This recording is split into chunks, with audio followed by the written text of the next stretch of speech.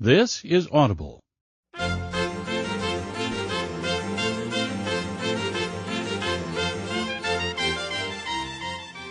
Welcome. You are about to embark on a unique learning adventure from the Great Courses. Our courses are crafted to be entertaining journeys, both comprehensive and fascinating. They're designed to expand horizons, deepen understanding, and foster epiphanies in a broad array of subjects and university-level disciplines. The lecturers are university professors and subject matter experts carefully selected by the Great Courses and its customers for their intellectual distinction and exceptional abilities to teach. By listening for less than an hour a day, you can finish even the longest course in just weeks. Browse our catalogs or visit our website at thegreatcourses.com and imagine how much you can learn if you spent just 30 minutes a day for the next year in the company of some of the greatest minds in the world. These lectures are titled Communism in Power, From Stalin to Mao. Your presenter is V.S. Gabriel Lulevichus, a distinguished professor in the Humanities Department of History at the University of Tennessee, Knoxville. He has won the top 2 teaching awards at the University of Tennessee, and he was awarded a prestigious research fellowship from the National Endowment for the Humanities.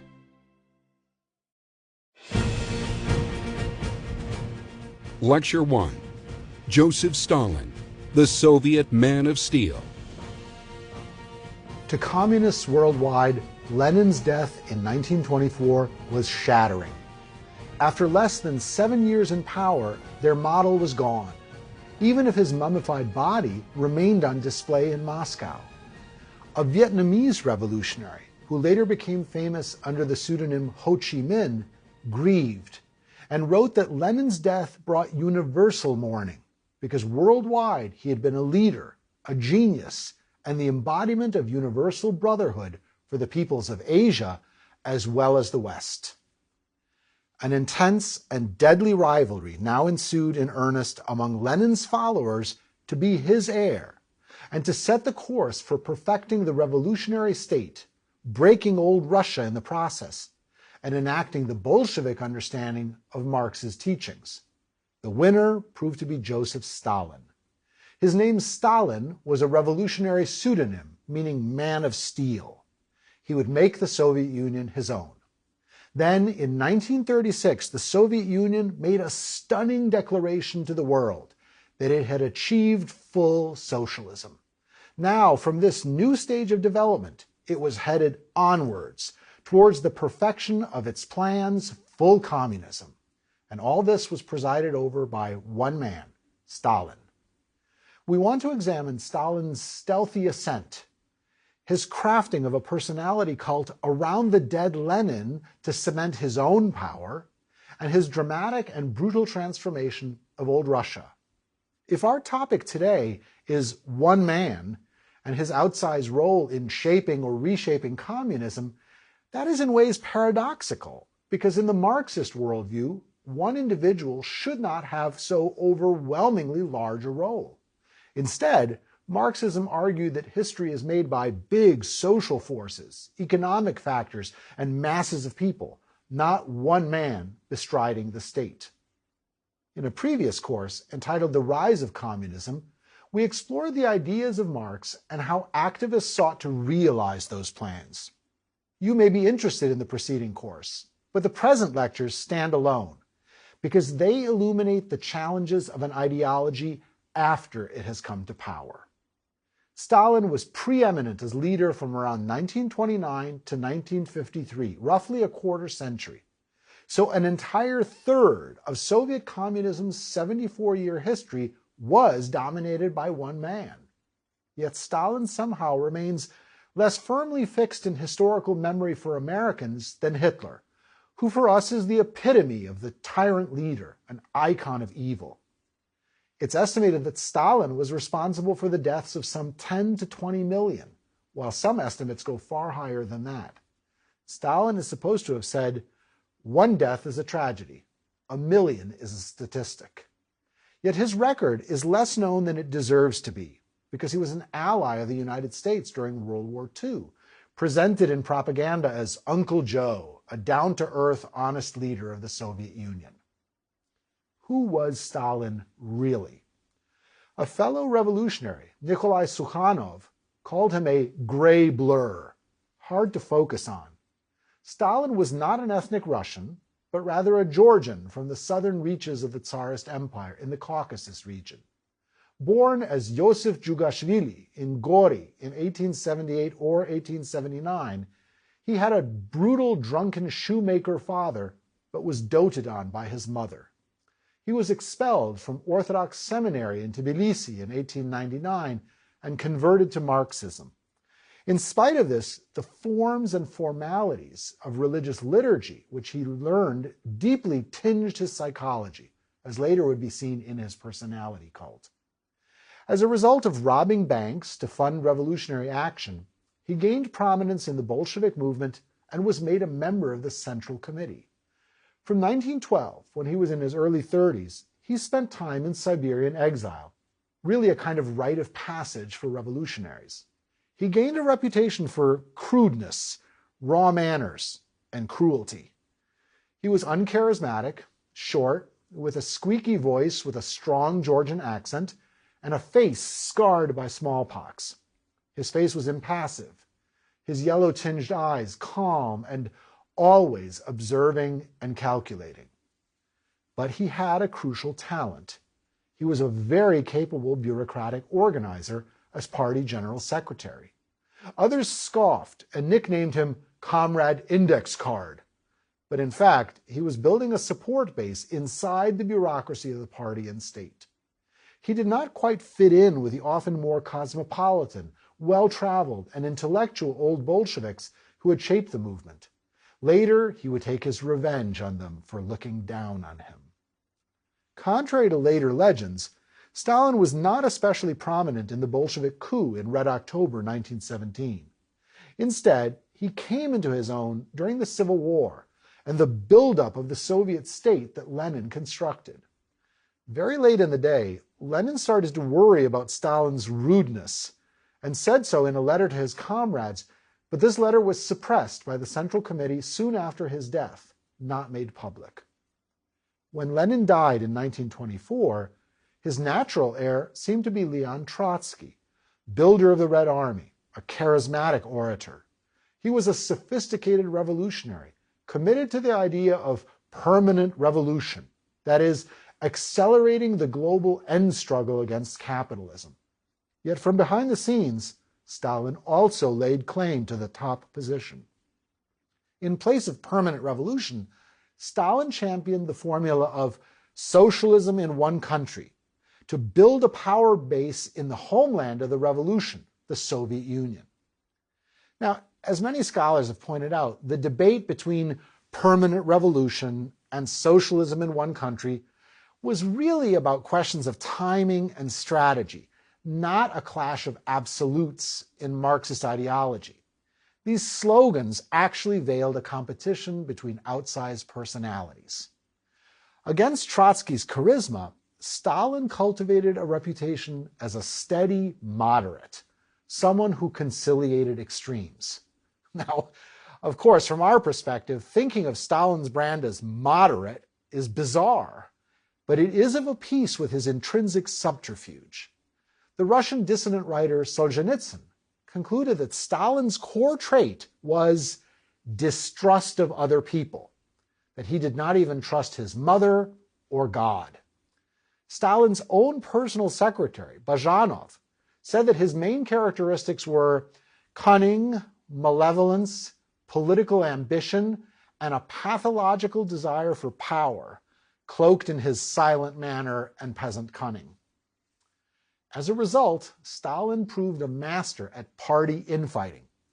Shifting right and then left, he outmaneuvered Trotsky and other rivals and had them purged from the party.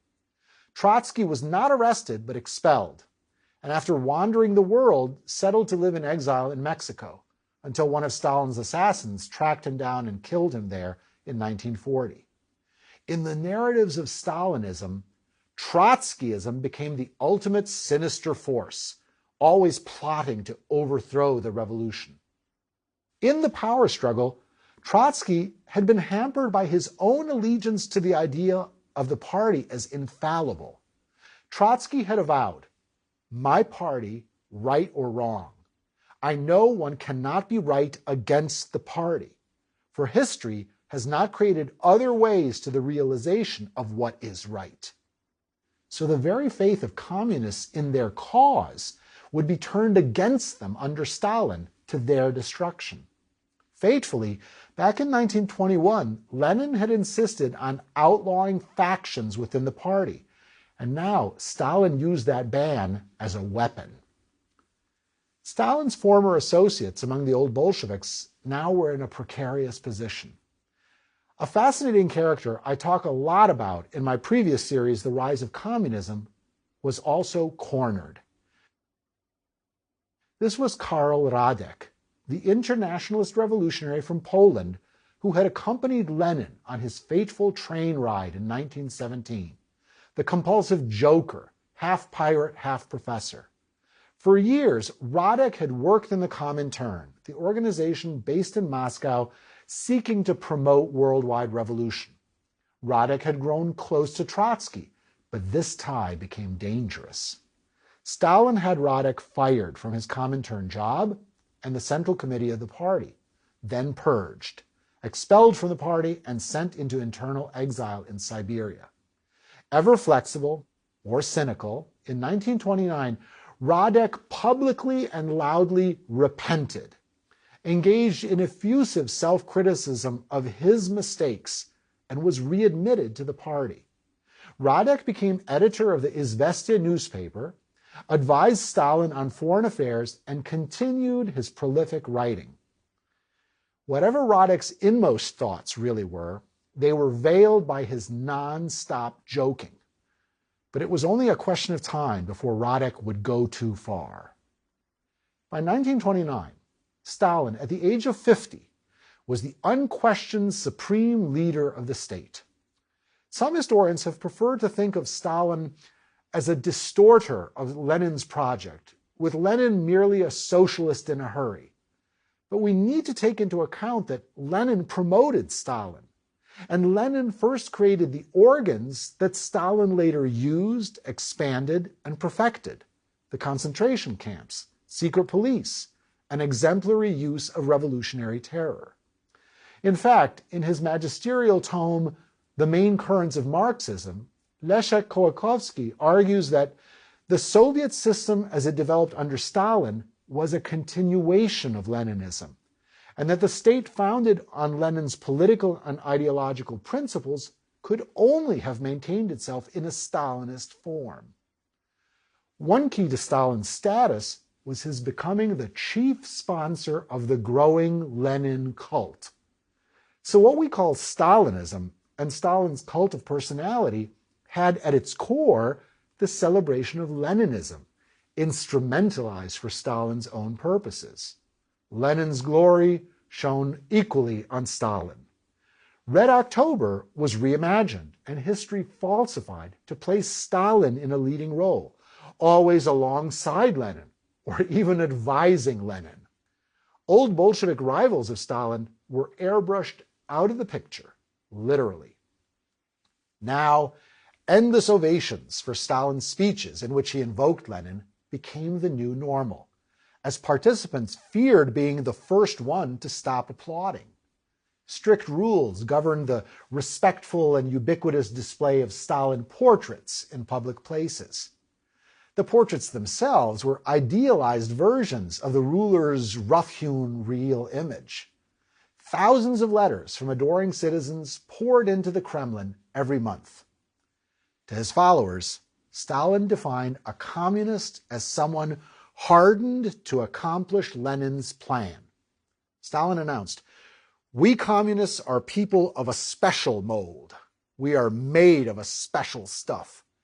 There is nothing higher than the title of member of the party whose founder and leader was Comrade Lenin." In 1931, Stalin formulated this even more pithily: "There are no fortresses we Bolsheviks cannot storm." With such a total resolve and a fast Bolshevik tempo, then, Stalin moved to bring about the transformation of the backward, beaten country in which the Bolsheviks had come to power.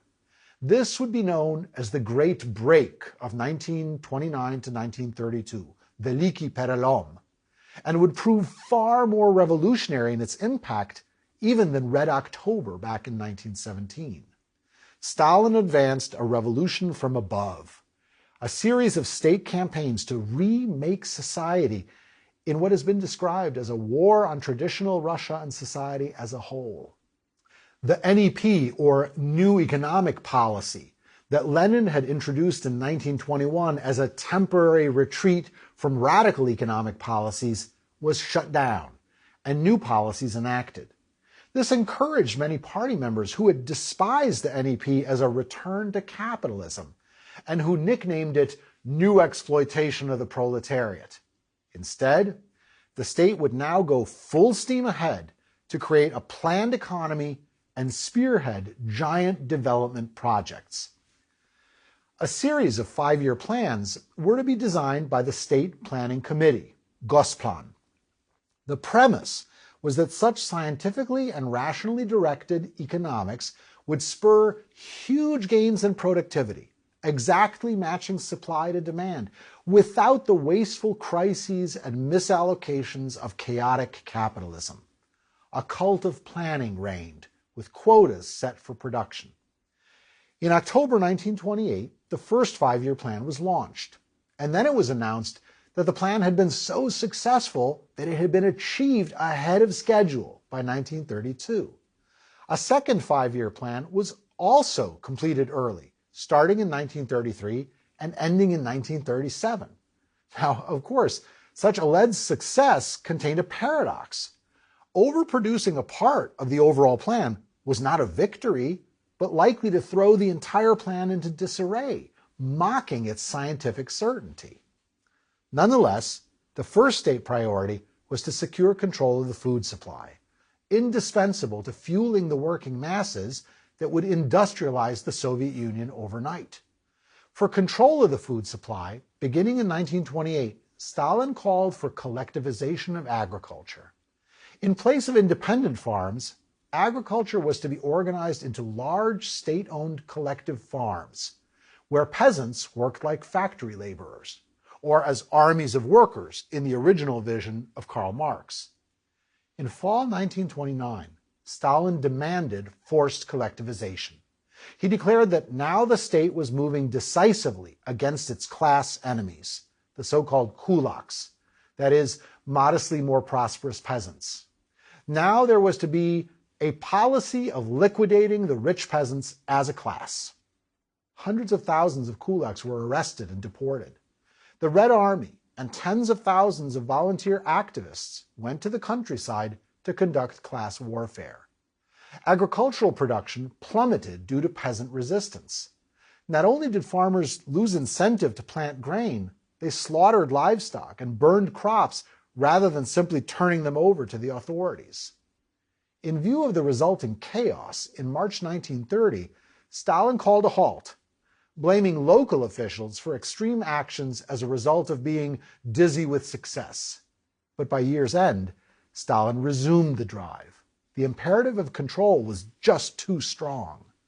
Food became state property, and a 1932 law provided the death penalty for theft of food. In Ukraine, collectivization policies caused the terror famine of 1932 to 1933, remembered by Ukrainians as the Holodomor, or hunger killing.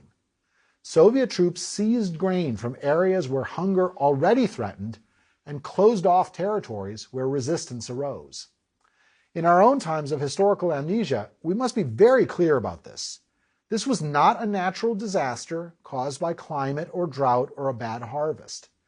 This was a political famine engineered in one of the world's most productive agricultural areas. Estimates suggest that 5 million to 7 million people starved to death in Ukraine. Famine also struck elsewhere, like the North Caucasus and Kazakhstan. The Soviet government denied reports of the event. Stalin is said to have later casually admitted to Churchill that 10 million died. In the silent, starving countryside, farmers and their families were reduced to eating grass. Malnutrition brought illnesses, and cases of cannibalism occurred. Desperate families tried to seek help in the cities, but they were turned back. Lev Kopelev, one of the activists sent in to de-Kulakize the countryside, who later became a dissident writer, remembered. In the terrible spring of 1933, I saw people dying from hunger. I saw women and children with distended bellies, turning blue, still breathing, but with vacant, lifeless eyes. I saw this and did not go out of my mind or commit suicide. Our great goal was the universal triumph of communism. And for the sake of that goal, everything was permissible. To lie, to steal, to destroy hundreds of thousands, and even millions of people. Shut off from Soviet developments, the outside world knew very little of what was happening. The Soviet government flatly denied any such tragedy. Active denial of the deliberate famine was also the dirty work of a British-born American journalist, Walter Duranty of the New York Times, who promoted this line to preserve his privileged access to Soviet officials. He prospered and was awarded a Pulitzer Prize. In a noble contrast, the Welsh journalist Gareth Jones secretly traveled through the famine zone and sent reports to the West, but their cruel reality was hard for many to believe. The outcome was now sealed. The government imposed control, with some 99% of all productive land collectivized by the end of 1937. Some 25 million farmer households found their lives entirely changed. With the introduction of internal passports in 1932, movement was restricted, so, like in feudal times, the rural population was bound to the land. Stalin's highest aim was to industrialize the country, to turn it from a peasant economy into a modern array of factories, smokestacks belching smoke and outproducing the capitalist world. Emphasizing heavy industry, the first 5-year plan stressed the power of will, as embodied by the leader and the party, and determined communists and heroic workers to overcome all physical obstacles. Of course, this voluntarism diverged from classical Marxism, but the future vision was alluring. Industry expanded at a phenomenal rate, with new plants, mines, and industrial cities shooting up. One of these brand new cities, Magnitogorsk, or City Near the Magnetic Mountain, south of the Urals, was designed to mine and process the iron ore located there and to surpass its American model, Gary, Indiana, to become the largest industrial plant in the world. It was a model of the society to come. From 1929, eager workers, young party activists, international volunteers, and prisoners sentenced to forced labor were all mustered to make it a reality. The American John Scott came to work in this new Soviet society he sympathized with. He rhapsodized that at Magnitogorsk, men froze, hungered, and suffered, but the construction work went on with a disregard for individuals and a mass heroism seldom paralleled in history. Great advances in industrialization indeed took place, but with huge waste and at great human cost. Sometimes it seemed as if the privations were part of the project to underline that Bolsheviks could storm all fortresses, as Stalin had promised. Steep, seemingly impossible targets, quotas, or norms were demanded for production increases.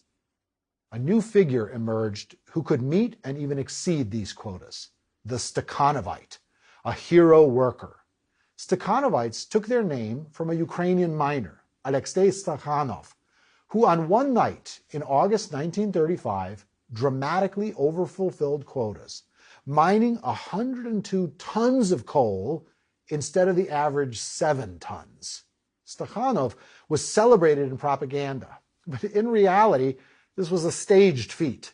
There were helpers alongside him to achieve this record. Stakhanovite shock workers imitated him, but these women and men were also secretly hated by other workers, as their heroics of overproduction led to increases of expected norms for everyone. Karl Radek wrote a pamphlet that appeared in English entitled shock brigade workers that argued that the communists were now engaged in the mass production of heroes. In all this heroism, however, serious internal contradictions lurked. A worker who overproduced in a planned economy was actually throwing off the allegedly rational overall plan, and this hinted at the irrationality of this scientific project. Shortcomings were blamed on spies and sabotage, including by the foreign specialists who had been hired from the capitalist world.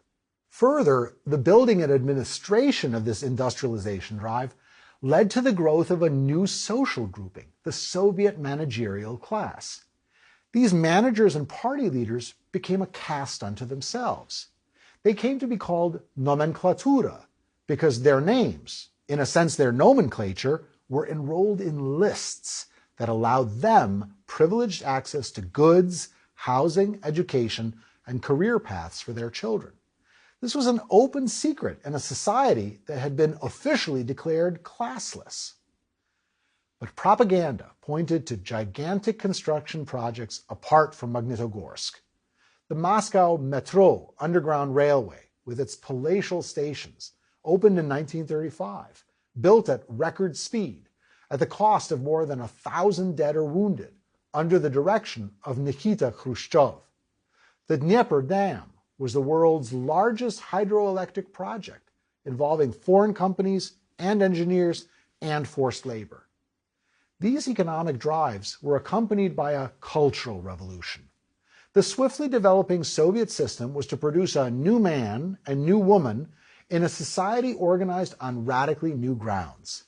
Stalin told writer Maxim Gorky that Soviet artists should become engineers of human souls. In 1932, the doctrine of socialist realism became the official mandatory style. That is, art should depict reality as it was in the process of becoming under socialism. Culture had a political mission. It had to be simple, easily accessible, and unstinting in its praise of Stalin. As opposed to the experimental forms of the 1920s, neoclassical formulas now were sponsored by the government. The cost for artists of not following the new cultural demands could be severe, from loss of career to loss of life. The stakes were high. So high that the poet Osip Mandelstam, later arrested for poetry criticizing Stalin, bitterly joked that only in the Soviet Union was poetry truly a matter of life and death. Films featured approved plots along the lines of boy meets tractor, boy falls in love with tractor, boy and tractor build communism together. Society as a whole was being transformed. Militant atheism was the order of the state, visibly demonstrated in the destruction of churches, monasteries, and synagogues. Tens of thousands of clergy were arrested and executed in the 1930s. With men and women alike mobilized for the industrial drive, family life was altered. Away from the family home setting, the Young Pioneers organization socialized boys and girls for their future roles, starting with the wearing of emblematic red scarves as a sign of true loyalty. Pioneer youth chanted, "Thank you, Comrade Stalin, for our happy childhood." Party cells throughout factories, collective farms, and schools stiffened the resolve of party members and kept them and society at large under surveillance. This great break continued full steam ahead until in 1936 the state announced the thrilling message that a new stage of human history had been reached. Full socialism had arrived, and the path was cleared for the final storming of full communism. The 1936 Stalin Constitution, which Karl Radek helped draft, was full of guarantees for freedoms and extensive rights, celebrated the most democratic country on earth, and cemented the leading role of the Communist Party in the new society. This new stage of human evolution was to be celebrated in the form of a vast monument, the Palace of the Soviets in Moscow. It was to be a massive ceremonial building, the world's tallest skyscraper, taller than New York's recently completed Empire State Building. Atop this would stand a statue of Lenin pointing to the skies. Lenin's proud figure was to be larger than New York's Statue of Liberty. To make room for the planned building, the Russian Orthodox Cathedral of Christ the Savior was dynamited one night in 1931. Later, it was discovered the ground was too unstable there for the vast structure. Today, it is the site of a rebuilt Cathedral of Christ the Savior. Stalin's leadership even inspired a bizarre work of communist science fiction, written by the old Bolshevik and internationalist Karl Radek. In 1934, an issue of the Pravda newspaper, Pravda, by the way, means truth, carried an article from the future. This was a lecture given by a professor in 1967, when socialism had finally fully triumphed worldwide. The lecture, held at the School of Interplanetary Communications on the 50th anniversary of Lenin's Red October, explained how this had all happened. And the answer was Stalin, the architect of socialist society. Radek described how Stalin had cleansed the Soviet Union, built it up, and showed the way for the great march of the nations to socialism. Radek ended in a climax of over-the-top praise for Stalin. Stalin stands outside the Kremlin, atop Lenin's Red Mausoleum, reviewing a parade of Soviet triumph, together with party leaders. Radek wrote, "Calm and thoughtful, he gazed at the hundreds of thousands of proletarians marching past Lenin's tomb with the firm step of the shock troops of the future conquerors of the capitalist world. And towards the compact, calm figure of our leader Stalin, there rolled a wave of love and confidence of the masses marching by, in the firm conviction that there on Lenin's tomb were gathered the general staff of the future victorious world revolution." Radek's praise for Stalin was so excessive, so sickeningly sweet, so absurd, that some suspected that the whole text was actually a sarcastic inside joke. After all, Radek was a compulsive joker. Whether that was true or not, the very suspicion of ridicule placed the author in a very dangerous position indeed. But for now, Stalin waited. Among the celebrations of what had been achieved, Stalin announced to the population a new slogan: "Life has become better, comrades. Life has become more joyful." But what came immediately afterwards was the Great Terror, mass murder, and the realization of a gulag state. From here, we will trace the different forms which communism in power took worldwide, from Moscow to Beijing, thence to North Korea, Vietnam, and Cambodia. To seek power and to seize it was one thing, but to rule actually meant trying to put the ideology into practice to win the future. It meant no less than the vast ambition of building a new global civilization. This would bring challenges and contradictions aplenty. That record is what we aim to survey.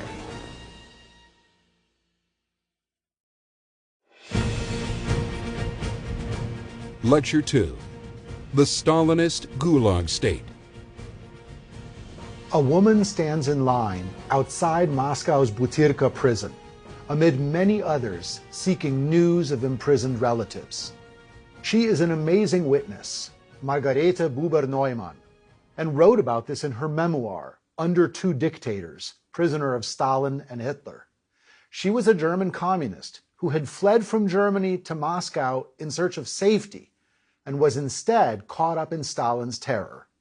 After her husband was arrested in the middle of the night in 1937, she joined the long lines of those standing outside Moscow's Butyrka prison to get news of their loved ones, to give them packages, letters, or cash. On her way there, Buber-Neumann passed posters quoting Stalin, "We are now living better and more happily." One day she was in line, as every day for 2 weeks before, and among the hundreds of women trying to see their husbands was a little girl lining up with us. She was about 10 years old, and she clutched a dirty wad of ruble notes in her hand. "Who are you paying in for, dear?" someone asked her. "Daddy and Mommy," she replied in a voice hardly above a whisper. In Stalin's Soviet Union in the 1930s, instead of the promised ascent to the level of a new civilization, followed by the withering away of the state, the reality that dawned was that of a centralized state with seemingly total power, obeying the will of one man.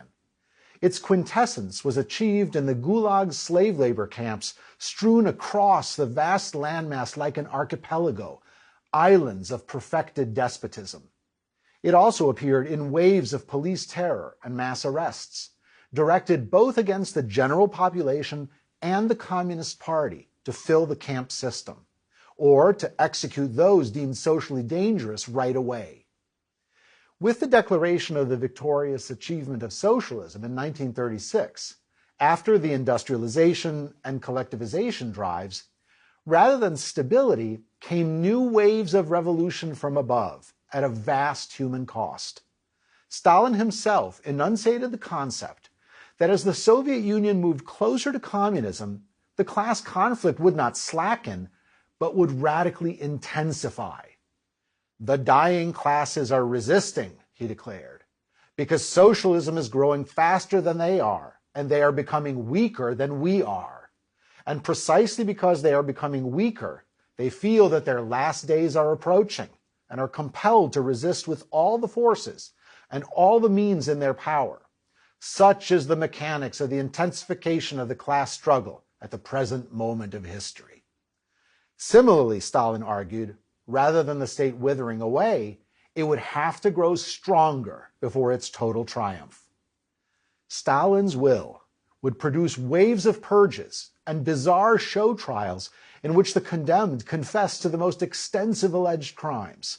Show trials came to be called the true Stalinist art form. Purges and show trials, however, were not Stalin's invention, but part of established older Bolshevik practice. Stalin merely elaborated on what had come before. Earlier show trials had included the 1922 trial of the Socialist Revolutionary Party, outlawed rivals of the Bolsheviks. Then, in 1928, more than 50 engineers and managers of the Shakhty mines were put on trial in Moscow accused of sabotage. Among them were foreign engineers, Germans, who had been recruited to work in the Soviet Union. They were among other Westerners who had been lured to work here or consult for profit.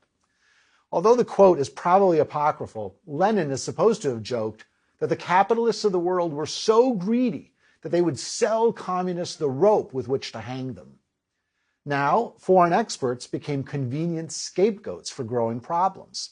In 1933, 6 British employees of the Metropolitan Vickers Electrical Engineering Company were arrested and tried as so-called wreckers and spies, and then eventually deported. Purges, however, had a much older tradition and were related to the intense factionalism that had been a part of the Marxist tradition. Intended to cleanse the party of unhealthy or unworthy elements that might have crept in, they went hand in hand with membership drives to recruit and enlist many new members. Here was a tension between an elite vanguard party and one that represented the wider masses. Expansion inevitably led to anxieties about the dilution of true belief, and that would prompt purges of those who had hidden their class backgrounds or who missed meetings, drank heavily, or engaged in corruption. But in the past, that meant merely losing one's membership card and exclusion. In contrast to earlier factionalism, fierce debates, and accusations of splitting, under Stalin's brutal reign, the purge, or chistka, meant arrest and disappearance. Now the purges became murderous. Thus, back in the 1920s, to retain its identity as a vanguard elite party, the Soviet Communist Party purged itself. In 1921, it investigated and expelled 21% of its members, who numbered over 700,000 in that year. But then, when Lenin died, the party honored his memory with a mass new membership drive, so that by 1926, the party numbered 1 million. This was followed by a purge in 1933 to 1934 and more restrictive measures. Former supporters of Trotsky or other rivals of Stalin were expelled before this. So Karl Radek, the internationalist colleague who'd accompanied Lenin on his historic train ride to destiny in 1917, was thrown out of the party and sent to Siberian exile. Party members were to keep watch on each other, to enforce discipline. And each member was also to keep watch on himself or herself. This was the practice of samokritika, or self-criticism. Because the party was infallible, deviations had to be corrected or punished. And essential here was that members confess their errors and promise to reform. Thus, in 1929, Radek had recanted his earlier mistakes and swore to be a faithful follower of Stalin's party line. He condemned others who were purged. But then, at Stalin's direction, the entire country was consumed in a purge unlike any before. The spark was provided by the mysterious assassination of the popular Leningrad party boss, Sergei Kirov, in December of 1934. Many have since come to believe that Stalin had Kirov murdered. Rumors circulated that at meetings, Kirov had gotten longer and louder applause than Stalin, stirring his jealousy. Whatever the true story of the murder, Stalin exploited it as a pretext for what came to be called the Great Purge or Great Terror at its height from 1936 to 1938. Key here was the secret police, which in 1934 was renamed the NKVD, which stood for Narodny Komissariat Vnutrinykh Dел, or People's Commissariat for Internal Affairs. It went to work ruthlessly. Prominent old Bolsheviks, those who had resisted Stalin's rise, were arrested and became the unwilling stars of great public show trials in Moscow. In a brief time, all the earlier leadership but for Stalin was destroyed. They were accused of being Trotskyists, plotting to restore capitalism, and spying for foreign countries. First, in 1936, Grigory Zinoviev and Lev Kamenev, who earlier had shared power with Stalin, were put on trial for the murder of Kirov and for planning a campaign of terrorism against the Soviet state. As the news cameras filmed their disgrace, the plaintiffs confessed to any and all crimes. Torture played a role in extracting confessions, as did promises by the police that family members would be spared. In his famous novel Darkness at Noon, Arthur Koestler argued that some of those on trial confessed as a last service to the party they had devoted their lives to. The next great show trial came in 1937, the Pyatakov-Radek trial. On trial were 17 old Bolsheviks, including the former industry minister Pyatakov and Karl Radek, whose career as a court jester of the revolution we've followed in these lectures. Radek's fulsome praise of Stalin had not bought him safety. Many thought his flattery had become so excessive that it must be a veiled and sarcastic irony. In fact, a rumor spread that all the jokes told in secret about Stalin were actually authored by Radek. This was a very dangerous kind of fame to have. The fall of this compulsive comedian was probably inevitable. But he seems to have managed to script even his own end. It is said that Radek insisted on not just confessing to crimes stated by the police, but actually invented the wild, treacherous plots he was supposed to have engineered, heaping absurdity on absurdity to expose all of this as a dark farce. He terrified his own interrogator by promising to denounce him, too, as a fellow plotter. Even during his own public trial, Radek seemed to smirk when he confessed that he had become involved in treason because of falling in love with Trotsky's beautiful eyes. While others were condemned to death, Radek managed to cut some secret deal and was merely given a 10-year sentence in a hard labor camp. It's unclear what happened to this historic jester afterwards. It seems he was killed by another prisoner in the camp in 1939. Some suspected that this was also on Stalin's orders to eliminate another problematic presence. Waves of highly public arrests and trials continued. Among other associates of Lenin, the Hungarian revolutionary Béla Kun was arrested for being a spy infiltrating the Comintern and executed. Lenin's wife, Nadezhda Krupskaya, is supposed to have murmured, that if Lenin were still alive, he too would have become one of Stalin's victims. In 1937, with the trial of Red Army officers, the military leadership of the Soviet Union was accused of treachery and decimated.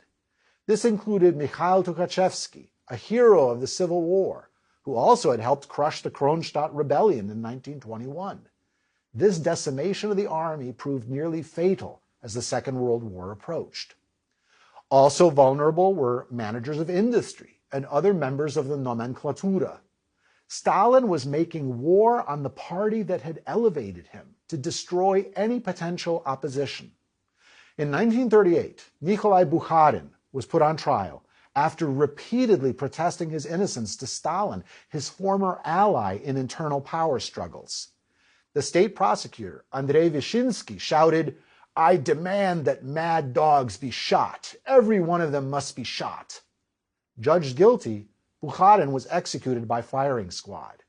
Before his arrest, Bukharin conveyed to his wife a secret message to future generations, in which he stated that he remained a committed communist and hoped someday he would be posthumously readmitted to the party. Foreign communists who had come to work for the Comintern or sought safety in the Soviet Union were purged. The entire Polish Communist Party organization was destroyed. The same fate befell many German communists in exile, like Margareta Buber-Neumann. Her husband was shot right away and his fate hidden from her while she was consigned to the Gulag camps. Communist parties in the rest of the world also felt the shock of the Great Purge, with internal purges, and some leaders were called to Moscow to meet their fates. Stalin's hand reached into exile as well. In 1940, an assassin was dispatched to Mexico, the Spaniard Ramon Mercader. There, he murdered Leon Trotsky in his study with an ice axe through the head. While the purging of the party and state apparatus was publicized, this was only the tip of the iceberg, as repression spread far and wide, consuming masses of ordinary people as well. Ethnic minorities were specially targeted, in particular if they lived in border areas. Quotas and norms for arrests were sent to the NKVD, and local secret police chiefs vied to outdo one another in overproducing. Family members were also arrested as enemies of the people. Many feared the knock on the door in the night, usually 1 to 5 a.m., which announced the secret police who had arrived in black vans called Ravens. This spurred many dark jokes, which I can assure you were much funnier in a time and place where telling such an anecdote or laughing at one could cost your life. For example, it was said that only thieves, prostitutes, and the NKVD work at night. In another joke, an apartment dweller quakes when he hears pounding on the door in the darkness. But then he's relieved to find out it's not the police after all. It's just that the building is on fire. In another joke, the police hammer at a door. The citizen who opens up says, "You've got the wrong apartment. The communists live 1 floor up." The terror was fueled by informers and denunciations. Informers became heroes. The 13-year-old Pavlik Morozov, a young pioneer from Gerasimovka in the Urals, denounced his own father for hoarding and was stabbed to death by his family. Statues were erected to him, urging youth to put loyalty to the state first. Millions of informers in all walks of life, from party cells and factories to university faculties, spied on their fellows or even family. As world politics outside the Soviet Union grew more dangerous with the rise of fascism and Hitler's Nazis coming to power in Germany, any international ties became suspect. Philatelists or stamp collectors were arrested for foreign contacts, as were speakers of Esperanto, an artificial language of international brotherhood. In a very ironic turn of events, those celebrated Stakhanovite hero workers were also denounced because their achievements were resented and made the workload harder for others. So what had been honored feats of labor were now denounced as adventurism and maybe hidden sabotage. Prisoners in the cells of the NKVD were pressured into making confessions and naming names. This often involved the conveyor belt method of interrogation, non-stop harassment by a series of questioners, no sleep for the accused, accompanied by brutal physical abuse and threats. There was a presumption of guilt, not innocence, for the accused. Some of the arrested were sentenced to long years in the Gulag, while others were shot without delay. In the murder basements of the police, victims were dispatched with a bullet to the back of the head, supposed to be reminiscent of the guillotine of the French Revolution and its reign of terror. Their bodies were consigned to mass graves that are still being unearthed today. All this also was reflected in the grim jokes of this era. In one, a rabbit escapes from the Soviet Union into Poland. When asked why, the rabbit replies that it had to, because all the camels in the Soviet Union were to be shot. But you're not a camel. I know, but how can I prove that? In another famous joke, Stalin loses his pipe and complains to the NKVD. The next day, Stalin finds his pipe behind his chair, but the NKVD says, that can't be right. 3 people have already confessed. Finally, in a third joke, 3 men sit in a prison cell. One says he's in jail because he criticized Karl Radek. The second is astounded. He replies that he was arrested because he spoke out in favor of Radek. They turn to the third, and he says that he is Radek. The obligatory and fearful postscript was that the victims of the purges were then also airbrushed out of history, sometimes literally, as their pictures were cut out of official photographs and reference works. For example, Radek fell into oblivion and was no longer mentioned despite his prominent historical role. History was constantly rewritten in accord with the demands of the present. The official history of the party that Stalin had published in 1938, known as the Short Course, distorted the past, but became obligatory reading, called the Bible of Stalinism. Turning former people into unpersons served as a demonstration of the state's power, a warning to others that resistance was truly meaningless.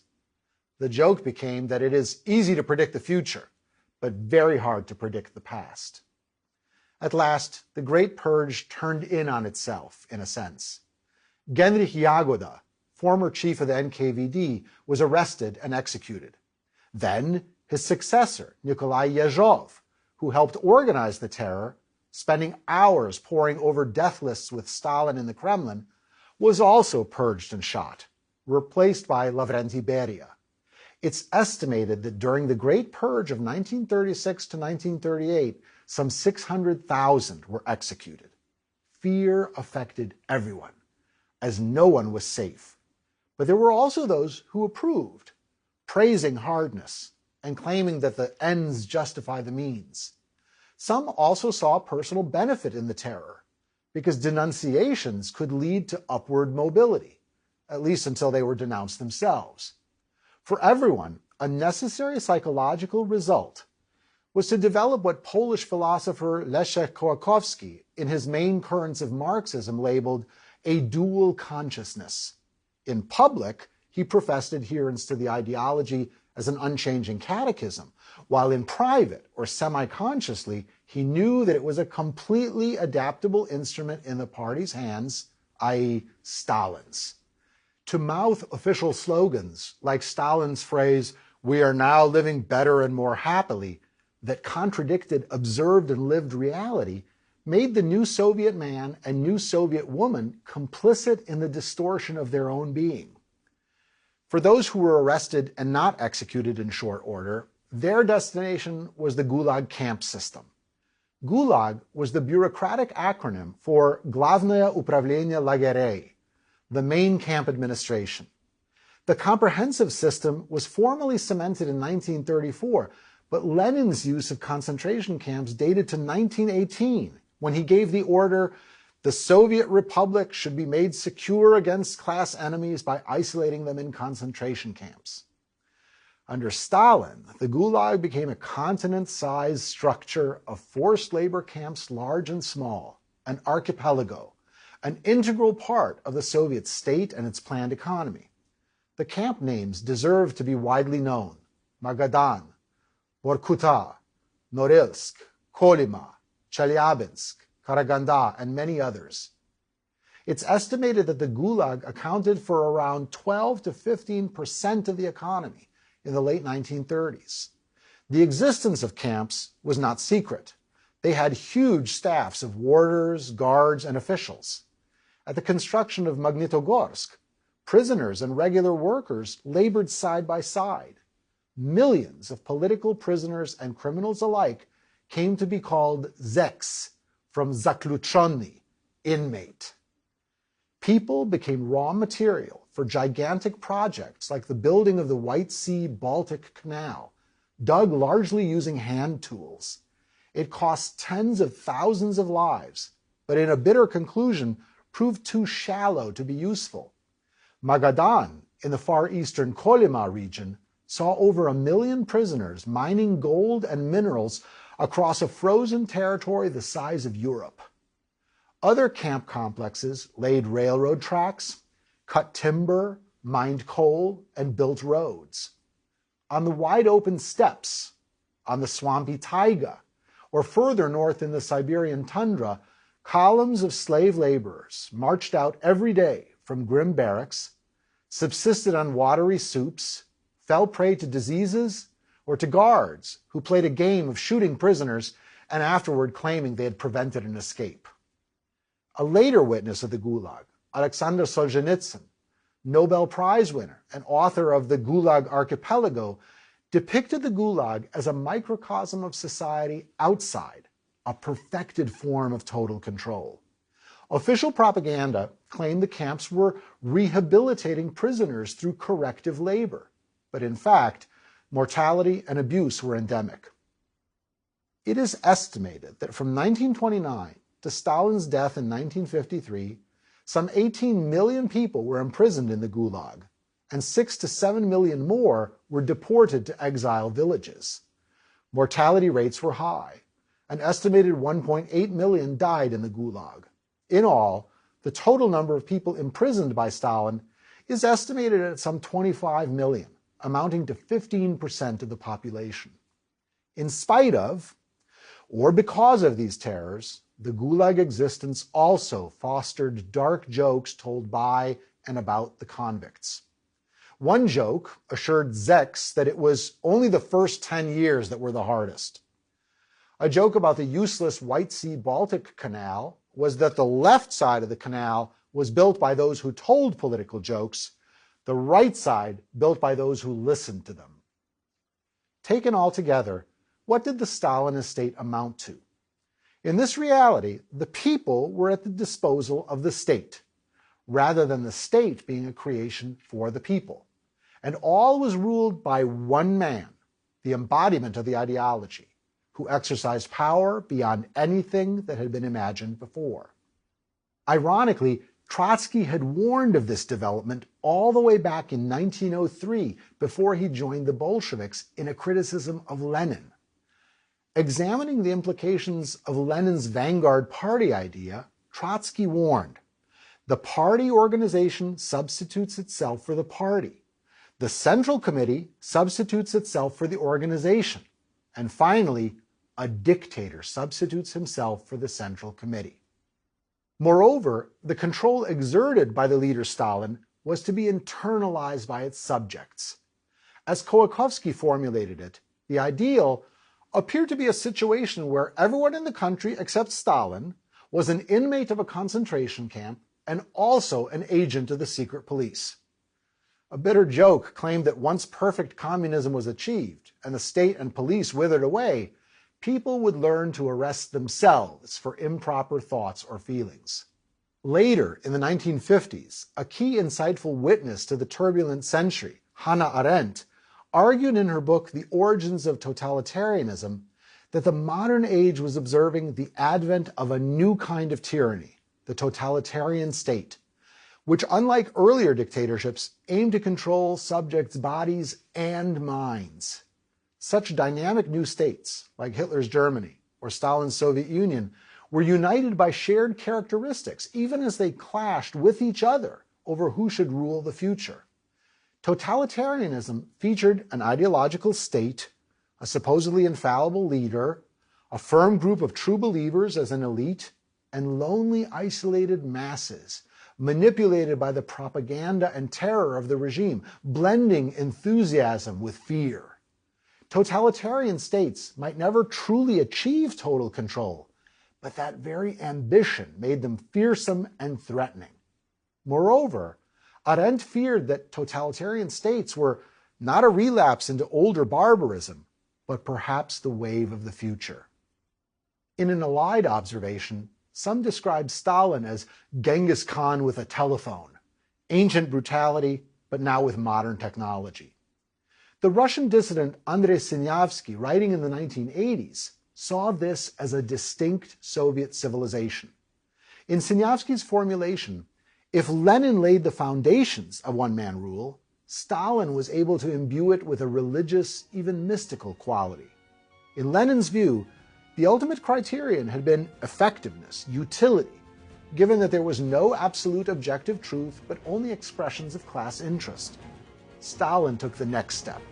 Now there was only one supreme command, that of the will of the leader in the Kremlin, directing ever more revolution from above.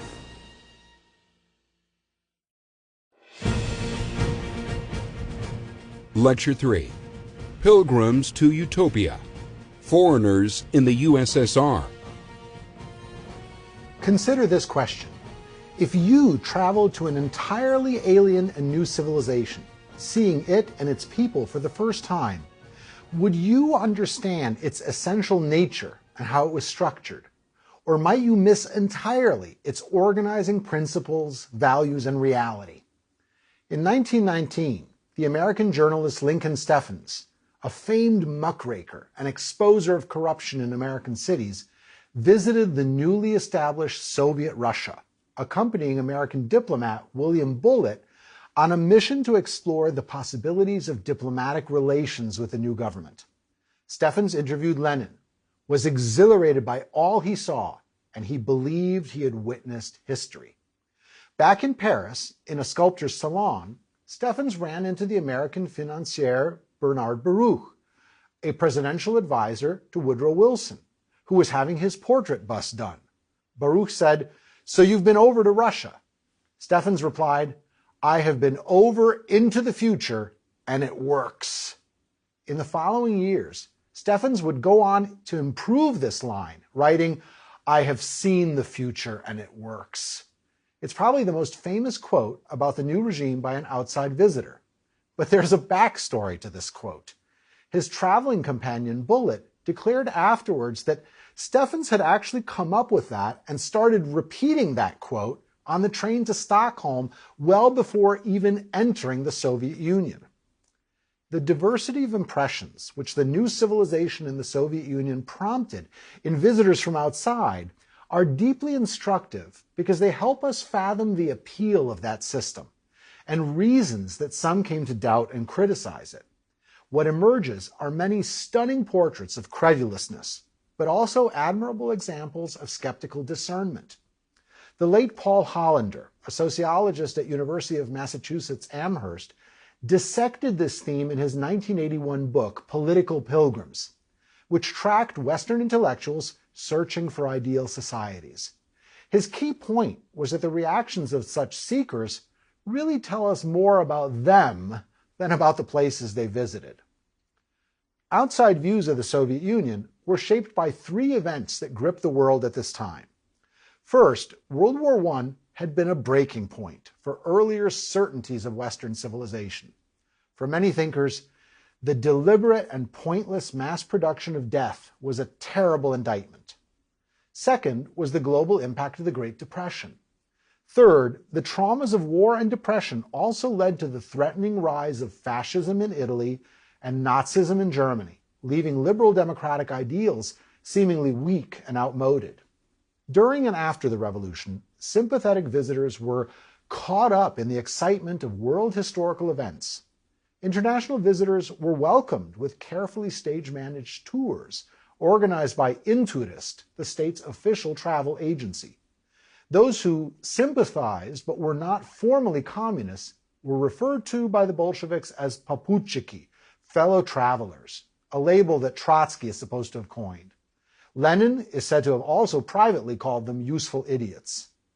In an act of psychological projection, sympathizers celebrated what they saw as positive changes while discounting disturbing impressions as relics of the past, shortly to be overcome, or necessary sacrifices in achieving utopia.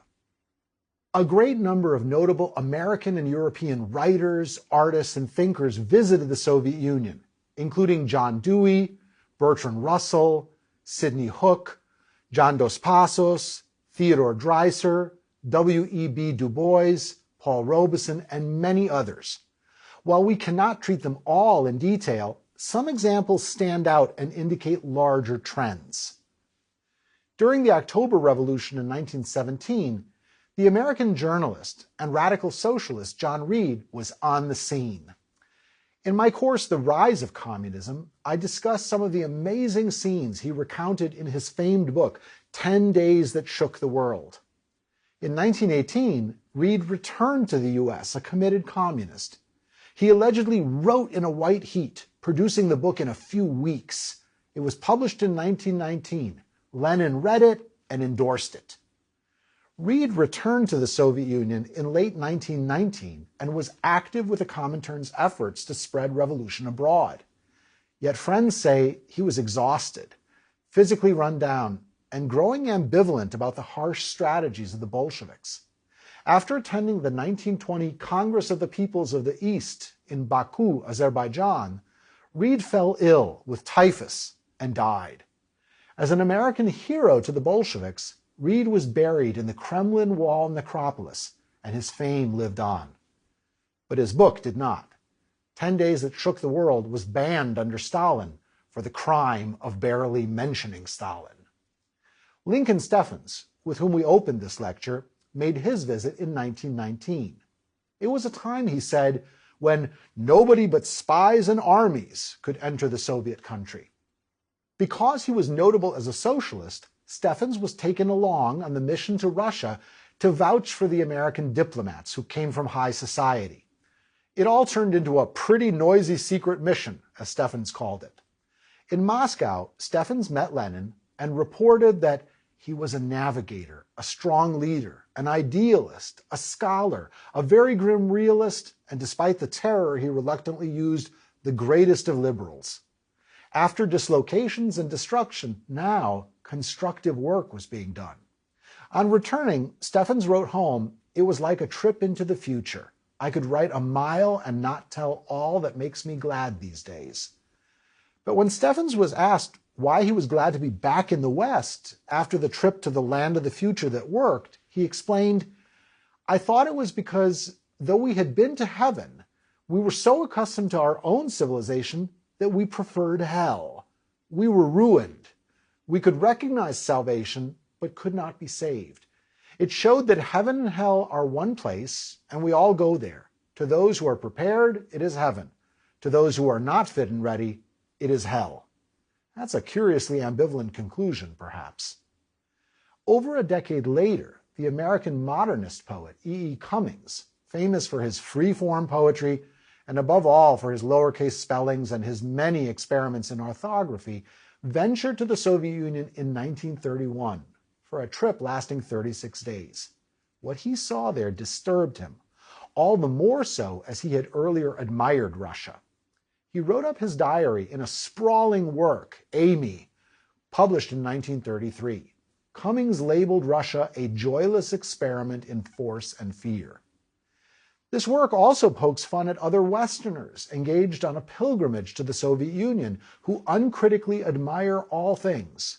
One American tourist gushes, "Simply wonderful, so immense, so throbbing, earnest, vital people, so happy everywhere, thrilled with communism, building socialism everywhere, a feeling of freedom, everybody everywhere on their toes, exhilarated, just aching to work, bursting with energy, all free, all liberated, all madly, wildly, almost insanely enthusiastic. Everywhere the train was met with delegations by wildly enthusiastic delegations of madly enthusiastic workers." Cummings was glad to get out. An even more famous visitor came to the Soviet Union that same year, 1931. That was the Irish playwright George Bernard Shaw, who has been called the most influential public intellectual of his time. He was a Fabian socialist, envisioning gradual socialism arriving by way of planning and reform. So skeptical and sarcastic about his own society, Shaw dropped those attitudes in admiring the Soviet Union. He wanted ardently to celebrate his 75th birthday in Moscow and was allowed to do so. He was accompanied by the famously wealthy American-born British woman politician Lady Nancy Astor, an unlikely friend of his. Some suggest that Shaw invited Astor along to shock his revolutionary hosts. When Shaw arrived in Moscow, a parade greeted him, with a booming brass band and an honor guard, signs with his portrait, featuring his famed snowy white beard, and crowds of thousands shouting, "Hail Shaw!" Karl Radek, soon to be purged, was in the welcoming committee. Shaw astonished his hosts by declaring that he was a Marxist almost before Lenin was born. He was reported as saying that if he were younger, he would want to stay in this marvelous new country. Like his host Karl Radek, Shaw joked compulsively. He was quoted as saying that he wished Britain had forced labor, as then there would be no millions of unemployed. That joke fell flat.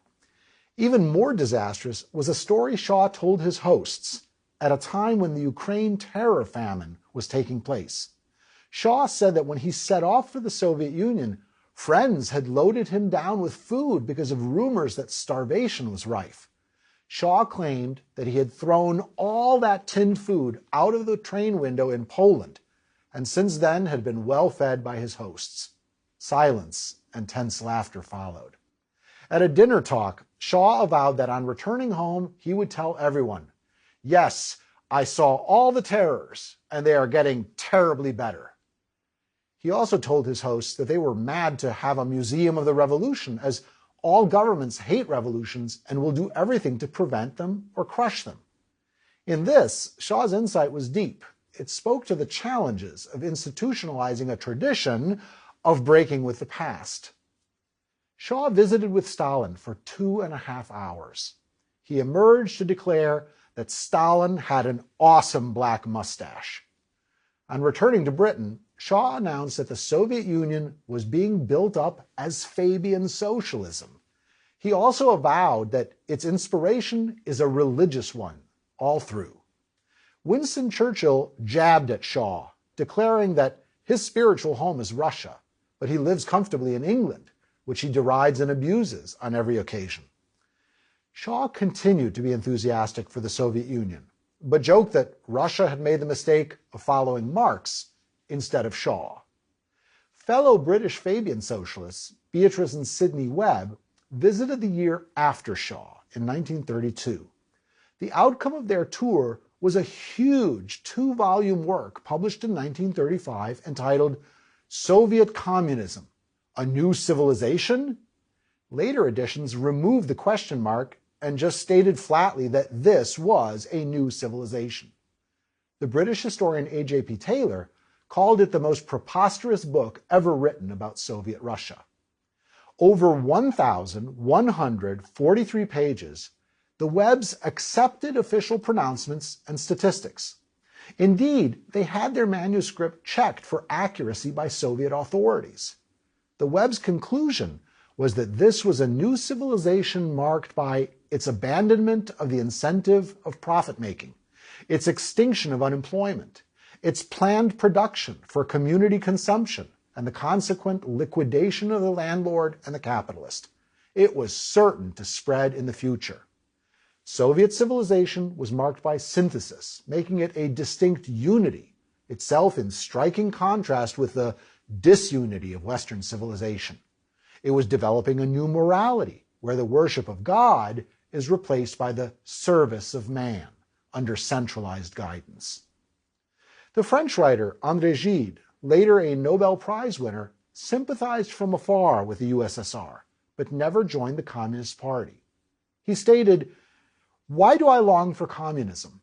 Because I believe that through it, we shall be able to reach the highest culture, and because it is communism which can, indeed must, promote a new and better form of civilization.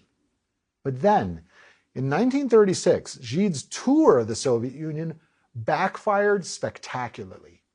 The very fact of being lionized and showered with privileges amid the privations and inequalities he sensed there, and the ban on critical expression made him turn against the new world he had arrived to admire. In terms of surrealism, it's hard to match this scene from 1934. H.G. Wells, the famed British science fiction author and futurist, arrived in Moscow to interview Stalin in the Kremlin. Characteristically and immodestly, Wells also wanted to offer to set the Soviets straight on how to achieve revolutionary progress, a bit like Shaw had. Expecting a gruff and rigid leader, Wells was charmed by Stalin. He said later, "I have never met a man more candid, fair, and honest. And to these qualities it is, and to nothing occult and sinister, that he owes his tremendous undisputed ascendancy. No one is afraid of him, and everybody trusts him." Wells, in turn, surprised Stalin by claiming to be further to the left of Stalin, and telling him that the old system is nearer to its end than you think.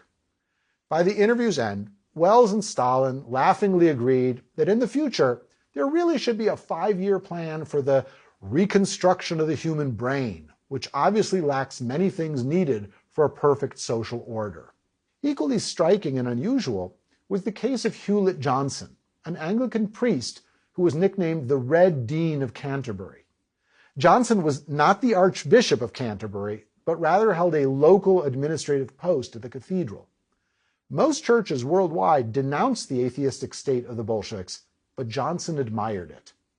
This scandalized his superiors, but they proved unable to remove him, not for lack of trying. Over the next decades, Johnson consistently promoted the Soviet cause. Johnson visited the Soviet Union in 1934 and 1937 and was won over, heart and soul, although he never became a member of the Communist Party. In his 1939 book, The Socialist Sixth of the World, he rhapsodized over the Soviet state and the Stalin Constitution, which he called the most liberal the world has yet seen. Later, Johnson depicted Soviet communism as the realization of the true ideals of Christianity. He claimed the Soviets allowed full freedom for religion, and noted that if there had been repressions against the Orthodox Church, they were deserved because of the Church's decadence and abuses.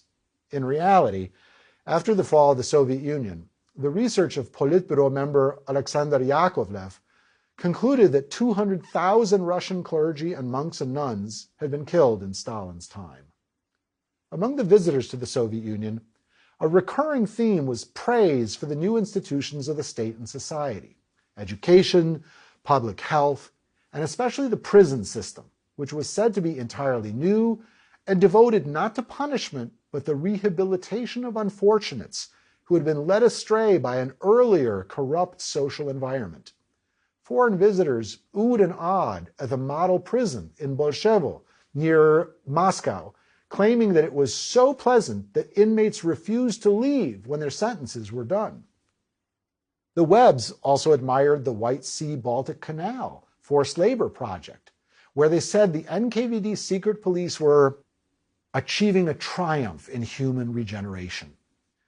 The absolute acme of such delusions came later, in 1944, during the Second World War, when the American Vice President Henry Wallace, accompanied by Johns Hopkins University professor Owen Lattimore, made an official visit to their Soviet ally.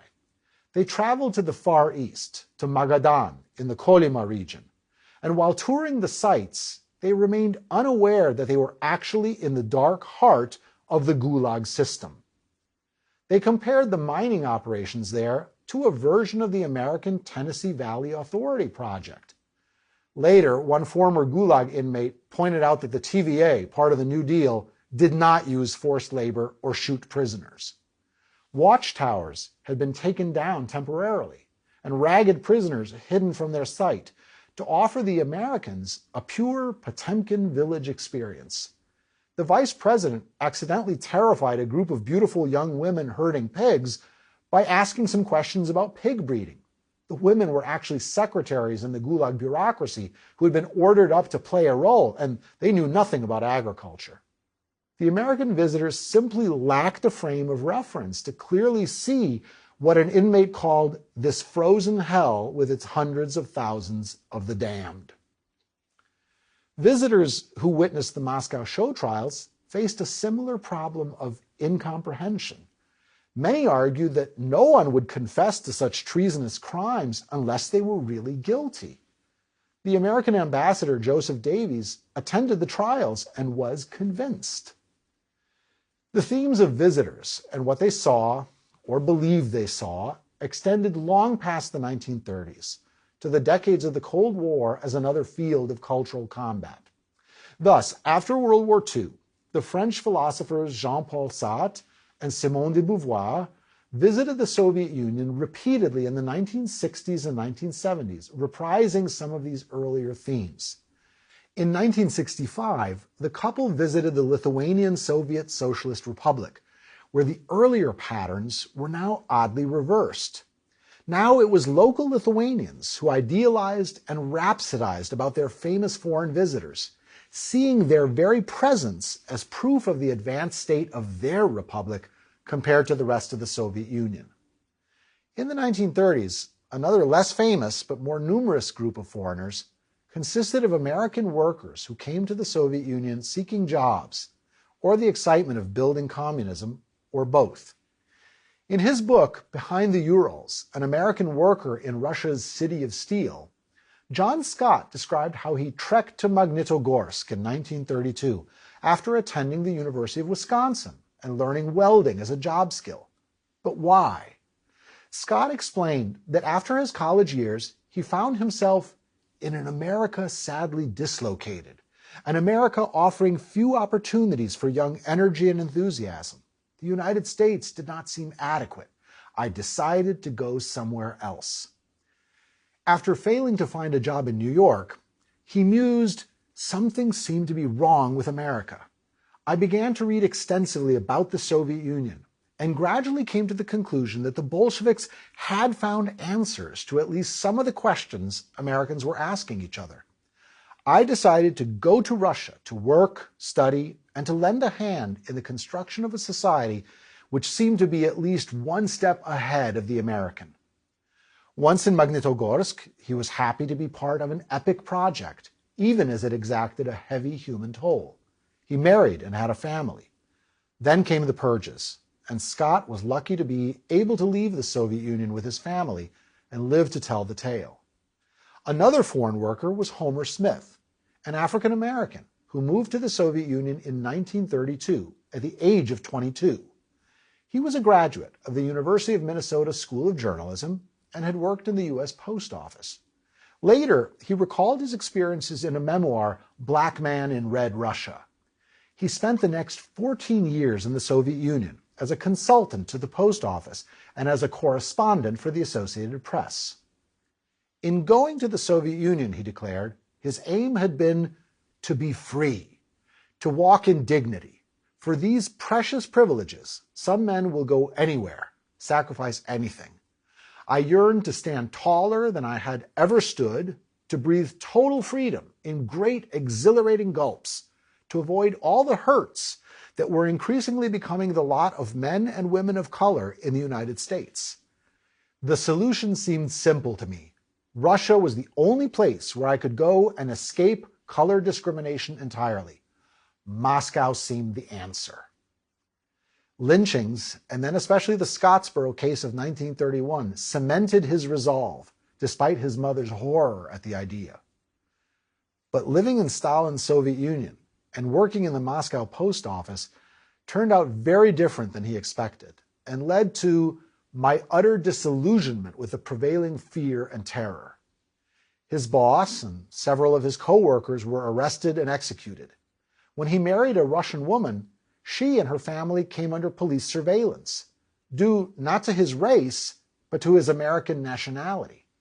Smith asked himself often, Was the racial equality worth the bare subsistence living in an atmosphere filled with fear and suspicion? For me, it was not. Smith managed to depart the Soviet Union in 1946, disillusioned by his venture, and eventually returned to the US.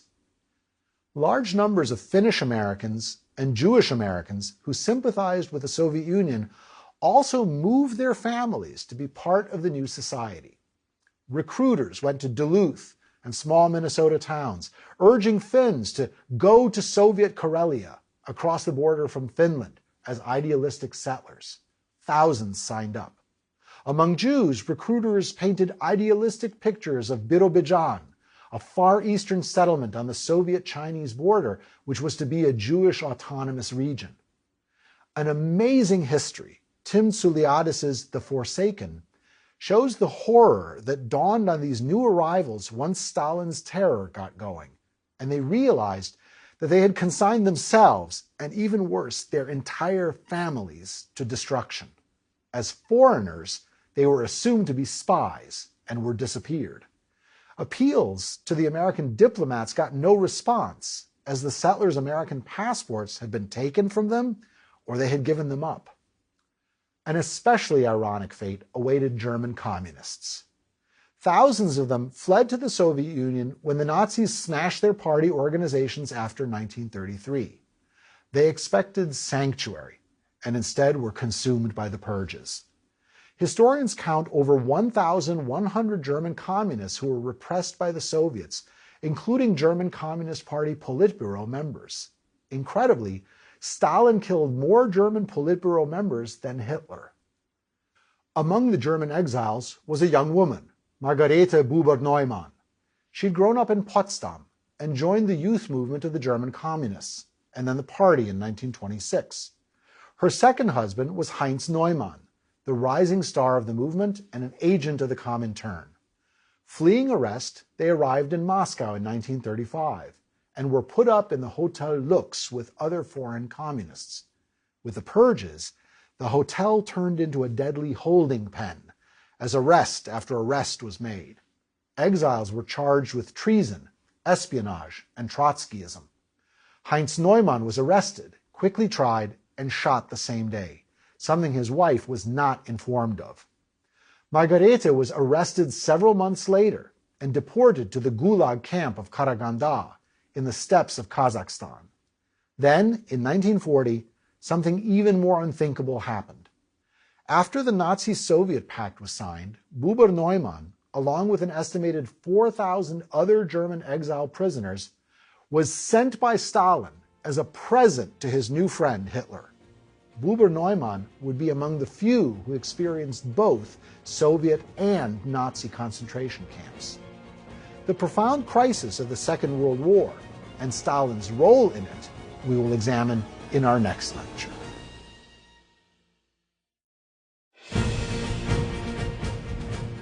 Lecture 4, World War II, Steel Tempered in the Furnace.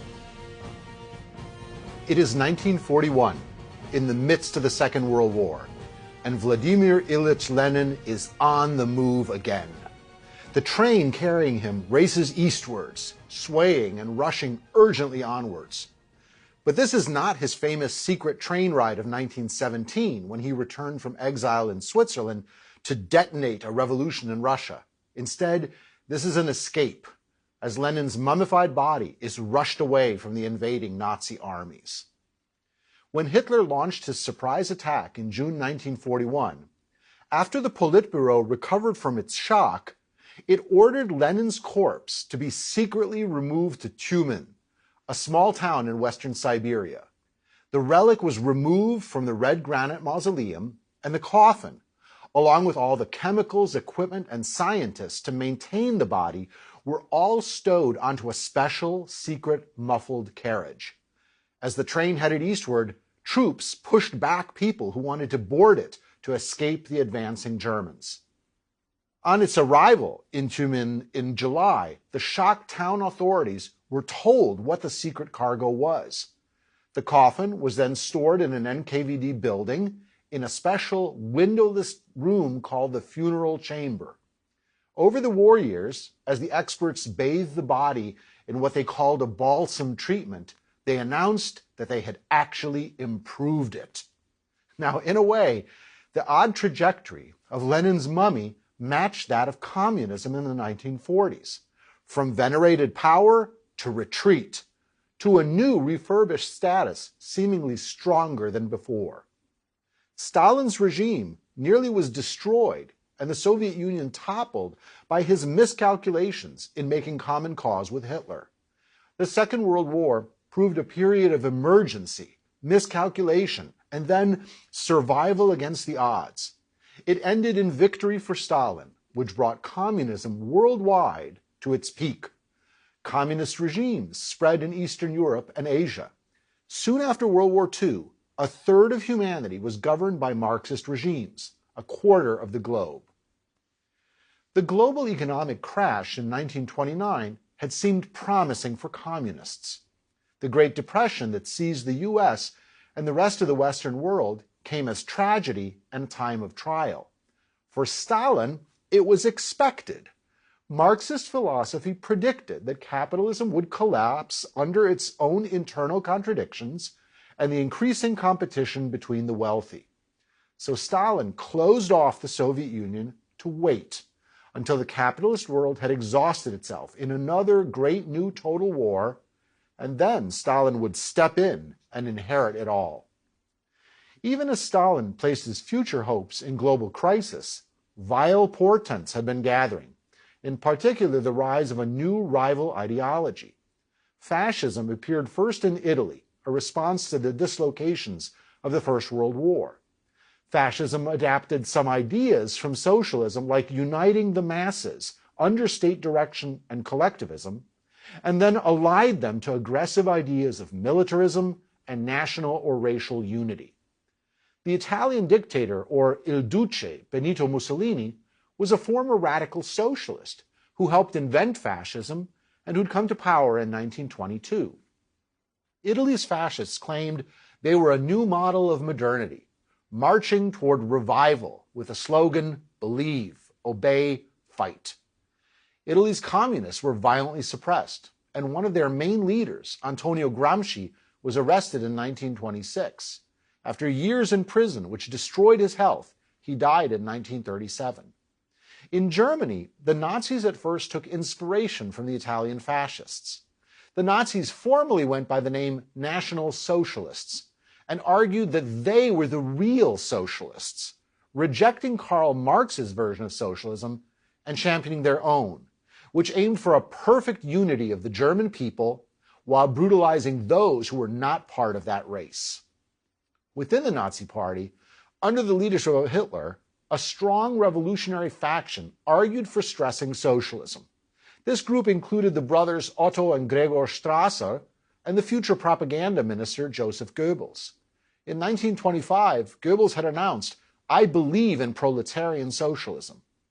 Some Nazis claimed that the best Nazis were former communists because they were already radical. Nazis announced that they were going to establish a true Volksgemeinschaft, or racial community of Volksgenossen, racial comrades.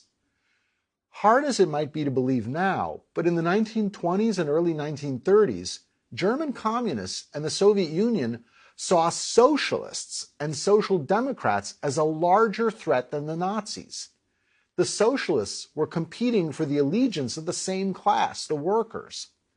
The communists considered the social democrats to be traitors, tools of capitalism. In that sense, the socialists were allegedly like the emerging fascists, who were just more obvious about it.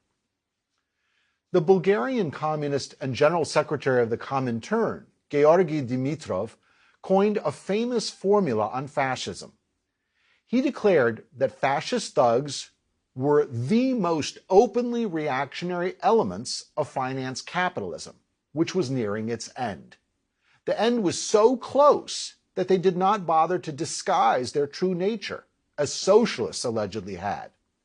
If that was the case, then the socialists were objectively social fascists, not allies against the Nazis. Leszek Kołakowski called this social fascist concept one of the more fantastic symptoms of communist paranoia in the late 20s and early 30s. It led to a comforting but dangerous delusion and a disastrous tactic. In Germany, the slogan of the German communists was, "After Hitler, our turn." That meant that instead of cooperating with the socialists to stop Hitler coming to power, the communists fought the socialists. The result was that when Hitler came to power in 1933, he defeated both the socialists and the communists and destroyed both of their formidable political organizations. Historians have often posed a vast what-if question. How might history have been different if German socialists and communists had cooperated instead of being separated by that old trait of factionalism?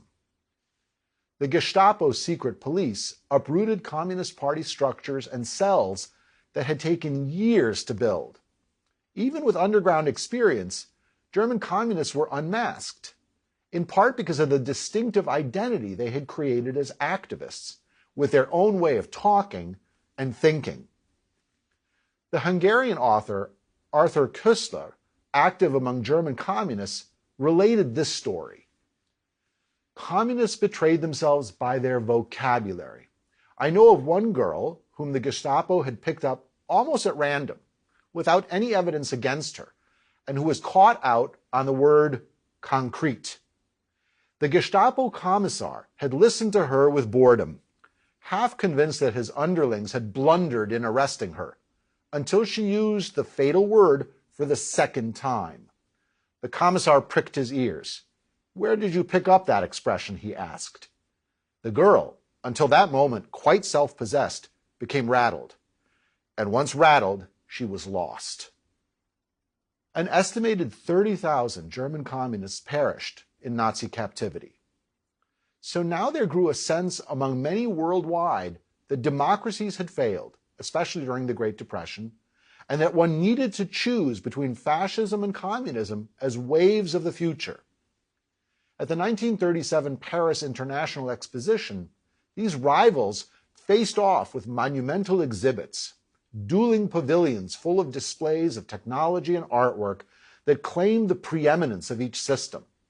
Some observers noted that they bore a striking resemblance, the same bombastic, totalitarian, monumental dwarfing of the individual. Responding to the growing threat, in the years just before this, the Comintern had suddenly shifted its strategy. In 1935, Dimitrov announced the so-called Popular Front strategy to cooperate with socialists and middle-class Democrats wherever possible to contain the Nazis. This was a total reversal. Such coalitions were created in France and Spain. The Soviet Union sought international allies, joined the League of Nations, negotiated treaties with France and Czechoslovakia, and won American recognition. The threatening international scene worsened in 1936, when Spain spiraled into civil war. The Spanish general Francisco Franco revolted against the government of the Spanish Republic, which was supported by an anti-fascist popular front of Democrats, socialists of different types, anarchists, and communists.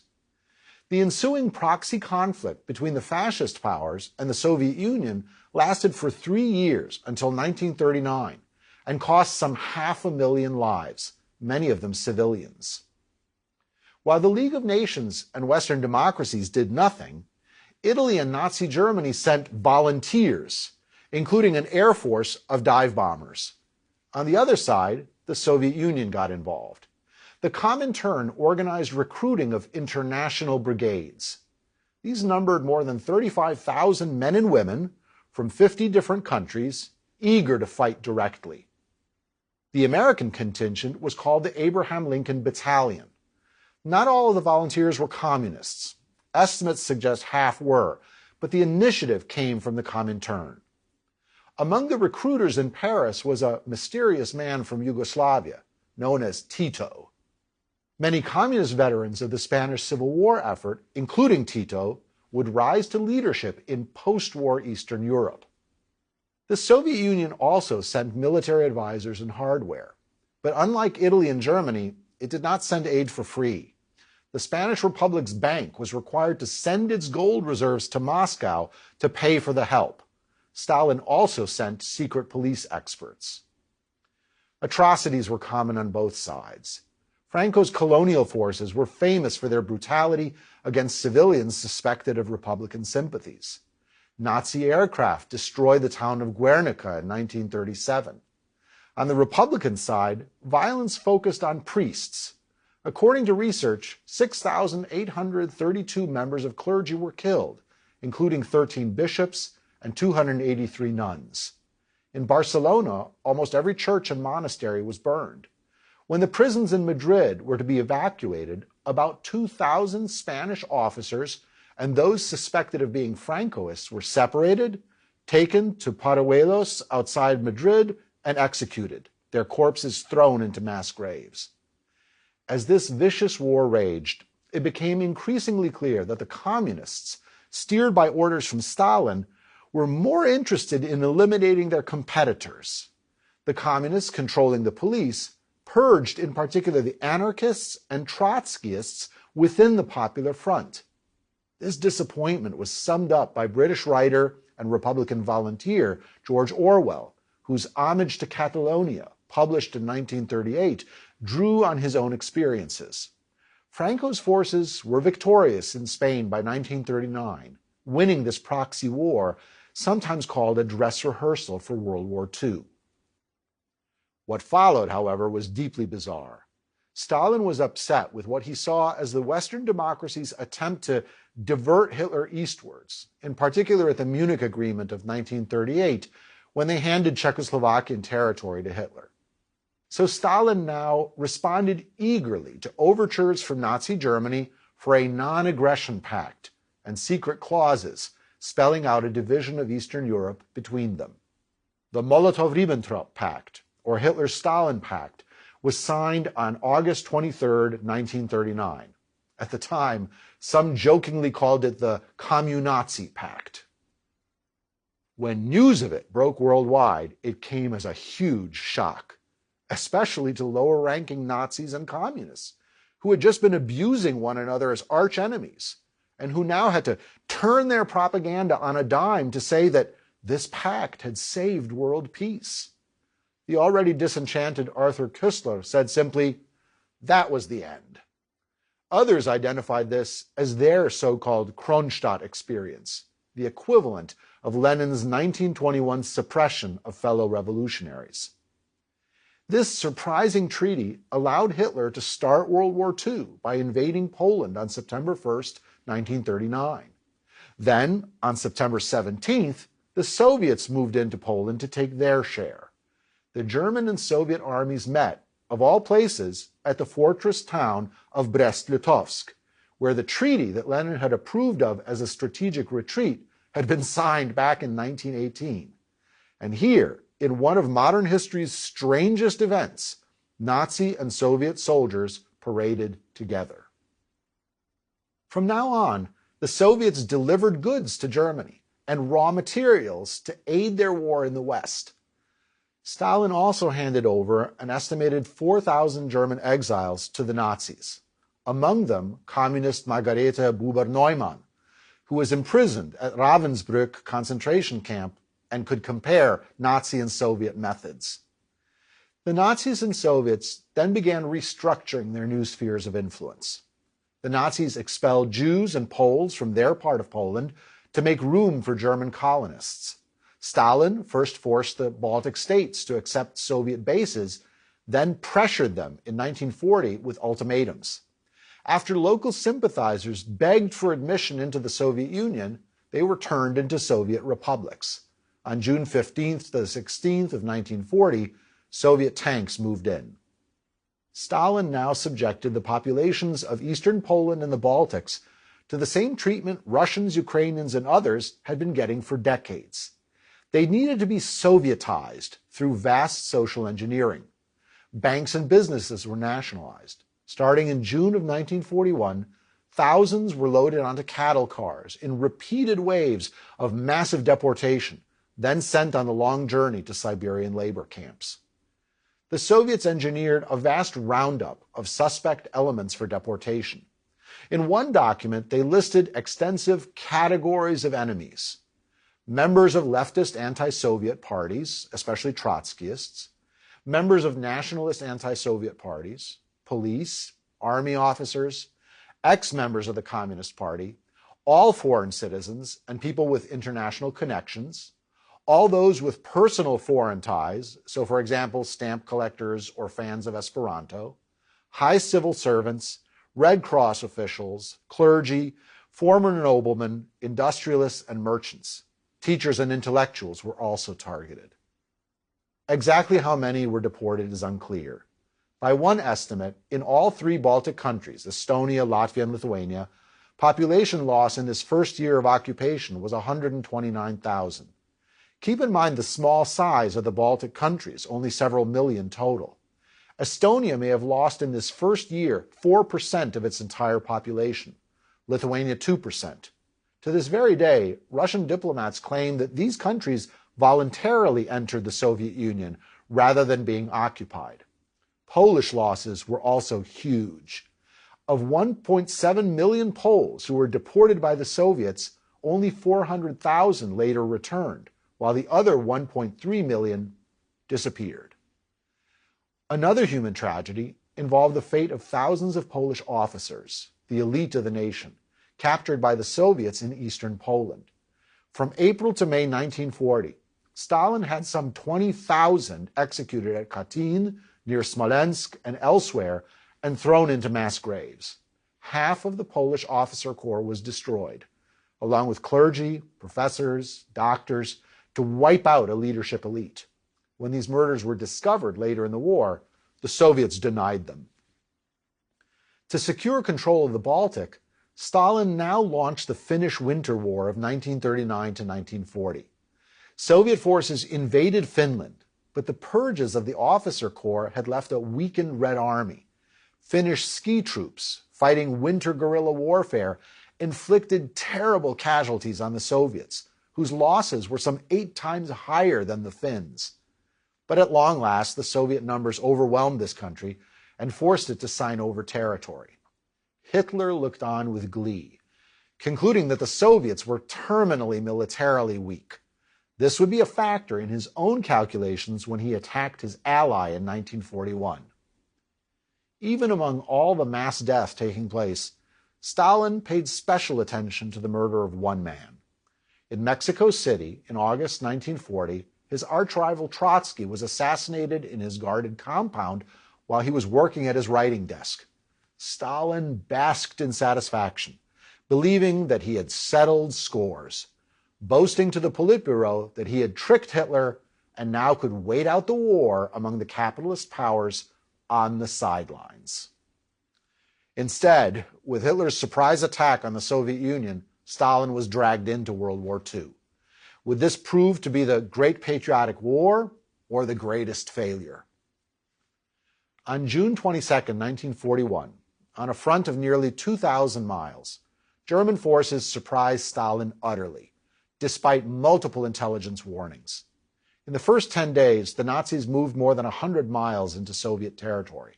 They captured 150,000 prisoners.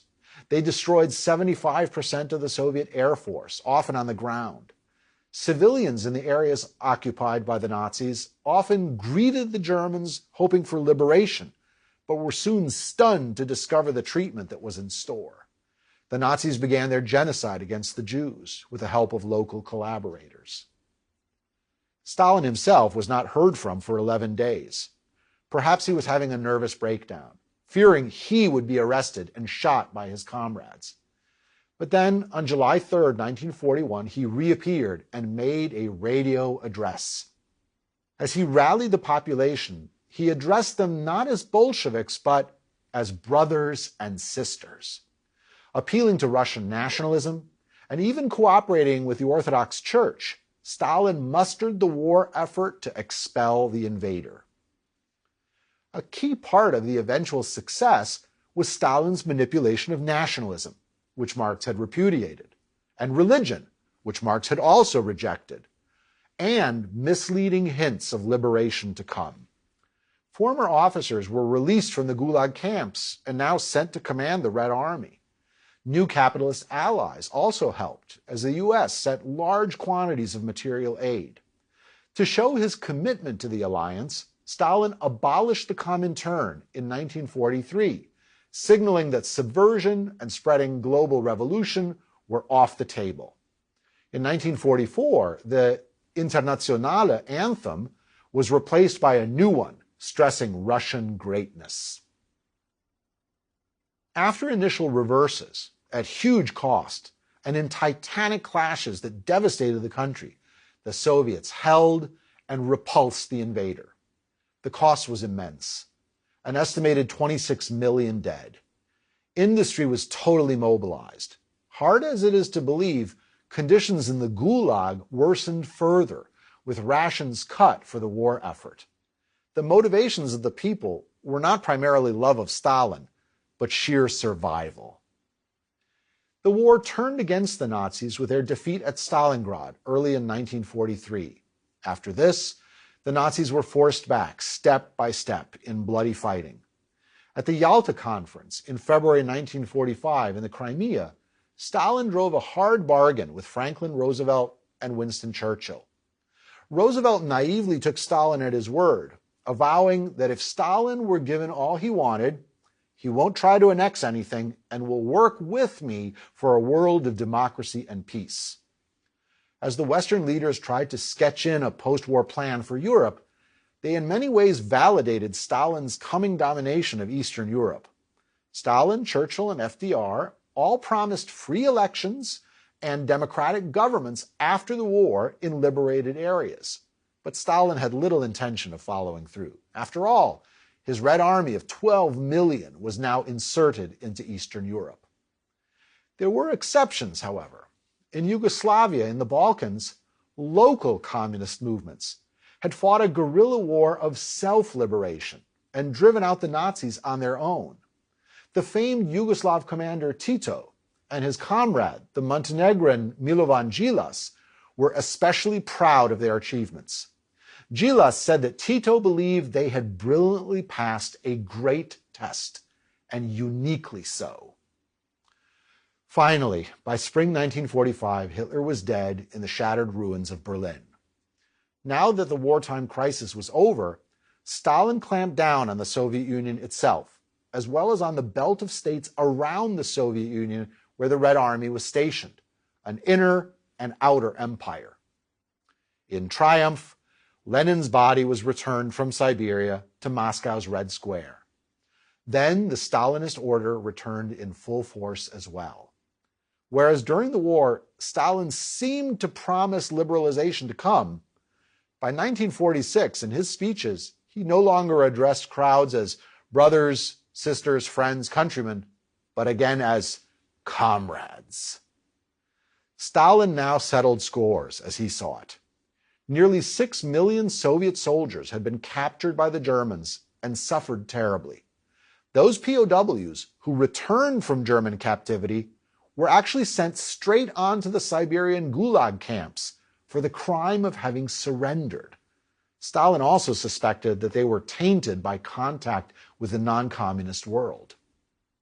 The Americans and British handed over to Stalin Soviet subjects who had collaborated with the Germans. For instance, Cossacks and Ukrainians who had fought alongside the Germans. Among them, there were many who chose suicide over being returned to the Soviet Union. When British ships took some to Odessa, they were taken behind sheds and shot at the side of the docks. Within the Soviet Union, ethnic groups that were considered disloyal were deported en masse, considered punished nations. Chechens, English, Volga Germans, Baltic peoples. Loaded onto cattle cars, 400,000 Baltic people were deported to Siberia, so that by 1950, 15% of the population had disappeared. Stalin also seemed to be girding for a new confrontation with the capitalist world as he saw it. When it was announced in 1946, his new 5-year plan emphasized the production of military hardware, not a demobilization. Also, after the near disaster, Stalin engineered the Sovietizing and Stalinizing of Eastern Europe, where his victorious Red Army was stationed after Hitler's fall. Stalin had earlier revealed his thinking to the Yugoslav communist Milovan Djilas, who visited several times during the war. In his book Conversations with Stalin, Djilas speaks of his excitement at meeting Stalin, the incarnation of an idea, transfigured in communist minds into pure idea and thereby into something infallible and sinless. Stalin was the victorious battle of today and the brotherhood of man of tomorrow. Consequently, it was a surprise to meet a very short and squat man. Stalin declared to Djilas, "This war is not as in the past.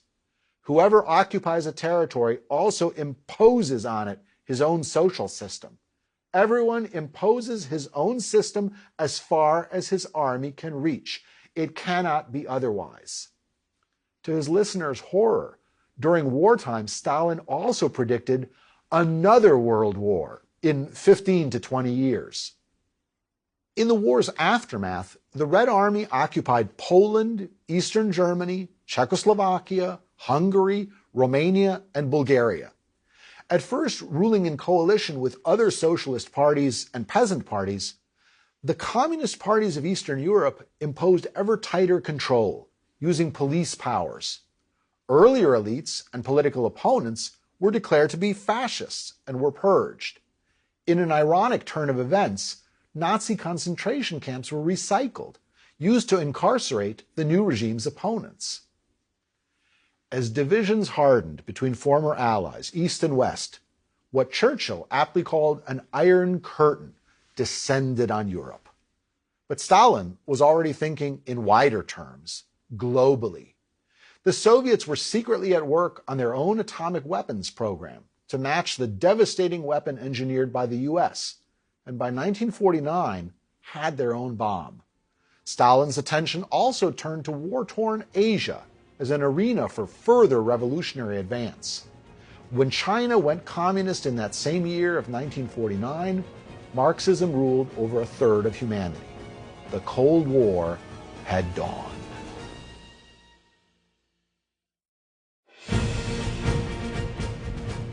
Lecture 5.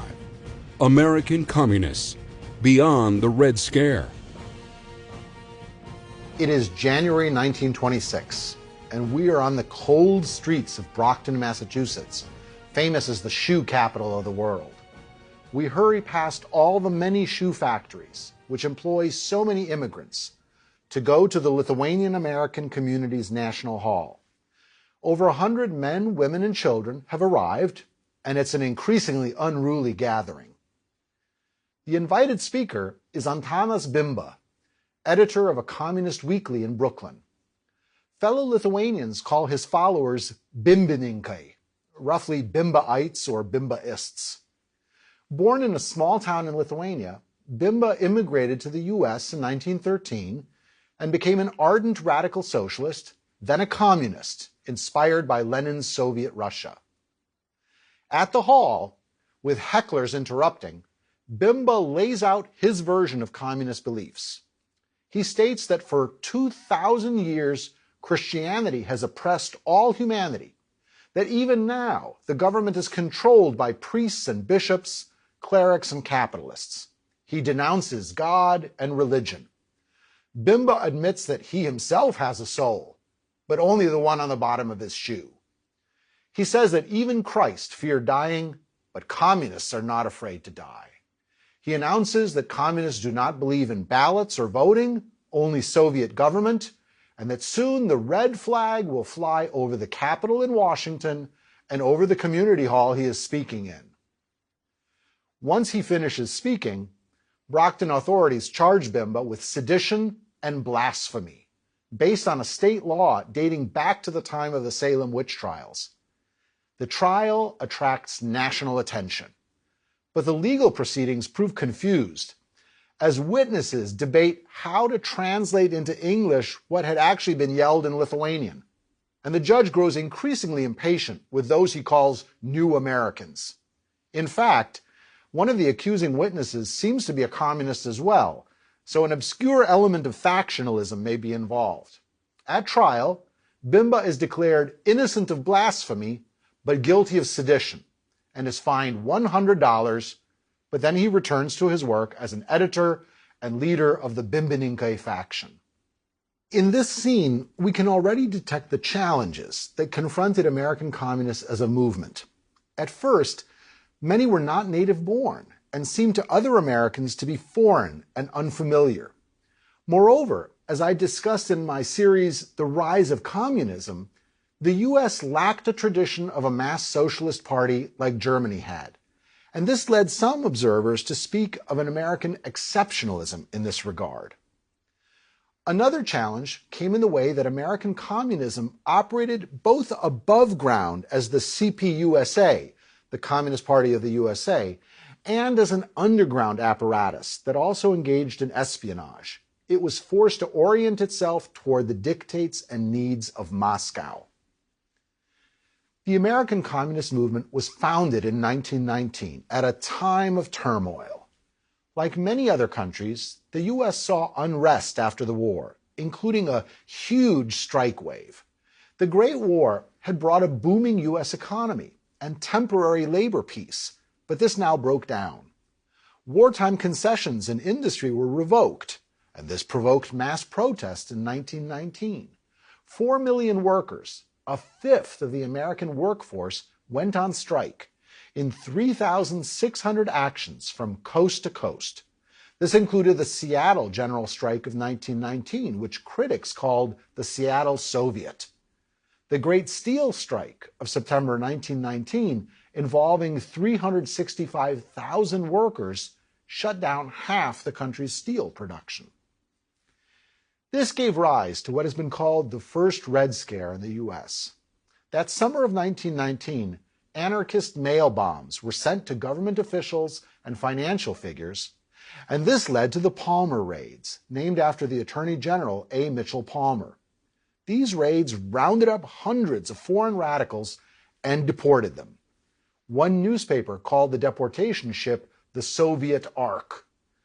Among Palmer's subordinates was J. Edgar Hoover, who would become chief of the new Federal Bureau of Investigation. The next year, a massive bomb was detonated on Wall Street. Then, Italian anarchists Sacco and Vanzetti were arrested for armed robbery and murder in Massachusetts, and their trial and appeals before their execution in 1927 highlighted the fears of many Americans about imported disorder. The association of radicalism with foreigners was strong, and this would be a challenge for communism. Like all communist movements of the time, the American one grew out of the split within socialism during World War I and its aftermath. In the U.S., the process was especially convoluted, as two contending parties were formed in September 1919. One was the Communist Party of America, the other the Communist Labor Party. The former gathered many different radical Eastern European immigrant groups, while the latter was English-speaking. These parties had been founded legally, but then had to do much of their activity underground. Altogether, there were some 20,000 to 30,000 communists in this early stage, and it's estimated only about 10% were able to speak English. Now the Comintern in Moscow intervened and ordered both parties to fuse, which they did by 1921, eventually going by the name the Communist Party of the United States of America, or CPUSA. A long-famed radical labor leader, William Zebulon Foster, was among the leaders of the early party.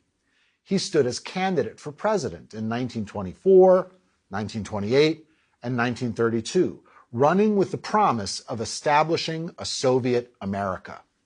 In the first election, he got 0.1% of the national vote. Factionalism, that old tradition in Marxist activism, proved intense in the party and was also stoked by developments far away in Moscow. The American Party's General Secretary, J. Lovestone, was fired in 1929 because he had sided with one of Stalin's rivals, Nikolai Bukharin. Lovestone's purged faction came to be called the Lovestonites, and they reacted by organizing their own splinter movement, claiming they were the authentic communists. Foster aimed to step into the position of General Secretary, but he had a severe heart attack, and thus the activist Earl Browder became General Secretary. Browder would remain chief leader for almost 25 years, serving as General Secretary from 1930 to 1944. In that time, he also ran for U.S. President in 1936 and 1940.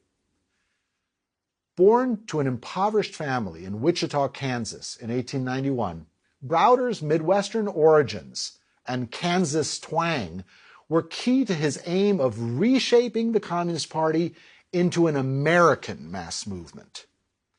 But the perceived foreignness of communists remained an obstacle. In the 1920s, half of communists were foreign-born. Finns and Jews made up the two largest ethnic communities. So to transform this image, Browder's party adopted the home-oriented slogan, "Communism is 20th century Americanism." Party literature and appeals aimed to place the movement in a line of native champions of American democracy, from Thomas Paine and George Washington to Thomas Jefferson and Abraham Lincoln. By the mid-1930s, a majority of party members were American-born, not recent arrivals. At the same time, Browder's internationalist credentials were vital to him. From 1926 to 1929, he had worked for revolution abroad. In the Soviet Union, he met Stalin, who would become his great patron, and he also met his future wife, Raisa. As part of Comintern activities in China, Browder traveled there to encourage communist workers' unions. On his tour, one sign held up by Chinese communists read, "Welcome the Earl of Browder," as they had misunderstood, thinking their foreign visitor was actually a British nobleman. Browder returned home with broadened perspectives and new confidence. When the Great Depression hit in October 1929, this seemed the longed-for opportunity to use the crisis to come to power. And indeed, by 1939, the party had about 70,000 members. Historians rightly call the 1930s the heyday of the party. The communists claimed that they spoke for the growing masses of unemployed. They sought also to encourage fellow travelers in the fields of education, science, and the arts, those who sympathized without formally being party members. Party members made inroads into the union movement, first with the AFL, the American Federation of Labor Unions, and then concentrating on CIO, Congress of Industrial Organizations Unions, as an influential minority in their ranks. Communists aimed for a diverse movement and were opposed to the segregation of African Americans. The movement gained much sympathy when it championed the cause of the Scottsboro Boys, 9 African American teenagers falsely accused of rape in Alabama in 1931. Angelo Herndon, an African American communist, recalled how he first learned of the movement in 1930 in Birmingham, Alabama. He'd been attracted to a rally by leaflets that declared, "Would you rather fight or starve?" At the meeting, he was struck by the courtesy of white workers and the speaker who declared that they must establish unity among all workers, Negro and white. That's why we Reds fight for political, economic, and social equality for Negroes, not because we must express hypocritically our love for anyone, but because the bosses have our backs against the wall and all of us alike are threatened with the same danger of pestilence, hunger, and untold misery. As the meeting left him stirred, Herndon went right up to the speaker and said, "I'm with you with all my heart, and I would like you to put me down as a member." Herndon was utterly convinced, and he said the emotion matched a religious conversion experience he had had when he was 9. He would go on to become a prominent activist. An especially prominent African American affiliated with communism until becoming disillusioned with it was the author Richard Wright. He wrote about his encounter with communism in his 1945 memoir, Black Boy, his posthumous American Hunger, and in an essay in the collection The God That Failed. After growing up in Mississippi and Tennessee, he moved with his family to Chicago, where he attended meetings of communist-led writers groups on the South Side. He joined the CPUSA in 1933 and wrote for communist publications. "I had made the first total emotional commitment of my life," he later wrote. However, seeing up-close factionalism, purges of comrades, and members submitting to policies they personally disagreed with dismayed him. Wright was upset at being pigeonholed by comrades as an intellectual because he was a writer, and as bourgeois by fellow African-American communists. Because he had disagreed with party decisions, Wright found himself labeled by an African-American party leader as a smuggler of reaction, petty bourgeois degenerate, bastard intellectual, and incipient Trotskyite. At a unit meeting, Wright declared that he wanted to have his membership dropped, not for ideological reasons, but to be free of the obligation to follow party orders, to be an independent writer. Wright's breaking point came during a march in the Chicago May Day Parade in 1936, when he was actually assaulted by two white communists while his former African-American comrades looked on without intervening. After that key moment, Wright concluded that he should never again express such passionate hope, should never again make so total a commitment of faith. The march moved on without him. The movement attracted many dedicated women, too, and they found greater opportunities than in traditional parties, although the top leadership remained overwhelmingly male. A fascinating example of an activist was Dorothy Ray Healy of California. Born in Denver as the daughter of Hungarian Jewish immigrants, she joined the Young Communist League in 1928 at the age of 14. Eventually, she rose to become chairwoman of the Southern California district of the party, the second largest after New York, a member of the party's national committee, and was nicknamed the Red Queen of Los Angeles by local newspapers. In her book, California Red, she described her decades-long trajectory and her resignation from the party in 1973 over growing differences in strategy. Another key woman who rose to an influential position in the movement was Claudia Jones, born in 1915 in Trinidad of African Caribbean heritage. Her family had moved to the U.S. in 1924 to New York City. Joining the party in 1936, she became active with the Young Communist League in Harlem and the Daily Worker newspaper. In her journalism, she stressed the particular repression that African American women experienced, economically, socially, and culturally. She was elected to the National Committee and became secretary of the Women's Commission in the party. After 2 arrests and a conviction under the Smith Act, which made it illegal to call for the violent overthrow of the government, she was imprisoned and then deported in 1955 because she did not have U.S. citizenship. The networks of the party continued to proliferate. As an example, let me take my home state, Tennessee, using a recent study by Aaron Purcell entitled White Collar Radicals. A showpiece of the 1933 New Deal, introduced by President Franklin Roosevelt, was the Tennessee Valley Authority, a vast public works project to develop a poorer region with dams of rivers, generating electricity and manufacturing. The TVA was, and still is, headquartered in Knoxville. Among its many managerial and office employees was a group of young communists. Only one of them had been an official party member before taking the job, so this is an example of how their networks spread. In 1937, one of the group reported on the progress of the CP in Knoxville at the Southern Conference of the Communist Party held at Chattanooga. The speaker heralded Knoxville as an ideal location for the building of the Southern CP. He found that the numerous textile mills, Alcoa, nearby mining operations, small industries, and a disenfranchised African American population, which accounted for 1/4 of the city's population, made it possible to build a strong CP in East Tennessee. After reading this report, I can tell you I've never looked at Knoxville the same way again.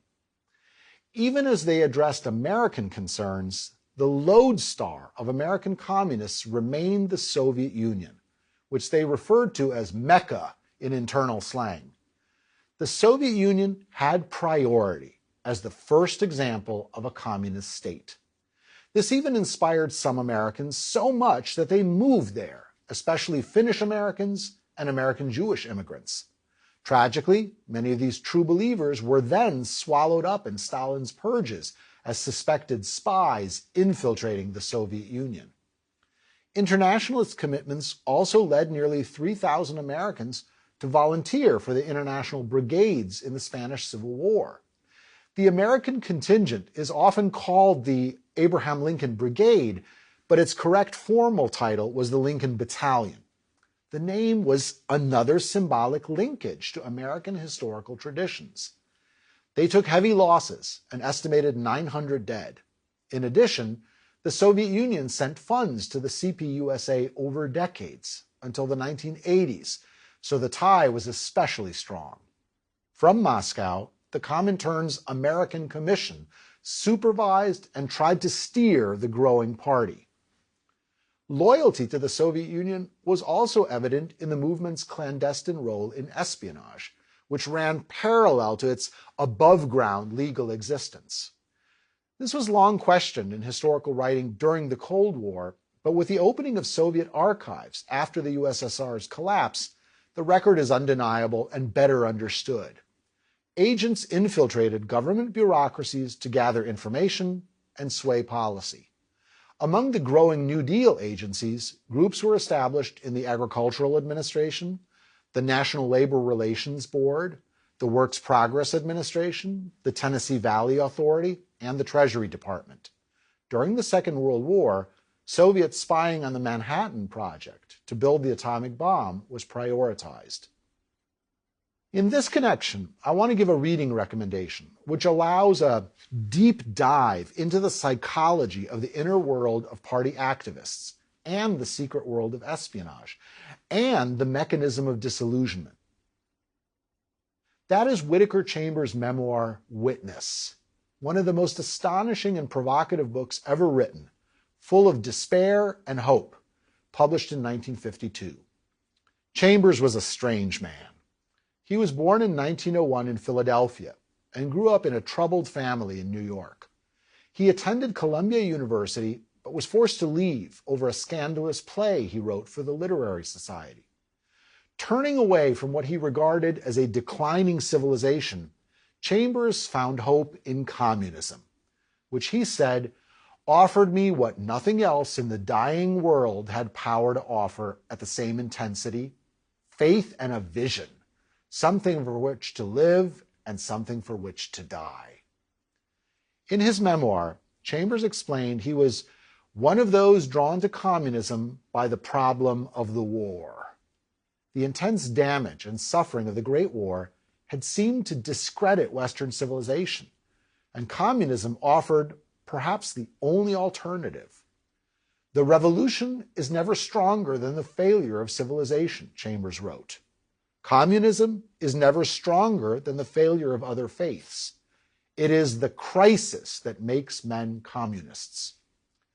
So communism offered an intoxicating vision of the total liberation of human will, freed from the past, freed from the divine as the basis for a new civilization. Chambers joined the party in 1925 and wrote for the Daily Worker and the New Masses. In this period, when German was the language of revolutionary internationalism, Chambers affected a foreign accent, and many comrades assumed he was in fact from Central Europe. But then his talents were needed for espionage, and from about 1931, he went underground. As a communist, a man dedicated to directing history, and with selfless, semi-soldierly discipline, Chambers accepted covert work for the party and became a spy, exhilarated at the thought of being chosen for an elite order. As a courier for the Soviets, he operated from Baltimore, passing U.S. government documents received from other agents to a Soviet handler. Only slowly was it revealed to Chambers who his real superiors were: Soviet military intelligence. This was a netherworld with no escape. As a comrade told him, "You can only leave if they shoot you or if we shoot you." But then, from around 1937, news of the Stalinist purges left Chambers shaken. He began to turn from his earlier certainties to a rediscovered faith in God. When Chambers did break with communism, he thought, "I know I am leaving the winning side for the losing side, but it is better to die on the losing side than to live under communism." Chambers defected, going into hiding from his former comrades and spiriting away incriminating documents as a form of insurance. Then came a key moment in the history of the CPUSA and indeed world history: the signing of the Nazi-Soviet Pact in 1939. This jolting change in official Soviet policy led many to leave the party in disillusionment and disgust. A month before the pact was signed, in July of 1939, a reporter had asked the CPUSA leader Earl Browder whether there was any chance the Soviet Union might sign an agreement with Germany. Browder laughed and answered there was as much chance of himself, Earl Browder of the CP, being elected president of the American Chamber of Commerce. So the news proved to be shattering.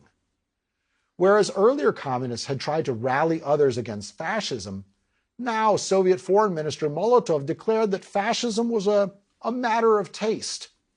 Those who remained faithful to the party now went over to arguing that the U.S. should remain neutral in what was really an imperialist war between capitalist powers, openly fascist Nazi Germany and covertly fascist Great Britain.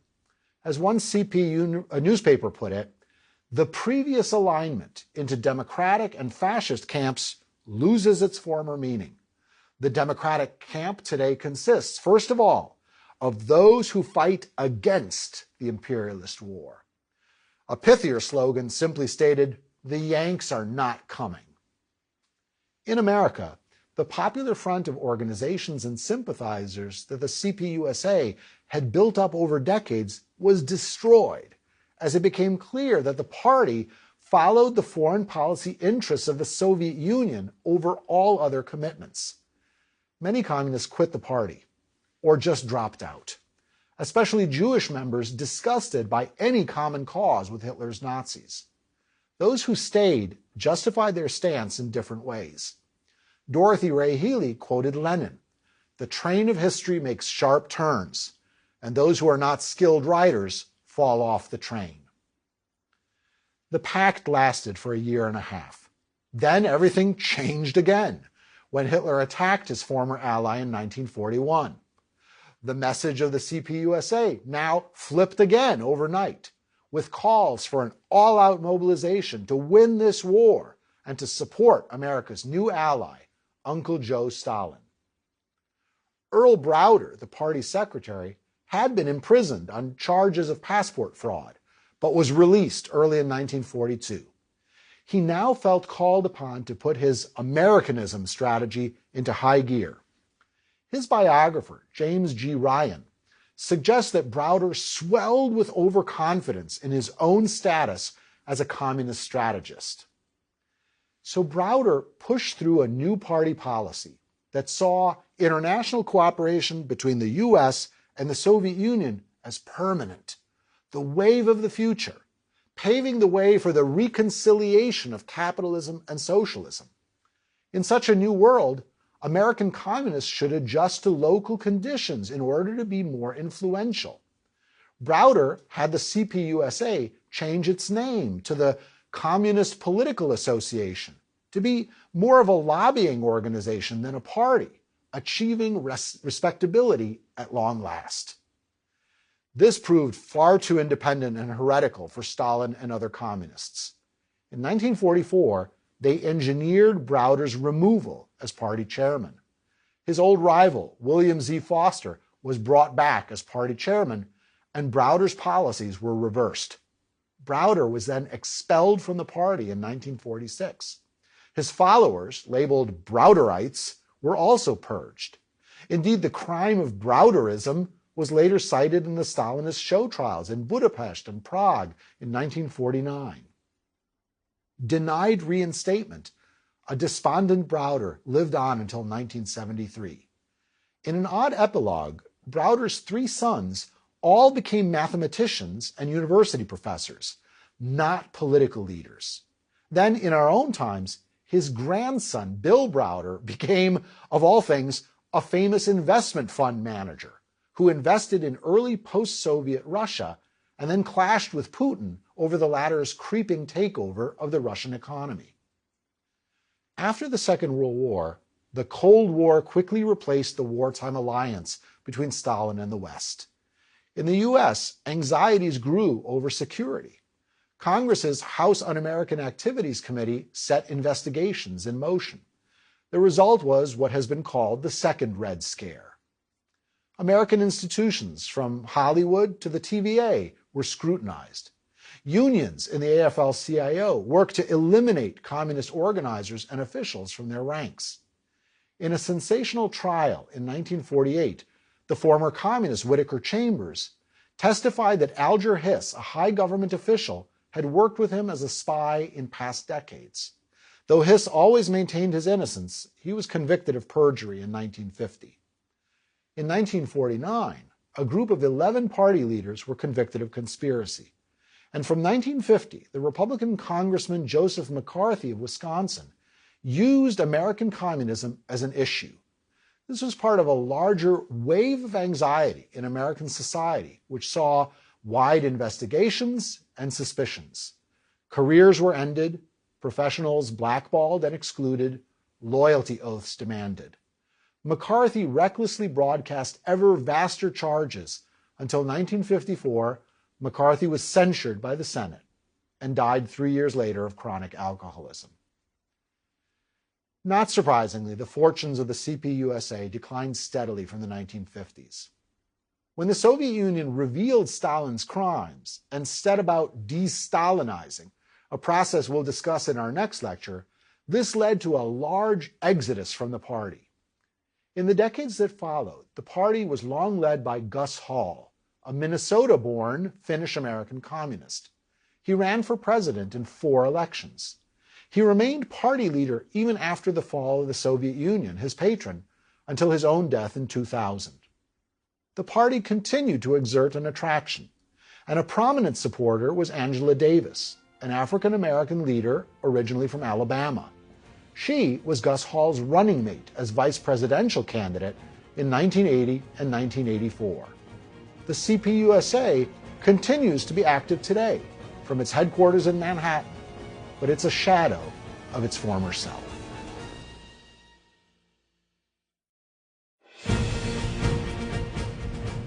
Lecture 6, The Soviet Elephant and the Secret Speech.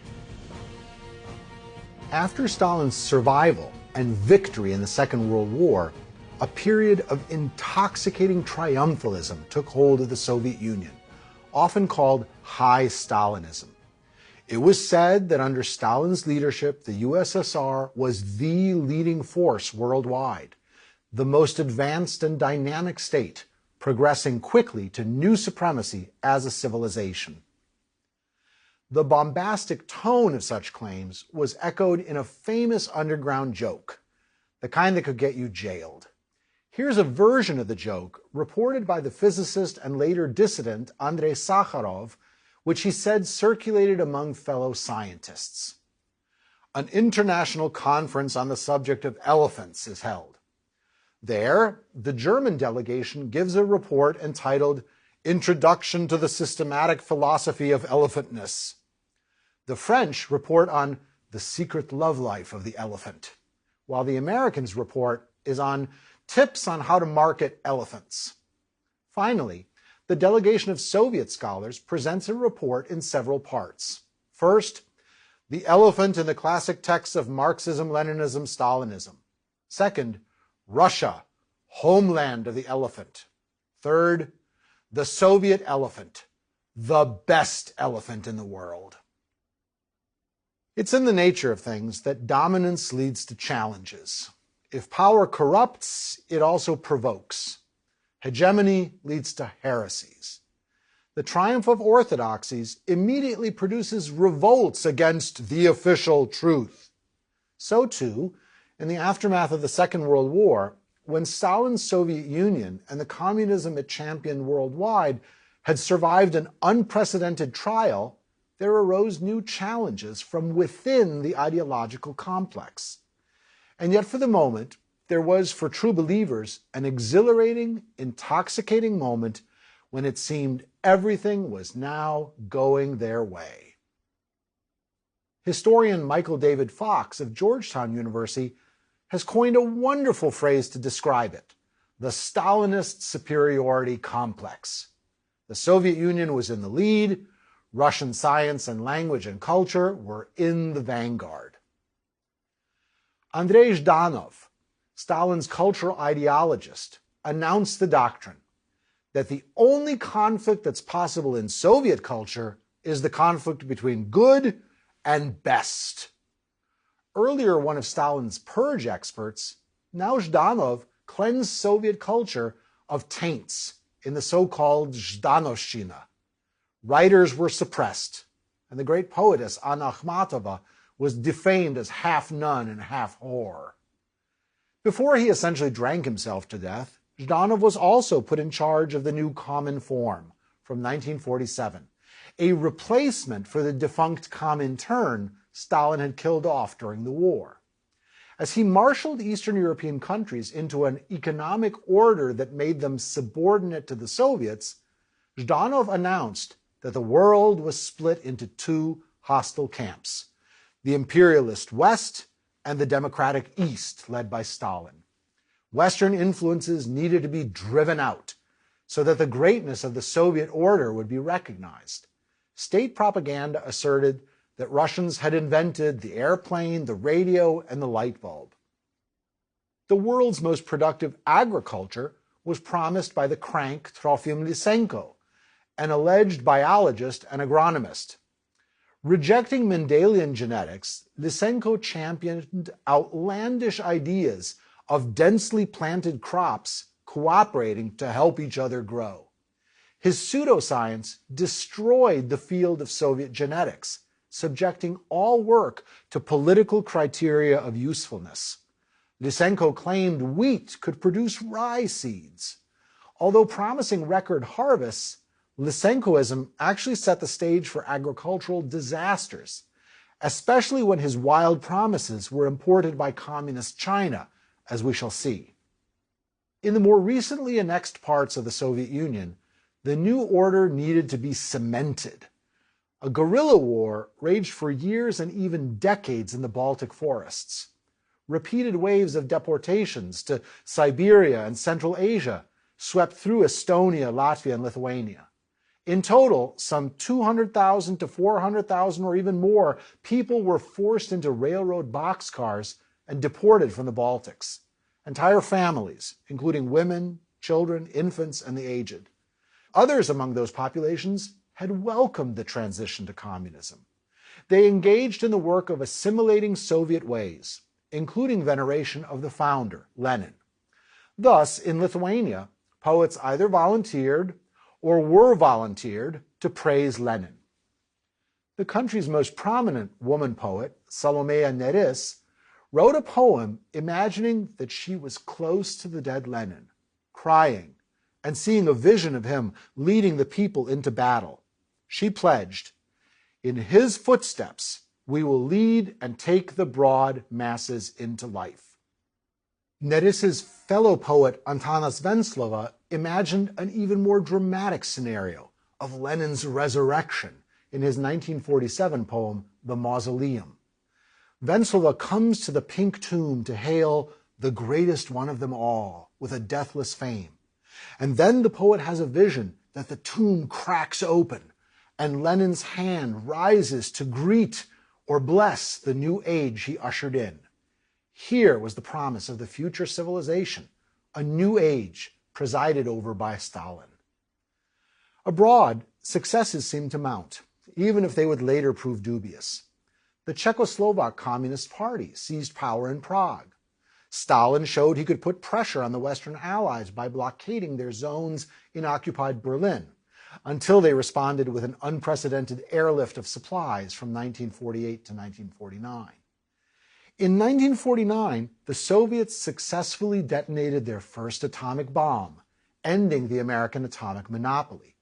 They had benefited from espionage on the American weapons program. When Stalin's security chief, Lavrenti Beria, told him the breaking news that the Soviet bomb test had been successful, Stalin just smirked at him and replied, "I already know." Stalin's air of omniscience and omnipotence seemed total. In the fall of 1949, Chinese communists had won their civil war and declared the People's Republic of China. In 1950, when Stalin's North Korean comrade Kim Il-sung launched an invasion of South Korea with Stalin's approval and later with Chinese communist backing, the Americans and their allies would be distracted and fully concentrated on that conflict. But something else was brewing under the surface. Behind this formidable facade of superiority, alert thinkers began to experience doubts. These were cracks in the edifice, at first individual and nearly invisible, but with time they expanded. For example, the Polish philosopher Leszek Kołakowski.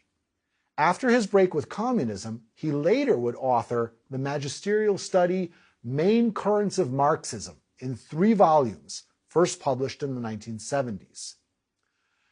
Kołakowski was born in Radom, Poland in 1927.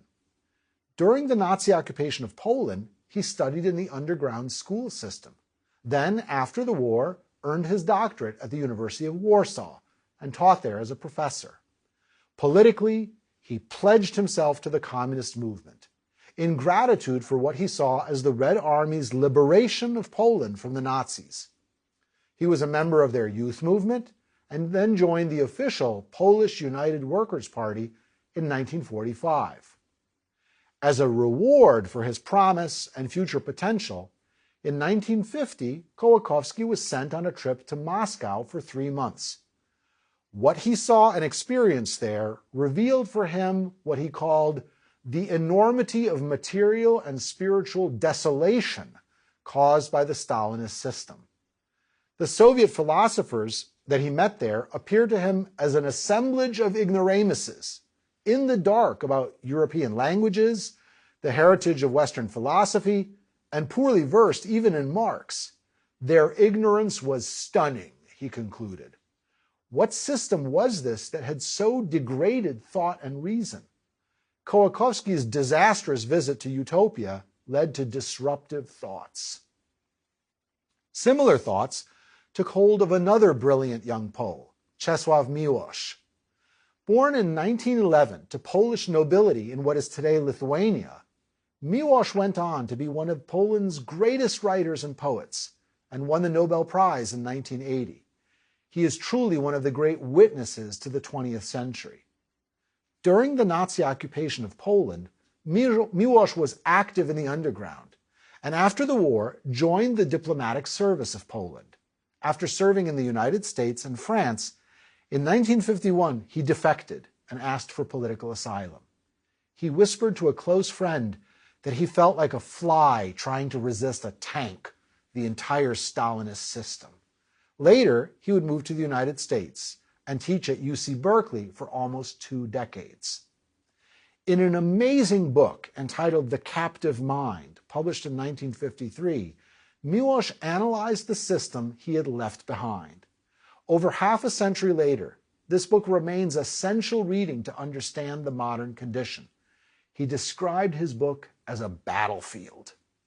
In it, he explained, he sought to explain how the human mind functions in the people's democracies, dissecting the appeal of Stalinism as a new faith for intellectuals, offering a series of case studies of intellectuals who had reasoned themselves into giving up their reason.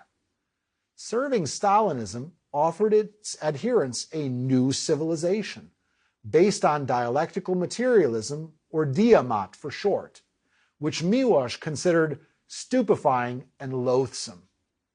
In exchange for giving up the freedom of independent thought and an individual commitment to truth, the believer gained access to a promise of great power, being aligned with the onward march of history, history with a capital H.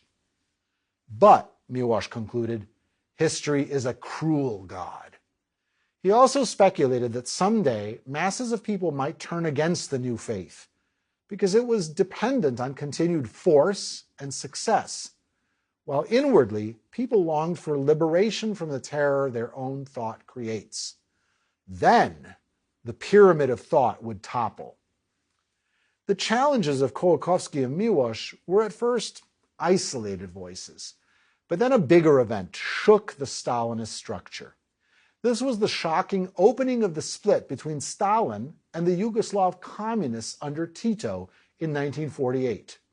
As communists battled communists, this split represented the first serious defeat of Stalinism, according to Kołakowski. From Stalin's perspective, the real problem was that the Yugoslavs were heretical. They were too independent under the leadership of the guerrilla leader Tito. Tito was born as Josip Broz, the son of a Croat father and Slovenian mother. An early communist, he had gone to work for the Comintern. No one knew exactly what his pseudonym meant. When the Nazis invaded, Tito became a famed partisan leader and later founded the Socialist Federal People's Republic of Yugoslavia. Tito's forces came to power on their own, not just trailing the advancing Soviet army. Stalin bristled at any show of independence and clashed with Tito. Stalin demanded that Yugoslavia orient its economy to agriculture to supply Soviet industry. Tito refused, aiming for self-sufficiency. Stalin then demanded that Yugoslavia federate with Bulgaria, but Tito refused. So Stalin demanded Tito come to Moscow to explain himself. But Tito again, very wisely, refused. The Yugoslavs were denounced and expelled from the Cominform in 1948. Stalin said, "I will shake my little finger and there will be no more Tito." But in the Cold War context, any move was risky. The Americans responded by offering aid to Yugoslavia. Because, as U.S. Secretary of State Dean Acheson famously put it, Tito might be a son of a bitch, but he's our son of a bitch. At home, Tito championed national communism, a model by which each country could craft its own suitable strategies rather than aping Stalin's Soviet Union. Tito emphasized decentralization of political control and some private business, workers' self-management, and market mechanisms. As the Soviets and Tito's Yugoslavia confronted one another, it seemed that a prophecy was closer to being realized. Tito's comrade Milovan Djilas had made diplomatic trips to the Soviet Union during the war years, and he'd conversed with Stalin and other Soviet leaders. One general had stunned Djilas by saying that after communism triumphed totally worldwide, wars would then acquire their final bitter character, becoming more total than ever before. This contradicted the teaching that wars were due to economic exploitation and would be abolished when capitalism fell.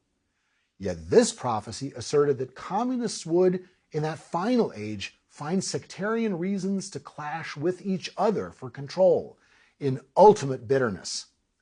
As we'll see later, violence did erupt between communist states, including the Soviet Union, China, Vietnam, and Cambodia, and within Tito's Yugoslavia itself.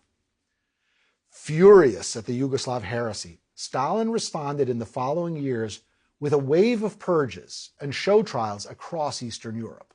In Romania, the first woman foreign minister in the world, Ana Pauker, was denounced and toppled.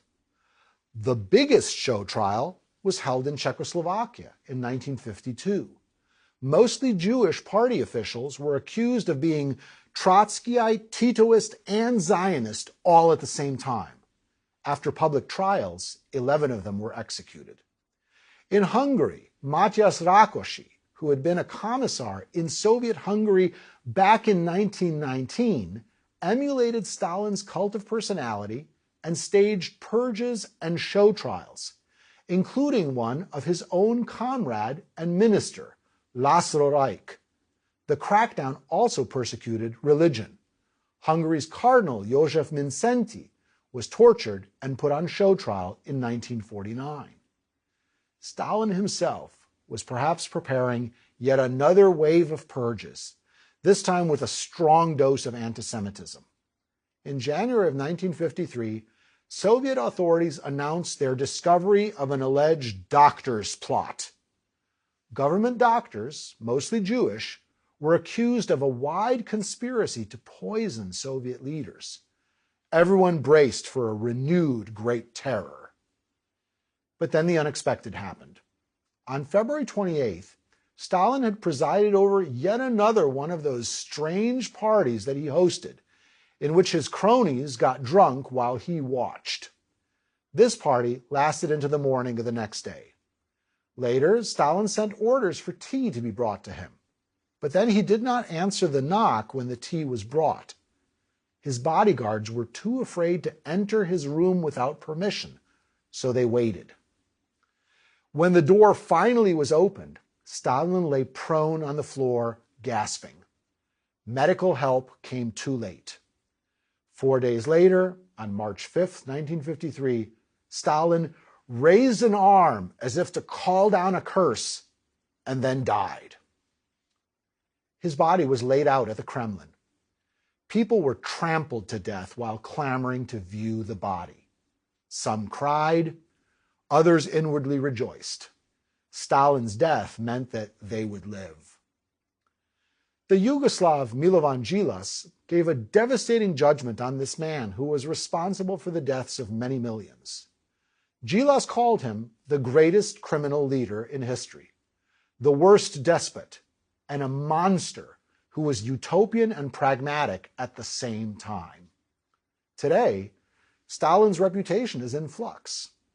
Although Russians actually were among the main victims of Stalin, in 2015, polling results in Russia showed that only 20% of Russian respondents condemned Stalin, while 45% concluded that his achievements justified the costs. Stalin's body was mummified and placed in Lenin's mausoleum next to his comrade. Now, it's said that imitation is the sincerest form of flattery. If so, Czechoslovakia's Stalinists really outdid themselves. Their leader, Klement Gottwald, attended Stalin's funeral and then, several days later, died himself.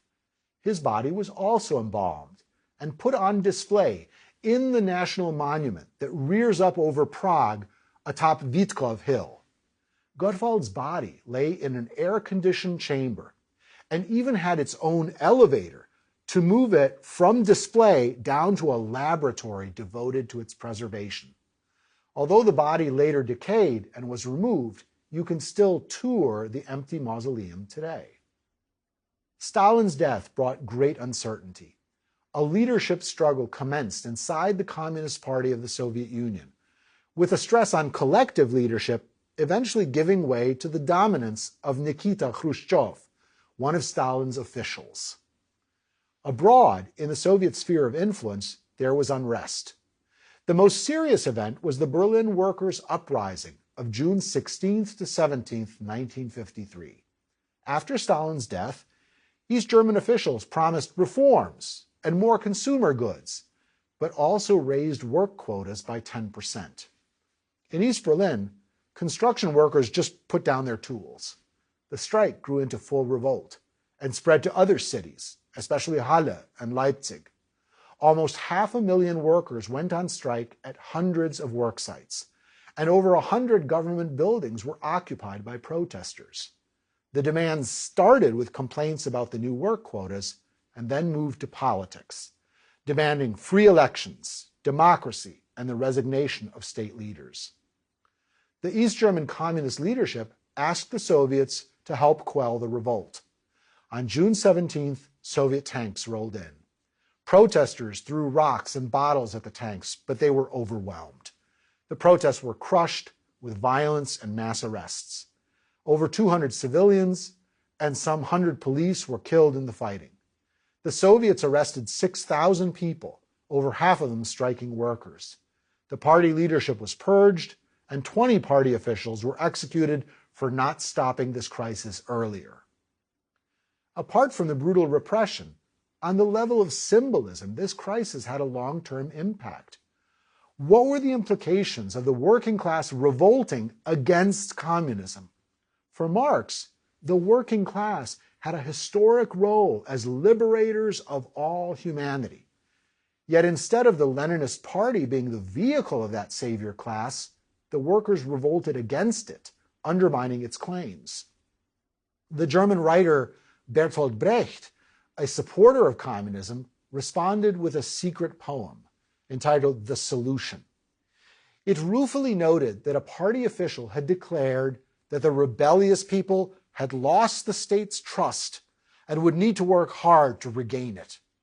Brecht asked, would it not in that case be simpler if the government just dissolved the people and elected another? But that dissenting poem was hidden away and was published only after Brecht's death. Far more effective a note of protest came from within the Soviet Union's power structure itself. It came at the 20th Congress of the Soviet Communist Party in the Kremlin in Moscow in February 1956, so 3 years after the death of Stalin. Over 1,000 members participated as delegates, with honored visitors from other communist parties worldwide. The first hint of what was to come was the absence of Stalin portraits or statues. At the end of the Congress, Soviet delegates were summoned to an unscheduled secret assembly. Khrushchev spoke for almost 4 grinding hours, denouncing Stalin's cult of personality, his crimes, his abuses of power, his mistakes during the war, but most of all, the violence Stalin committed against Communist Party members on invented and absurd charges of treason or espionage. Khrushchev emphasized the communist victims of Stalin, but there were countless more who had not been part of the structure of the party and state. Khrushchev left out also the fact that, as a top lieutenant, he himself had helped enact Stalin's policies. The answer was to renew the party and return to Leninism, pure and undiluted by personality cults. At first, their response in the vast hall was simply silence, then a kind of low buzz. As delegates left, they avoided eye contact with one another. Everyone was anxiously processing a huge change of course, the reversal of Stalinist certainties that had endured for decades. It was a veritable earthquake. Soon enough, the allegedly secret speech was known worldwide as copies leaked. Khrushchev's biographer, William Taubman, concludes, the Soviet regime never fully recovered, and neither did he. What followed was the challenge of de-Stalinization, whatever that might mean in practice. The Soviet dissident Andrei Sinyavsky maintains that the secret speech marked the start of the dissident movement. Khrushchev's speech proved so explosive that it led Polish communists to spread a rumor that the speech had actually been written by that revolutionary jester Karl Radek. If he'd survived to hear this, how Radek would have laughed and laughed at this story. One last joke. Abroad, many communist activists and true believers were left badly shaken. In New York, the Californian communist Dorothy Ray Healy listened as a party leader read the speech for hours. She recalled, within a half an hour, I was convulsed with tears. It was unbearable. Just this voice going on, piling facts upon facts, horrible facts about what had happened in the Soviet Union during the years of Stalin's leadership. Nothing prepared me for the magnitude of what we were hearing. It was hard to avoid thinking that we bore a significant measure of responsibility because we had denied the very possibility that such a thing could happen.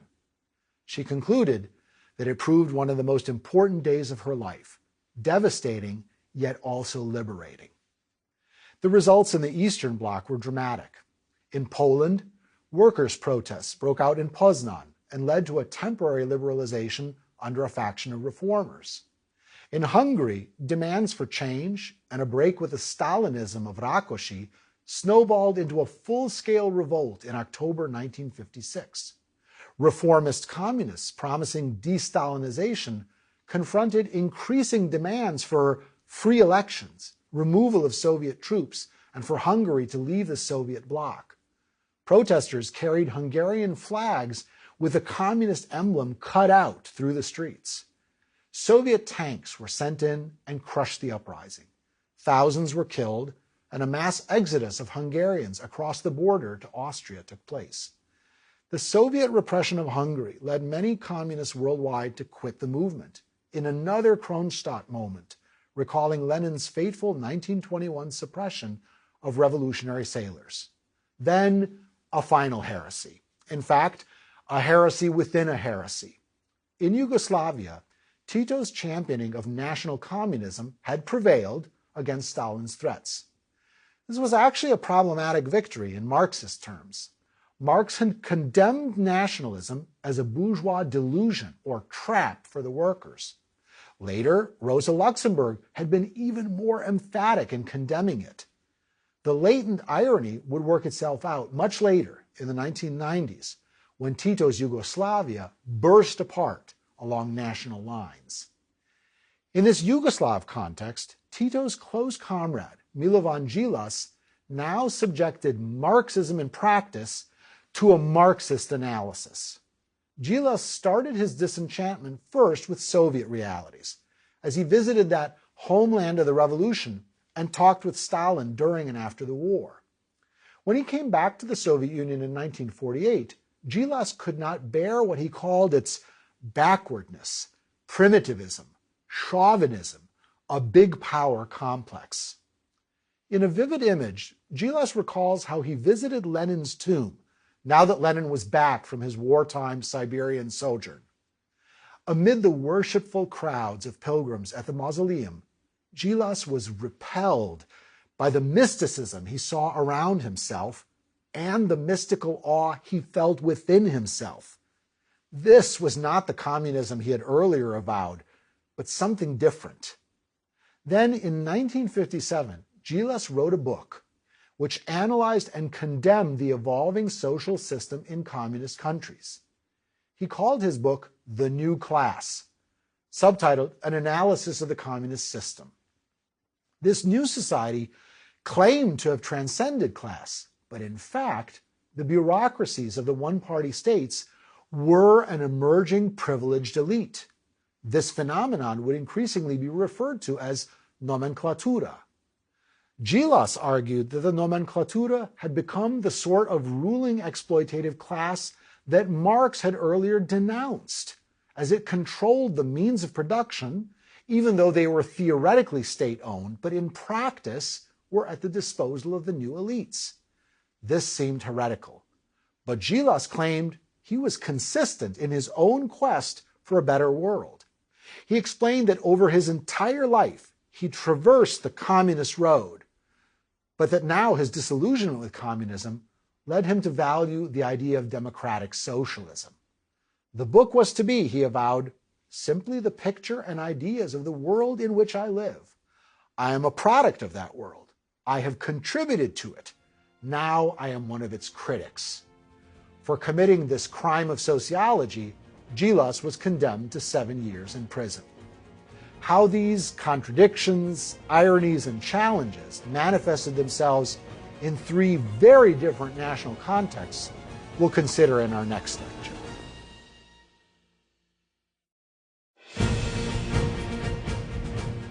Lecture 7. Building East Germany, Albania, and Romania. It has been said that every force evolves a form. So what forms were produced by different communist regimes? A world-infamous wall in East Germany, hundreds of thousands of bunkers in Albania, a mammoth, incomplete Romanian palace. These 3 structures illustrate how the internationalist ideology of communism took on specifically national forms, as each state sought to make its beliefs concrete, and they can tell us a lot. While East Germany remained rigidly loyal to the Soviet Union, the other two broke with Soviet patronage and took off in unusual directions. More than this, the three cases demonstrate the absurd reality that promises of international brotherhood could instead lead to isolation. This was of a piece with the internal contradiction that promises of social togetherness actually led to individual isolation. Since Marx had seen Germany as the site of his theoretical future hopes, the German Democratic Republic, popularly called East Germany, was a significant test case for communism. As the joke went, if the Germans can't make communism work, no one can. So it was to be a showcase, but the results proved quite ambivalent. Its national anthem put it succinctly, auferstanden aus Ruinen, resurrected from the ruins. As historian Eric Weitz states in his classic study of the German Communist Party, the KPD was a movement that was truly a child of war throughout its history. German communists returned to their homeland with the Soviet army, or they did if they had survived exile in Stalin's Soviet Union without being purged.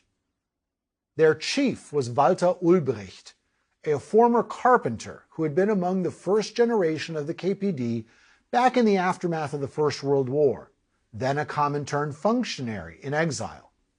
On returning to shattered German lands, Ulbricht engineered denazification and forced the fusion of the Social Democrats in the East with the Communists in 1946, forming the Sozialistische Einheitspartei Deutschlands, or the Socialist Unity Party of Germany. This move to consolidate the left was a dramatic and artificial repair of the earlier bitter split between socialists and communists led by Lenin and Rosa Luxemburg, but its durability was precarious. With the 1953 East Berlin workers' uprising, the reliance of the regime on Soviet forces stationed in the country was exposed. This proved a liability for the regime, because memories of the brutal rapes committed by the Soviet army as it occupied the land, and then the pillaging of the factories and economy, made the Soviets unpopular. Moreover, the GDR always stood in a tense, competitive, and comparative relationship with its counterpart in the West, the increasingly prosperous Federal Republic of Germany. Each German state claimed to be the true Germany, promised citizenship to Germans on the other side, and competed for legitimacy in global politics. The GDR leapt to the forefront of high technology in the Eastern Bloc, excelling at precision engineering and modern technologies, including the use of plastics to create consumer goods. Agriculture was collectivized. The state became one of the founding members of the Soviet Union's Warsaw Pact, confronting NATO in the West. As in the USSR, labor was organized in terms of work norms, quotas, and 5-year plans. As a slogan announced, learning from the Soviet Union means learning to win. The GDR was proud of its reputation as the most loyal ally of the Soviet Union. In 1958, Ulbricht announced 10 commandments of socialist morality to guide the new socialist human being evolving in the noble fight for the victory of socialism. The code began with a command to encourage international solidarity of the working class and its party, then encouraged love of the fatherland, discipline at work, and respect for shared communal property. Despite these dictates, the economy faced a key problem: the continuing drain of the best and brightest workers who voted with their feet and simply moved to the West, especially in Berlin, where the western zones of the city, controlled by the American, British, and French, were accessible. Flight from the Republic became a criminal offense, but by 1960, over 2 million had fled. By late 1960, 2,500 a day were leaving. After Ulbricht unceasingly pestered the Soviets to do something to deal with the crisis dragging on in Berlin, they gave permission to seal the border. Without warning, just after midnight on August 13, 1961, East German forces began to build the wall, extending 100 miles around West Berlin, while the land border between the Germanies itself also was reinforced. At first, it was a matter of barbed wire and cinder blocks, but then over time grew ever more concrete and permanent. Towers loomed up over the barrier. Motion detectors and police dogs alerted border guards to any escapees across the death strip, raked sand that showed telltale footprints and concealed mines. The state ordered guards to shoot those trying to escape over the wall. Hundreds of people died along the Berlin Wall and along the entire border from 1945 to 1989. Propaganda presented this not as a measure of imprisonment, but as a defense, a so-called anti-fascist protection wall to fend off incursions from the corrupt and scheming West. Meant to cement the existence of the East German state, ironically, the building of the Berlin Wall as an implicit admission of failure to win support proved one of the biggest turning points in the history of communism, another Kronstadt experience. Henceforth, the population simply faced the necessity of accommodating itself, as leaving was foreclosed as an option. That was a kind of stabilization, but based on glum coercion. Elections were conducted in which voters were summoned to approve a prepared list of candidates. The state intervened in society to motivate and impose meaning. The Free German Youth Movement regimented uniformed teenagers. To replace earlier religious traditions, the state persecuted and infiltrated churches and sponsored replacement rituals like the Jugendweihe, or youth consecration, to the cause of socialism. Education, women's employment, and especially women's sports achievements at the Olympics were heralded as signs of state-sponsored progress. The party enrolled masses of citizens, reaching 2 million by 1980, as membership became essential to careers and advancement, especially entry into the managerial and bureaucratic nomenklatura. Despite egalitarian claims, party elites enjoyed class privilege, separate quarters, special stores, greater access to education and international exchanges. The gated community outside Berlin for party leader families, Wandlitz, was nicknamed Volvograd because of all of its luxury cars. The dictates of the state were enforced by the Ministerium für Staatssicherheit, the Ministry for State Security, or Stasi. Founded in 1950, this extensive institution spied on society at large, early on with over 30,000 employees, a number that expanded to 160,000 by 1988, shortly before the state's collapse. The Stasi and its informer networks made the GDR one of history's most intensely patrolled states, but it was not unchanging. As impatience with his rigid rule grew in the top ranks of the party and the state, with Soviet encouragement, Ulbricht was replaced in 1971 by his younger comrade, Erich Honecker. A worker from a coal mining family, Honecker had survived a Nazi prison during the war and became a functionary in the youth movement. Rising in the party and state structure, he led the building of the Berlin Wall. His wife, Margot, also became a Central Committee member and the Minister of Education. Under Honecker's leadership, the East German regime drew on earlier German radical traditions. Now, Martin Luther and the Prussian King Frederick the Great were presented as progressive precursors to the GDR, which reworked national history to establish a lineage for itself. East German soldiers goose-stepped in downtown Berlin, invoking Prussian military tradition.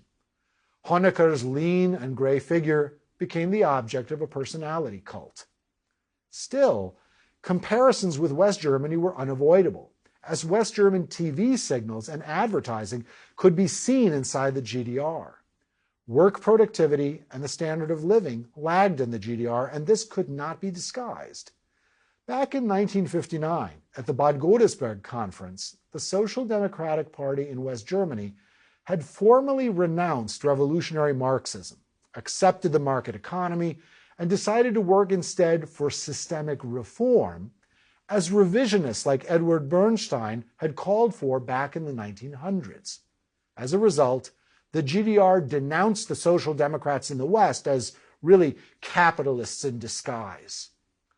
Always haunted by this contrast, the GDR strove to assert itself as a socialist country with a distinct and separate identity.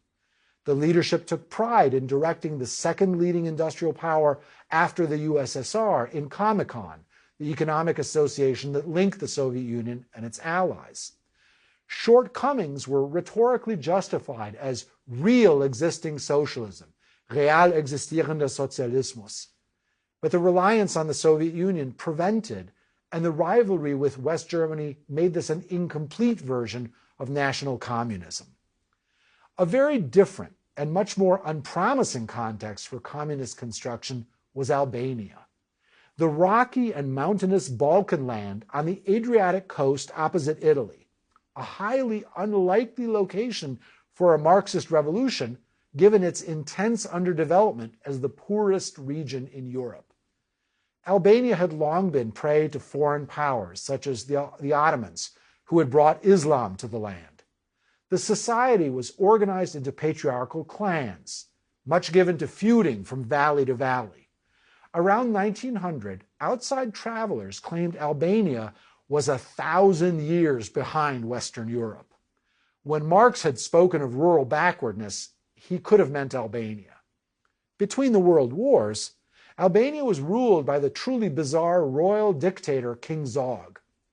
Its suffering during the Second World War was intense, with an Italian fascist invasion then followed by Nazi rule. Communist partisans cleared the country of invaders by the end of the war and came to power without the strength of the Soviet army behind them. This was actually analogous to the victory of Tito's communist partisans in Yugoslavia, and gave the new rulers confidence and a sense of independence. Indeed, the Albanian Communist Party had been organized in 1941 with help from Yugoslav communists. This fact alone is amazing. Albania had been so underdeveloped that it was the only European country without a communist party before World War II. The leader of the partisans was Enver Hoxha.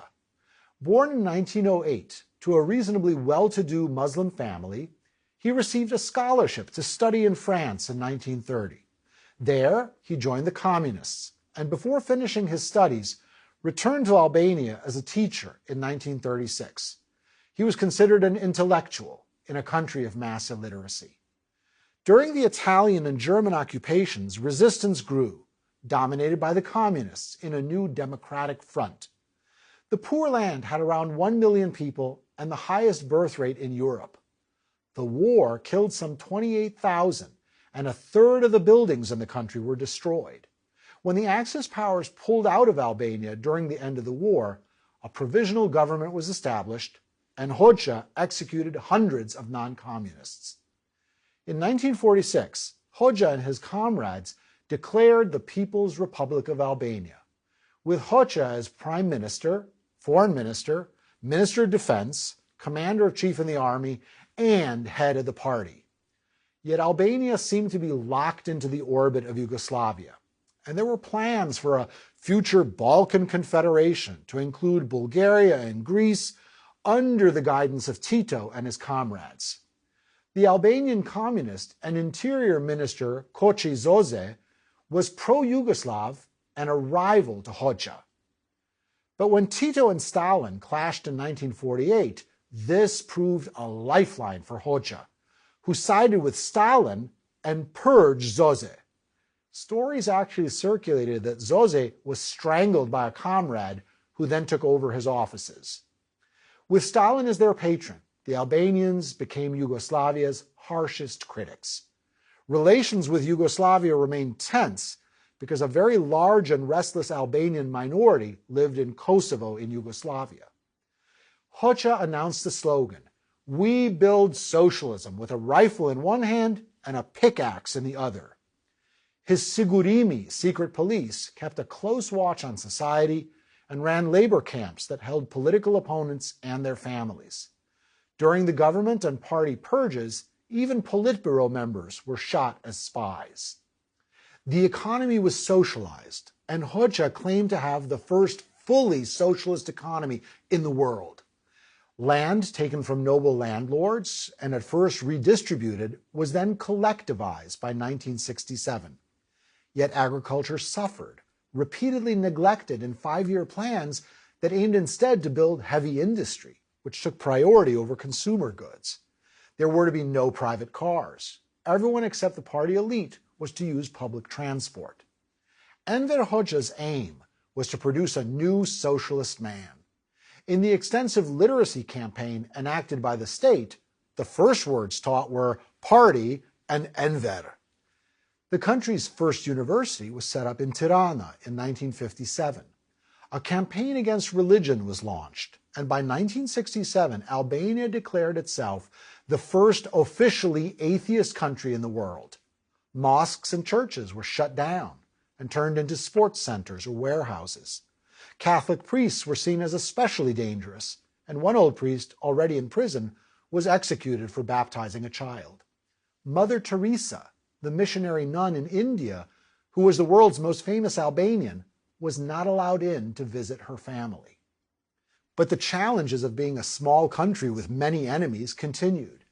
Deeply upset with Khrushchev's de-Stalinization, Hoxha openly broke with the Soviets in 1961. Hoxha denounced Khrushchev as a revisionist and as a counter-revolutionary clown, which was likely a brand new term in the rich vocabulary of factional abuse. Hoxha had even erected a Stalin statue in Tirana. It stood there until 1990, one of the last in Eastern Europe. When the Soviet Union invaded Czechoslovakia in 1968, Albania officially withdrew from the Warsaw Pact. With this, the Soviet Union's great rival, China, became Albania's new patron, providing loans and support. China enjoyed having an ally against the Soviets. When China launched its Cultural Revolution, Albania followed suit. Older literature was banned, and instead, operas about hydroelectric dams were favored. The country was largely closed off. Hoxha perceived Western hippie styles as somehow especially threatening. The few visitors to Albania who were men with longer hair actually had mandatory haircuts at the border. In nationalist tones, Hoxha declared, "Why should we turn our country into an inn with doors flung open to pigs and sows, to the long-haired hippies with their wild orgies instead of the graceful dances of our people?" In spite of this, Albania did have fervent supporters in the outside world, like Swedish writer and communist Jan Myrdal, the estranged son of 2 Nobel laureates, the economist Gunnar Myrdal and disarmament activist Alva Myrdal. Taking a break from praising Mao's China, Myrdal related his impressions of his Balkan visits in Albania Defiant in 1970. In that celebratory book, he admired the country and lauded Hoxha for not having a cult of personality, even while interspersing his own text with quotes from the man. Starting in 1967, Hoxha began a dramatic and concrete bunkerization program that made clear how he saw around him a world of enemies. This was to be a concrete embodiment of the communist nation at arms, squaring off against a hostile world and preparing for a final climactic battle. Hoxha built an imperialist revisionist blockade of more than 700,000 small, round, concrete pillbox bunkers to prepare for the global showdown that he expected. There were 24 bunkers per square kilometer in the country, so one for every 4 people. Today, these bunkers are called mushrooms by locals. They're hard to blow up and hard to use for anything in today's post-communist society, except a few preserved as museums. However, teenage lovers, who use them for whatever lovers do, jokingly call them zero-star hotels. In 1978, Albania even split from China as well, while also reneging on Chinese loans. It had now achieved perfect isolation. Hoxha died in 1985 at the age of 76 as the longest ruling dictator in Eastern Europe. Crowds came to view his body, screaming and crying. His statue was unveiled in Tirana and stood there until communism fell in Albania. A final fascinating case of national communism comes from Romania. In this country, a regime emerged that planned a grandiose monument to the splendors of its own rule. This was the projected luxurious palace of the people. In the 1980s, in Bucharest, the regime ordered the construction of the largest building in the world after the US Pentagon. Swaths of the old city were bulldozed, including historic synagogues and churches, to make way. When the leader, Nicolae Ceausescu, ceremonially laid the cornerstone for this building in 1985, it was to be a monument to his own era and greatness. As work proceeded nonstop on staircases and turrets and endless reception rooms, Ceausescu supervised every detail. It's estimated that it consumed a third of the country's budget, and yet it was never completed before the Ceausescus were toppled along with Romanian communism, and it still remains incomplete. The People's Palace proved emblematic of the nature of this megalomaniac regime. How did that regime evolve to such dizzying aspirations? Romania, further to the east of Albania, is traversed by the Carpathian mountain range and the Danube River, which runs to the Black Sea. Romanian is a Romance language, derived from the Latin spoken when this was Dacia, a province of the Roman Empire, which included the storied region of Transylvania. In the 19th century, Romania became a kingdom. During the Second World War, it fought alongside the Axis powers before switching sides late in the war. Afterward, with the Soviet army in occupation, Romania's relatively weak Communist Party found itself launched into power. At the same time, their movement was riven by rivalries between different factions, those who had stayed in Romania and those who had spent the war in exile in Moscow. After ruling in conjunction with a broader National Democratic Front for the first years after the war, by 1947, the Communists had eliminated their rivals and absorbed their socialist partners, camps filled with political prisoners. Romania's king abdicated in 1947, the Romanian People's Republic was declared, and power now lay with the party leader, Gheorghe Georgudeș. He removed his competitors in a purge in 1952 and held the top party and state posts. As a flexible strategist, he maneuvered Romania towards greater independence from the Soviet Union's patronage. When Comecon, the economic association headed by the Soviet Union, wanted allies like Romania to concentrate not on industry, but raw materials and agriculture, Georgudeș rejected the plan. In 1964, he instead asserted Romanian independence and the ideal of non-interference within the communist world. The course was now set for national communism, with the party presenting itself as the champion of the nation and the people, in tension with Marx's internationalist prescriptions. Upon Georgudeș's sudden death in 1965, his successor was Nicolae Ceausescu. Born into a peasant family and an early recruit to communist youth organizations in the interwar period, from 1967, Ceausescu built an intense personal dictatorship together with his wife, Elena, a true power couple for 22 years until their bloody end. Ceausescu assumed the top ranks in the party, state, and the army. He surrounded himself with flatterers who spoke of him in exalted terms and cultivated a personality cult, which was not easy to do because he was short, awkward, and a poor public speaker. Nonetheless, he was called the conducator, or leader, or the genius of the Carpathian Mountains, or the hero of heroes, or Marxism-Leninism in action. His period of rule was to be called the Years of Light. Ceausescu's trips to China and North Korea in 1971 really impressed him, and the choreographed reception ceremonies given him there gave him examples to imitate back home. 5 of Ceausescu's brothers were given top state and party posts. His wife was on the Council of Ministers and was put in charge of the scientific establishment, hailed as a great scientist and styled Academician Dr. Engineer Elena Ceausescu. Their son, Nicu, was put in charge of the Communist Youth Organization, and Nicu's wife was a member of the Central Committee. It's been estimated 50 relatives had government posts. As the Ceausescus groomed their offspring to take over, Romanians joked that this was not what Stalin had called socialism in one country. Rather, it was socialism in one family. The Ceausescus lived like royalty, with an estimated 70 houses, hunting lodges, and palaces. In a weird monarchical touch, when Ceausescu was inaugurated as president of Romania in 1974, he was actually presented with a ceremonial scepter.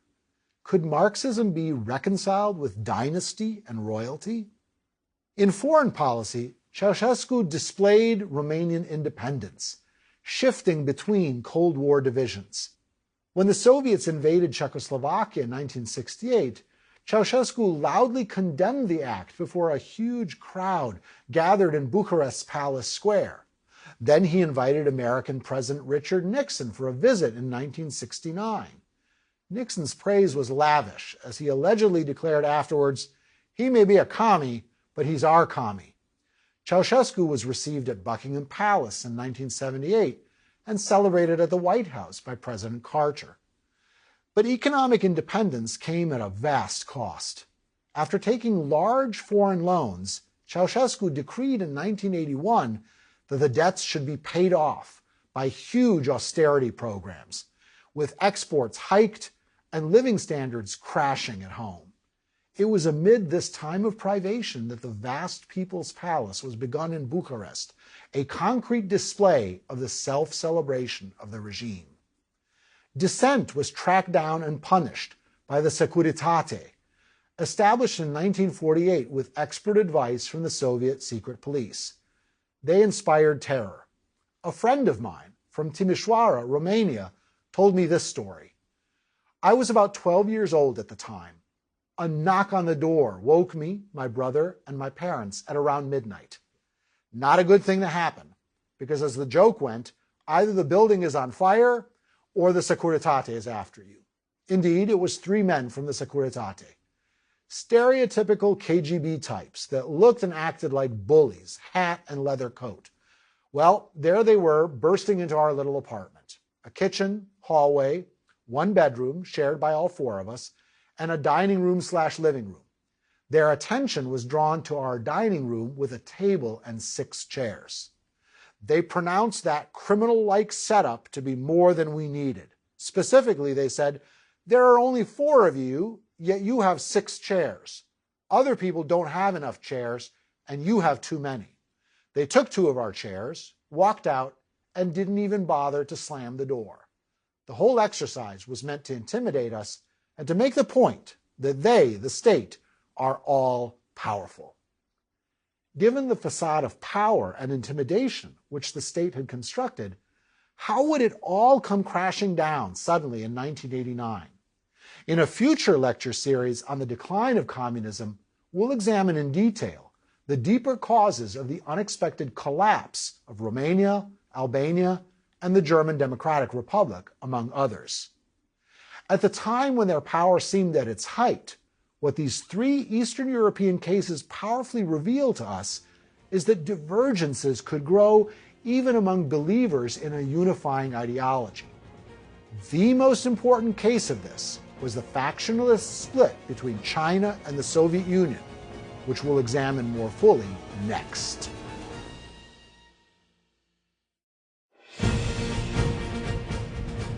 Lecture 8, Mao Zedong and Communist China. Some 200,000 Chinese have gathered in Beijing's Tiananmen Square, which means Gate of Heavenly Peace. Built in the Ming era, this is the entrance to the Forbidden City, the heart of state power. It is an old setting for a new event, one that promises modernity for China. Today, October 1st, 1949, the loudspeakers crackle to life, and all attention turns to one figure on the crowded rostrum. Atop the gate, Mao Zedong stands above the masses and proclaims the establishment of the People's Republic of China. Soviet emissaries look on with satisfaction. Then Mao presses a button, and the new flag of Communist China rises, a red banner with 5 stars. 4 of those stars, representing the social classes of the nation, flank the one bigger star, which represents the party, led by Mao. We consider here the role of one man in a world historical movement, the spread of communism to China's millions. First, for 2 decades, he struggled to bring his party to power, and then, after China went communist in 1949, he ruled that state for another 27 years, until 1976. Chairman Mao was hailed as the great helmsman and the savior of the Chinese people. Mao shaped China's experience of communism, which included vast losses of human life. In fact, the estimates of the death toll during his time in power often run to 20 to 40 million dead, some even higher. But how was it that China underwent revolutionary turmoil that by 1949 turned it communist? China is one of the world's most ancient civilizations. The country was first unified politically in 221 BCE and for a long time was among the richest countries of the world. Chinese emperors ruled from the celestial throne, reigning over all under heaven. All this was philosophically grounded in the ancient teachings of Confucius and other scholars on hierarchy, order, harmony. As the so-called Middle Kingdom, China seemed central and totally self-sufficient. Then, in the 19th century, came huge trauma, as China went from being the indispensable Middle Kingdom to a victim of imperialism. Britain fought a series of opium wars to force China to accept their drug trade. In the 1842 Treaty of Nanjing, Britain opened China, forcing the creation of treaty ports where foreigners were active under their own laws. The British also grabbed Hong Kong, which they would hold until 1997. During this chaotic time, China's agonies were on a scale that was unknown to the rest of the world. From 1850 to 1864, the Taiping Rebellion took perhaps 20 million lives. By comparison, the U.S. Civil War took over 600,000. A profoundly depressing sense of weakness set in when even Japan started conquering China in 1894 to 1895. During the Boxer Rebellion of 1899 to 1901, European imperialists and Japan and the U.S. intervened to crush a nationalist uprising. It was unclear what kind of revolution would erupt, but it seemed to many young people that only revolution of some sort could save China to find a way to modernize. Old China was crumbling, and the Qing dynasty, which had ruled since 1644, was teetering. In 1912, the Qing emperor and his ruling system were toppled, and a republic was instituted. But the republic proved weak. Warlords imposed their rule in the provinces, and imperialist encroachments continued, particularly in the form of renewed Japanese invasions.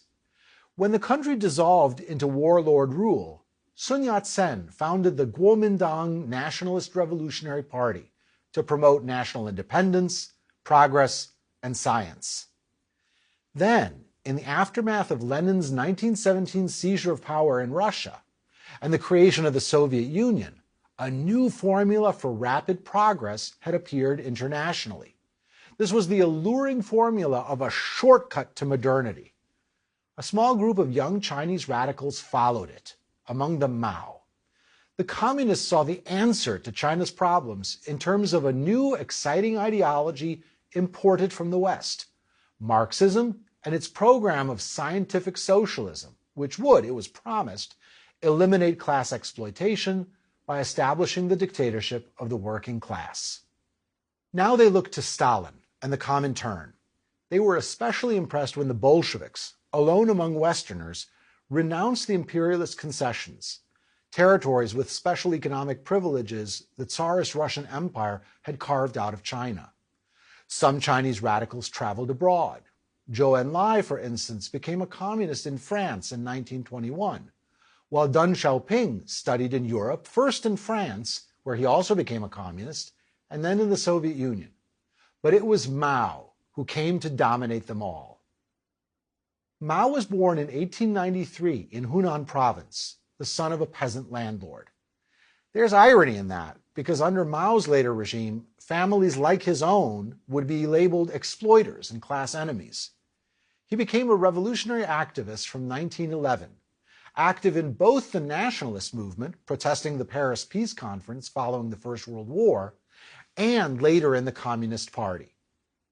With Comintern encouragement and financial help, Chinese radicals from Peking University and others founded the Chinese Communist Party, or CCP, in July 1921 in Shanghai. Among them was Mao, a young assistant at the university library. At first, the Kuomintang and the CCP worked together on the orders of the Comintern. The Comintern's judgment was that China was not ready yet for a proletarian revolution, but needed first to undergo much more development. General Chiang Kai-shek, a leader of the Kuomintang, had visited Moscow to study the Bolshevik system and seemed a firm ally. But then, in March 1926, Chiang purged all communists from Kuomintang positions. By 1927, the Comintern reversed its policy and the earlier allies fell into conflict. Chiang attacked communists, destroying them in the Shanghai Massacre of April 12, 1927, and hunting them down in other urban areas. Communists needed to pull back to peasant regions. Mao became chairman of the Chinese Soviet Republic, established in Jiangxi in 1931.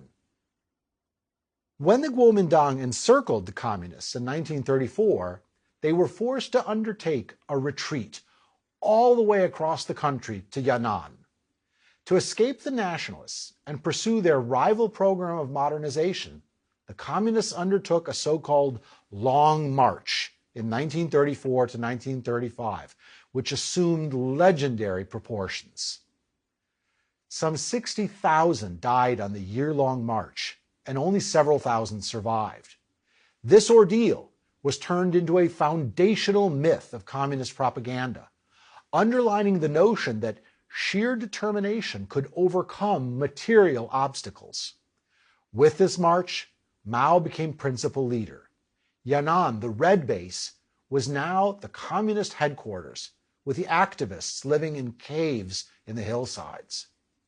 During the march, and then once established in Yan'an, Mao also worked to eliminate and purge his rivals within the movement, denouncing them as Trotskyists, which drew the support of Stalin.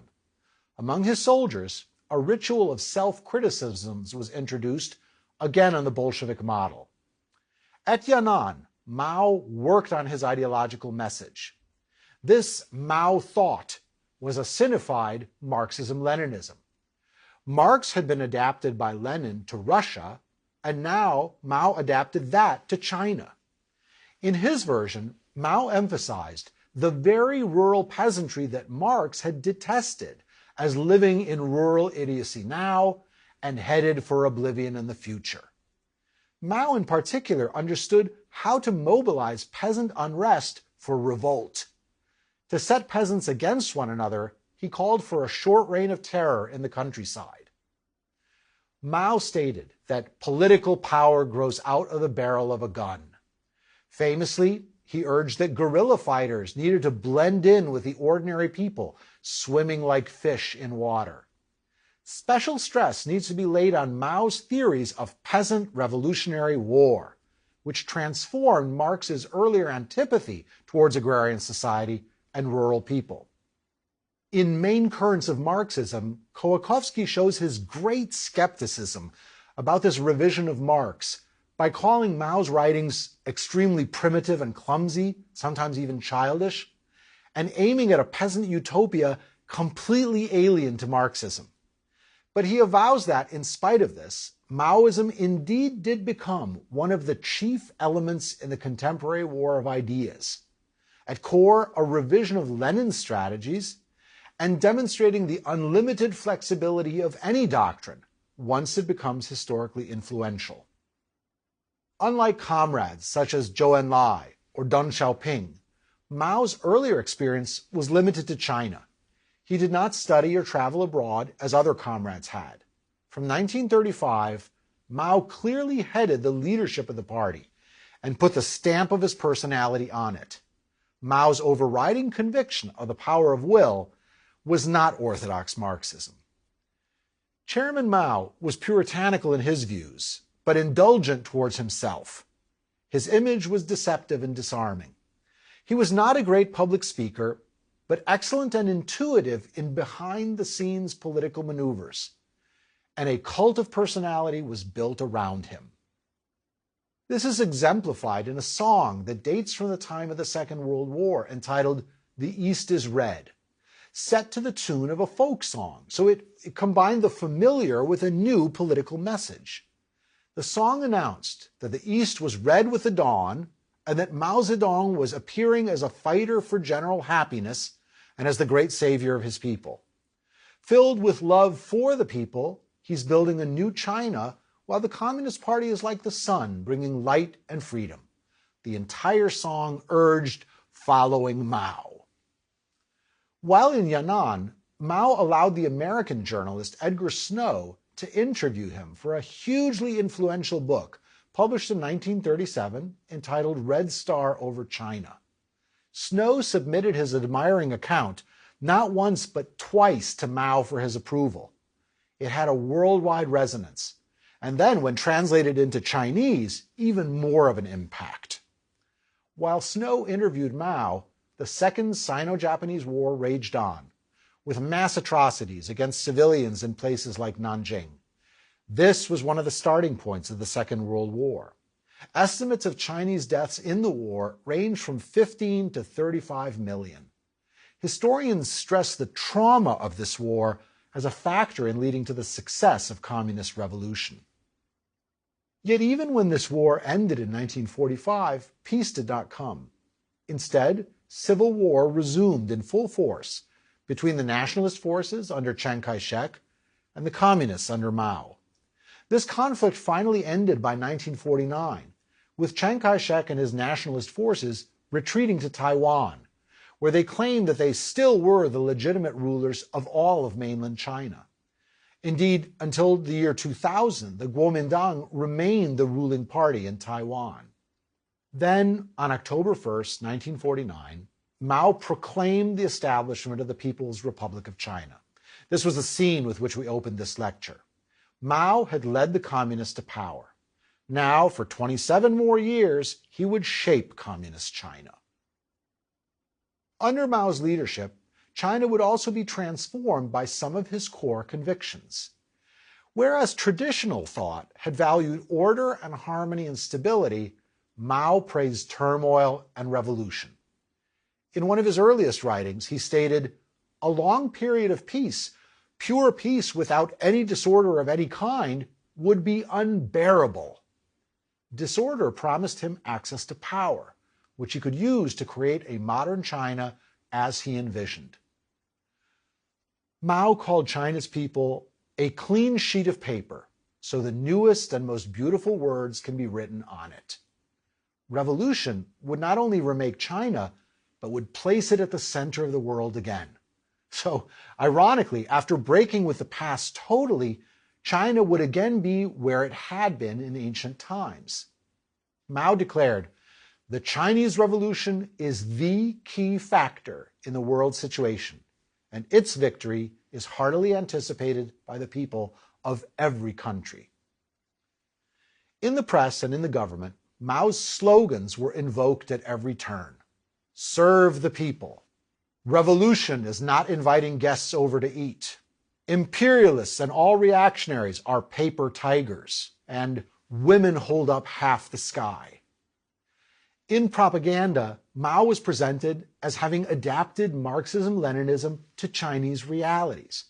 Rather than dogmatically and slavishly following earlier models, Mao was said to have sinified Marxism in a pragmatic way. Yet in practice, the transition to imposing new communist rule over so vast a country and civilization was wrenching. Mao later admitted that 800,000 people were liquidated in the first 5 years: nationalists, landlords, and officials.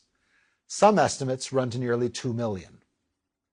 After an initial New Democracy policy, modeled on Lenin's New Economic Policy, Mao now commanded collectivization, following and perhaps seeking to surpass Stalin's campaigns against the kulaks. In the countryside, peasants were ordered to denounce and attack their more prosperous neighbors and landlords.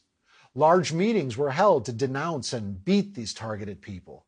Their property was seized, and they were labeled class enemies, a taint that would blot their family name for generations. Next, farmers were reorganized into communes, their grain going to the state at prices set by the government. By 1956, collectivization was complete, and private markets had been abolished, replaced by state control, including over industry and enterprise. Activists agitated for radical social change, working to eliminate illiteracy, foot binding among women, and traditional medicine, to replace all of these with a modern social organization. They also launched attacks on the past and traditional life, banning songs and opera, destroying temples, plowing over ancestral graves. Western missionaries were expelled. Waves of purges in the cities and among government offices took place. Endless meetings communicated the new expectations. A new ethos was to be inculcated. A phys ed teacher later recalled how he had been lectured by a leader about the correct attitude. He was told, in order to be in good standing, it requires very little. Every day, in front of everyone, you must passionately dust the portraits of the great leaders. Never openly disagree with the leadership, just listen to what others say and say the same thing. Most importantly, China was to be industrialized. The first 5-year plan was launched in 1953. The Soviet Union was the model for development. A common slogan of the 1950s was, "The Soviet Union's today is our tomorrow." At the same time, however, Mao was determined to outdo the Soviets. In an economic strategy called Rash Advance, ambitious quotas and targets were set very high to imitate what in the Soviet Union had been celebrated as the distinctive Bolshevik tempo. To succeed, Mao felt that he needed both to have feedback and constructive criticism, and to be sure of the total loyalty of his party. In the 100 Flowers campaign of 1956 to 1957, Mao encouraged open discussion, saying, "Let 100 flowers bloom and 100 schools of thought contend." This seeming liberalization lured forth dissidents, whom Mao then attacked. 1 million party members were purged in the repression that followed. Historians still debate whether Mao was sincere in inviting criticism and only then horrified by the dissent that appeared, or whether it had actually been his cunning plan all along to flush out those who were lacking in fanatical conviction. This was the prelude to the Great Leap Forward of 1958 to 1961. The plan was announced in 1958 as a radical revolutionizing of the country.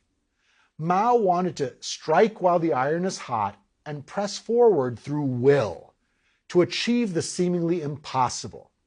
Official slogans promised hard work for a few years, then 1,000 years of happiness.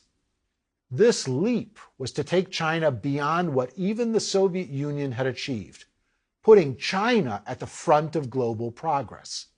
The Great Leap Forward was to be even more radical than Stalin's Great Break of 1929 to 1932. China was to overtake Britain and then, as Mao promised, even become 4 United States. But the biggest prize was to arrive at the historic stage of communism, which even Stalin had not done. Mao mused that China might reach it by 1973, or even as early as 1961. The calculation kept changing. Subordinates of Mao more cautiously projected 30 to 40 years to reach communism, and that would have been around the year 2000.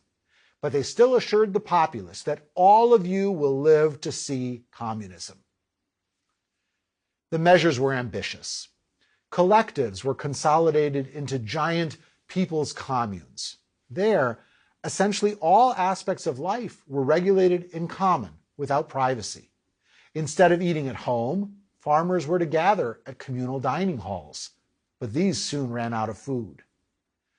Schemes to jumpstart industrialization included creating countless miniature forges throughout the country, and then collecting kitchen utensils like woks from private households and melting them down for the metal. 1 million such forges were built, producing useless ingots. To transform the environment itself, the state ordered a mass campaign against sparrows, which were hunted to stop them eating crops in the field. But the loss of the birds, which had in fact eaten harmful insects, then led to bug epidemics. Also, the fraudulent agricultural ideas of Lysenko, celebrated in Stalin's Soviet Union, were copied in China. Seeds were planted too close, supposedly to allow them to cooperate in growing. Deep plowing was meant to unlock the riches of the soil, but instead destroyed the fields. Harvests failed. If they did not get results, province party leaders were declared to be members of anti-party cliques, sabotaging the promised prosperity. An estimated 3.6 million party members were purged as suspect. To get approval from Mao, local officials reported record grain harvests. They were then congratulated, and then the grain was expropriated, which led to mass starvation. So in many ways, Stalin's Holodomor, or terror famine in Ukraine of the 1930s, was replicated here. By 1960, famine was raging, and cases of cannibalism were recorded. Desperate farmers stripped bark from trees, stole grain or sweet potatoes to devour in secret, or even ate clay just to fill starving stomachs. This cataclysm left up to 40 million dead, starved, or killed in repressions. After only 10 years in power, they caused the biggest famine in Chinese history. It may in fact be the biggest famine in human history. It has been estimated that the Soviet Union and China together account for 80% of the famine deaths of the 20th century. By October 1960, the project was abandoned, but recovery was slow and the commune structure remained in place. Mao's reputation, however, was severely damaged within the party. Amazingly, the famine was hidden from the outside world, simply not reported on. Also, incredibly, it was hidden to an extent within China, where the government labeled it the 3 years of economic difficulty. Later, officials explained they thought that the famine had ravaged only their own areas, not everywhere. A full picture was difficult to get. Only in the last 2 decades has this traumatic event been studied and openly discussed in China. In this context, I want to recommend a searing, astonishing book titled Tombstone by Yang Jishun. Yang is not a professional historian, but a journalist who over 20 years set out secretly to collect documents and memories of witnesses about the famine, as a memorial to his adoptive father who died in the famine of 1959, and to all the other victims. It was published in Hong Kong in 2008, but not in the rest of China. In painstaking and tragic detail, Yang relates the record of province after province. Yang argues it was the political system itself which made the famine inevitable, following a chain of logic. The system's character Yang calls totalitarian, without a corrective mechanism, which means that the system is a far more critical factor than an individual leader. Parallel to the internal chaos of the Great Leap Forward came an international factional crisis that split what had theoretically been the united communist camp. To begin with, China's main ally had been the Soviet Union, a partner in spreading global revolution and standing together against capitalist powers. In 1950, with Stalin's approval, China intervened in the Korean War, and fierce fighting raged between American and Chinese soldiers in this frozen arena of the Cold War. But then, communist fraternity broke down, with the two largest communist states in the world increasingly hostile to one another. Stalin pressured Mao to do more to help North Korea. Mao keenly resented being treated as a junior partner. When Mao visited Moscow to sign the Sino-Soviet Treaty of Friendship, Alliance, and Mutual Assistance in 1950, he had been made to wait for weeks before his official audience with Stalin. After Stalin's death, and after de-Stalinization, Mao increasingly despised the Soviet Union and was convinced that the revolutionary torch had been passed to China. Khrushchev's 1956 secret speech appalled Mao. He had never enjoyed being subordinate to Stalin, but this was worse, questioning the established traditions of communist rule. Moreover, Mao's own authority might be called into question, as he had been Stalin's protege and now claimed to have taken over his role as the world leader of communism. If collective leadership became the new model in communism, Mao would be downgraded.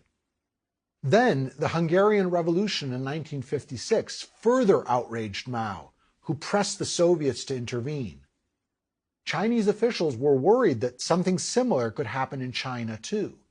Indeed, in 1959, there was an uprising in Tibet, which had been incorporated by conquest into China in 1950.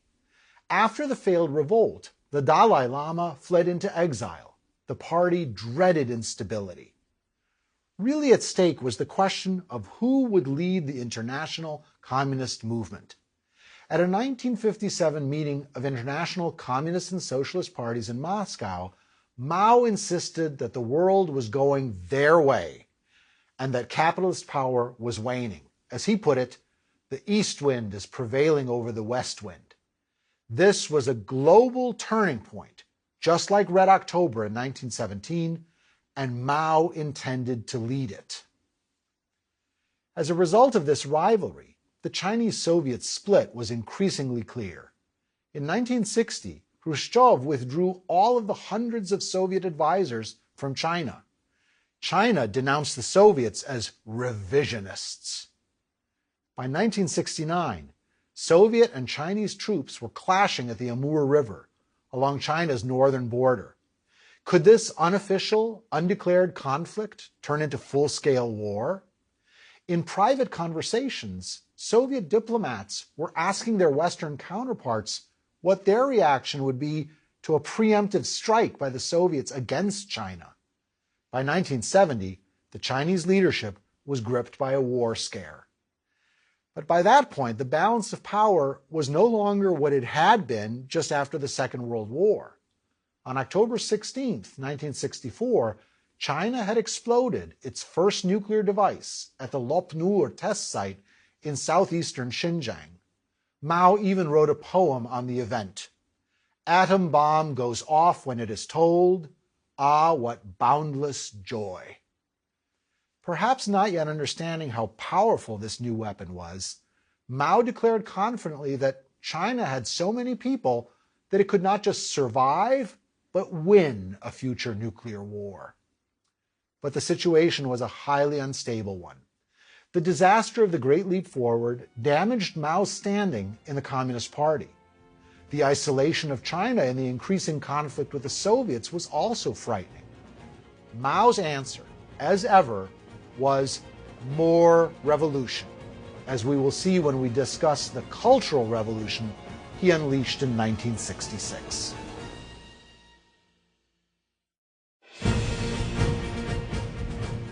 Lecture 9. China's Cultural Revolution.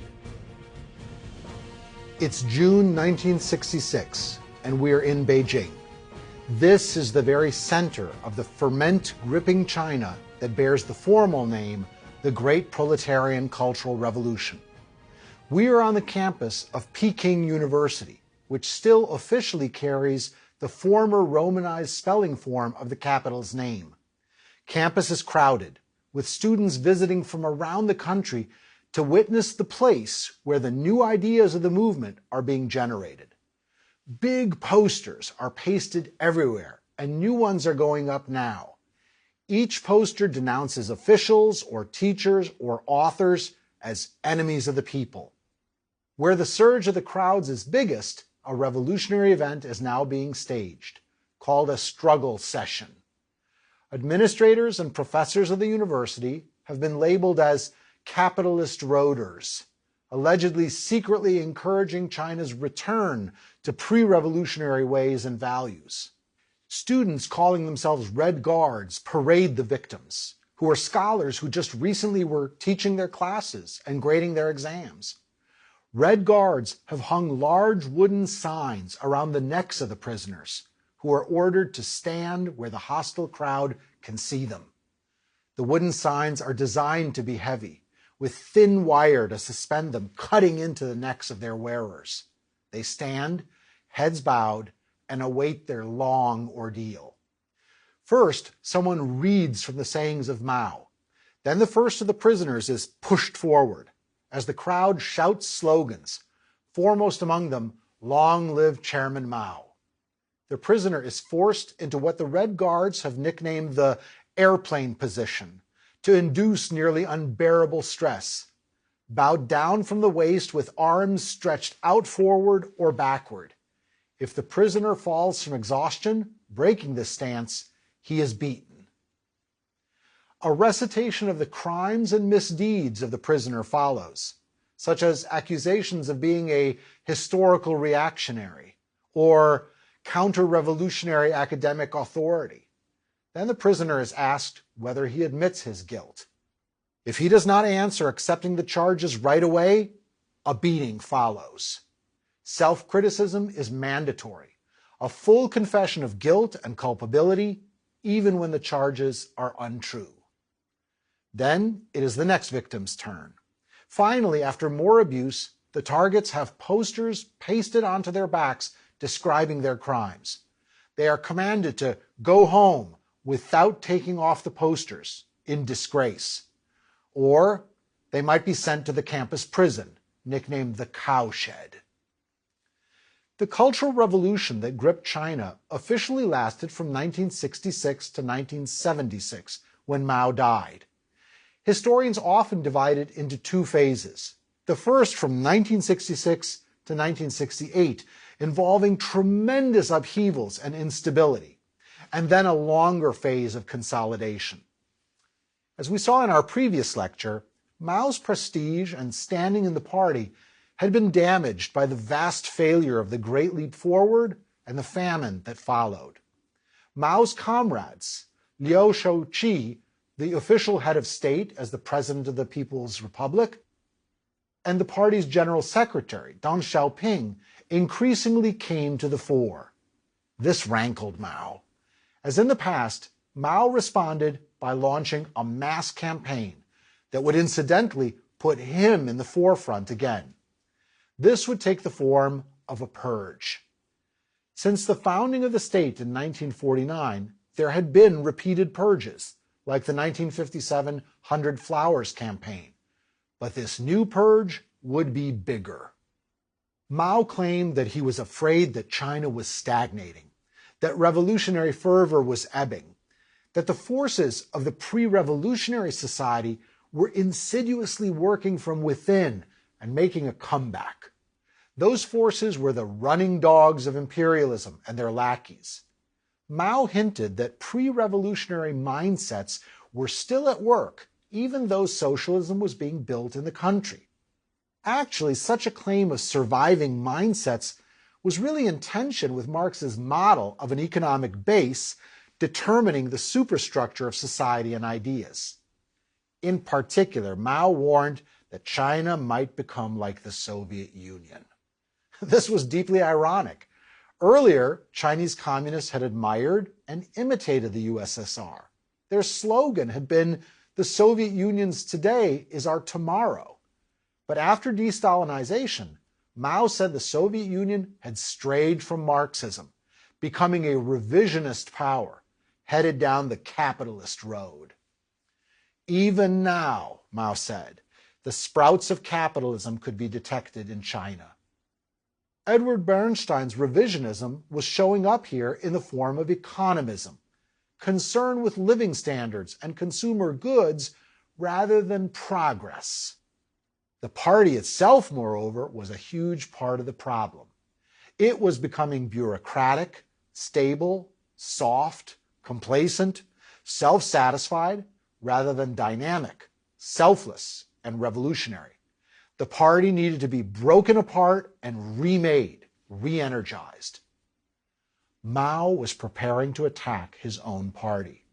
Some historians suggest that Mao was also concerned about his own legacy, having seen what happened to Stalin after his death. Amid such intimations of mortality, there was not a moment to lose. From 1966, Mao sought to regain the initiative by encouraging a new youth movement to move against established party officials, teachers, and elders. For 2 years, Mao prepared methodically and then launched his plan. Big posters denounced the party leadership at Peking University. Enemies of the people were accused of trying to move China over to the capitalist road. Among them, senior party officials who just happened to be Mao's rivals. A smaller group of party leaders, including Mao's wife, Jiang Qing, supported this campaign. Mao announced, "It is right to rebel against reactionaries." And this was a signal to his activists, the so-called Red Guards.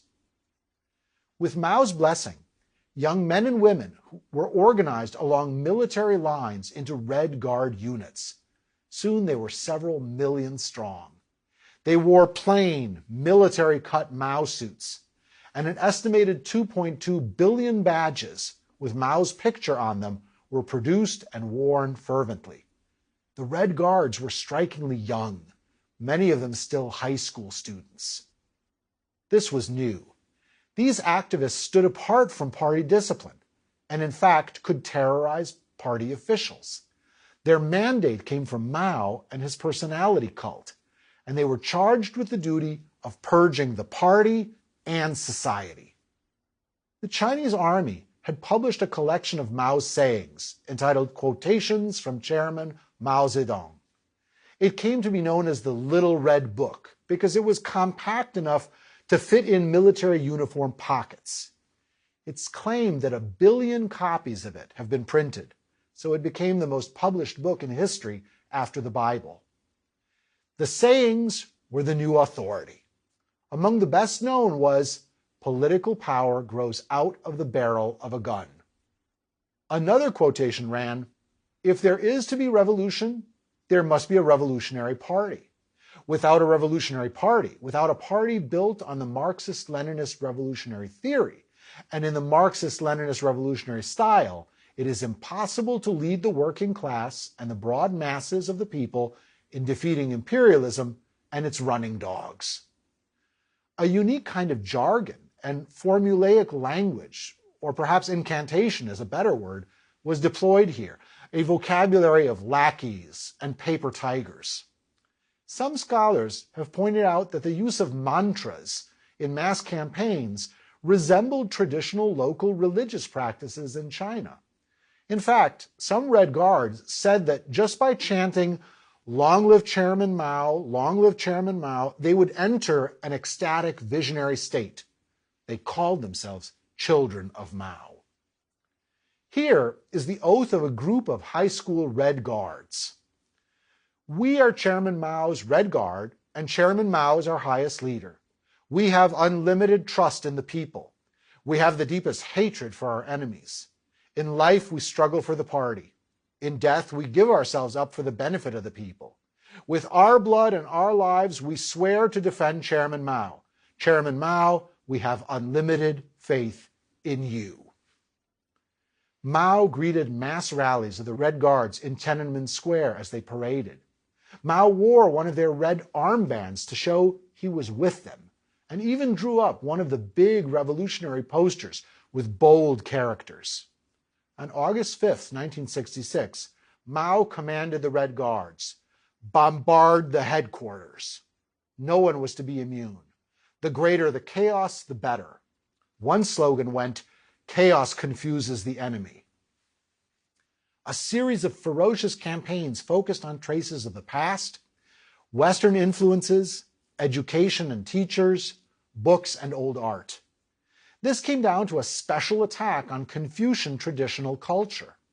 Red Guards destroyed museums and temples. The four olds were to be obliterated. They were old thought, old culture, old customs, and old habits. Confucius and his durable tradition in China were identified with feudalism and a past that needed to be totally overcome. He was called the feudal mummy. Key philosophical texts were burned. The Red Guards even did anti-Confucius dances. Then, in fall of 1966, Red Guards from Beijing targeted the ancestral home of Confucius in Chufu County, Shandong Province. They trekked out there, calling their force the Revolutionary Rebel Liaison State to annihilate the old curiosity shop of Confucius. Working hard for weeks, they smashed the cemetery where Confucius was buried among his kin, the Kong family mansion, and the Temple of Confucius, which had honored the native son. Then the Red Guards wrote a letter to Mao, declaring, "Dearest Chairman Mao, 100,000 members of the revolutionary masses would like to report a thrilling development to you. We have rebelled. We have leveled the grave of Confucius. We have smashed the monuments extolling the virtues of feudal emperors and kings." In a total break, centuries of traditional culture and Confucian values were to be replaced by Mao Zedong thought, which would be a brand new modernity. The regime did not speak of a separate Maoism as such, but rather presented Mao Zedong thought as the correct Chinese culmination of Marxism-Leninism. And in place of the earlier culture and arts, official government-approved operas and songs were championed by Mao's wife, Jiang Xing, a former actress herself who became a cultural arbiter of what was permitted. The Red Guards terrorized all those they defined as enemies of the people. Anyone who had ties with the West, educated people, middle-class people. The text of a Beijing poster announced their agenda. "Capitalist landlords, respected gentlemen and ladies, you are bastards, sons of bitches. Before liberation, you sucked our blood and sweat, fed off our flesh and blood. You are truly maggots, leeches. Today, on behalf of the broad masses of workers, peasants, and soldiers, we open fire on you." People were classified by their inherited class background. Especially demonized were those called the 5 black elements: landlords, more prosperous peasants, counter-revolutionaries, criminals, and those defined as rightists. Such targeted individuals were publicly humiliated and abused as a way of making everyone complicit in the torments. Schools and universities were shut down as education ground to a halt, and teachers and professors were ritually humiliated. There are countless examples, but let me give you just 2. Yan Zhongwen was a deputy principal at the elite Beijing Normal University's girls' school, and before that, she'd long been a communist. She became one of the first victims of the Cultural Revolution in the so-called Red August of 1966. She was denounced by her own students, led by Song Binbin, the daughter of a party official. Bian was beaten for 3 hours by her own students with the legs of school desks and kicked until she died. Or here's another case. In Anhui province, a 16-year-old boy named Zhang Hongbin remembered that his mother had earlier said harsh things about Mao, so he confronted her. When she burned a picture of Mao, he informed on her as a counter-revolutionary. She was arrested, and 2 months later, she was shot. Across the country, suspects were denounced and arrested. Killings became common. The Laogai camps, the Chinese version of the Soviet Union's Gulag labor camps, filled with 1 million people who were to be re-educated, reformed through hard labor. That, in fact, is the meaning of the abbreviation Laogai, reform through labor. These camps continue to exist today. In cities, villages, communes, schools, factories, ordinary people were forced to participate in public rituals of self-criticism to show the proper revolutionary consciousness. Party Secretary General Deng Xiaoping and other rivals of Mao were purged, in particular Liu Shaoqi, earlier assumed to be Mao's likely successor. The family of China's current president, Xi Jinping, was also affected by the purges. His father purged, the family home ransacked. Xi has been quoted saying that the experiences of the Cultural Revolution shaped his deeper understanding of politics. Many suicides followed as an escape from these ordeals, including Xi's own sister.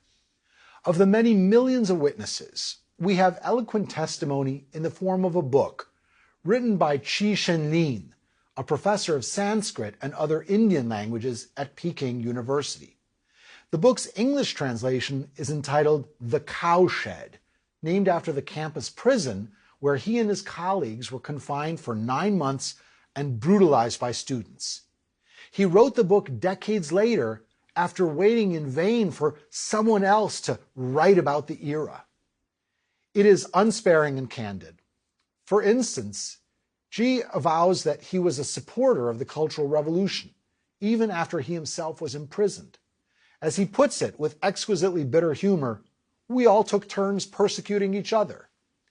He had participated in the first struggle sessions on campus, glad that he was not the one being brutalized.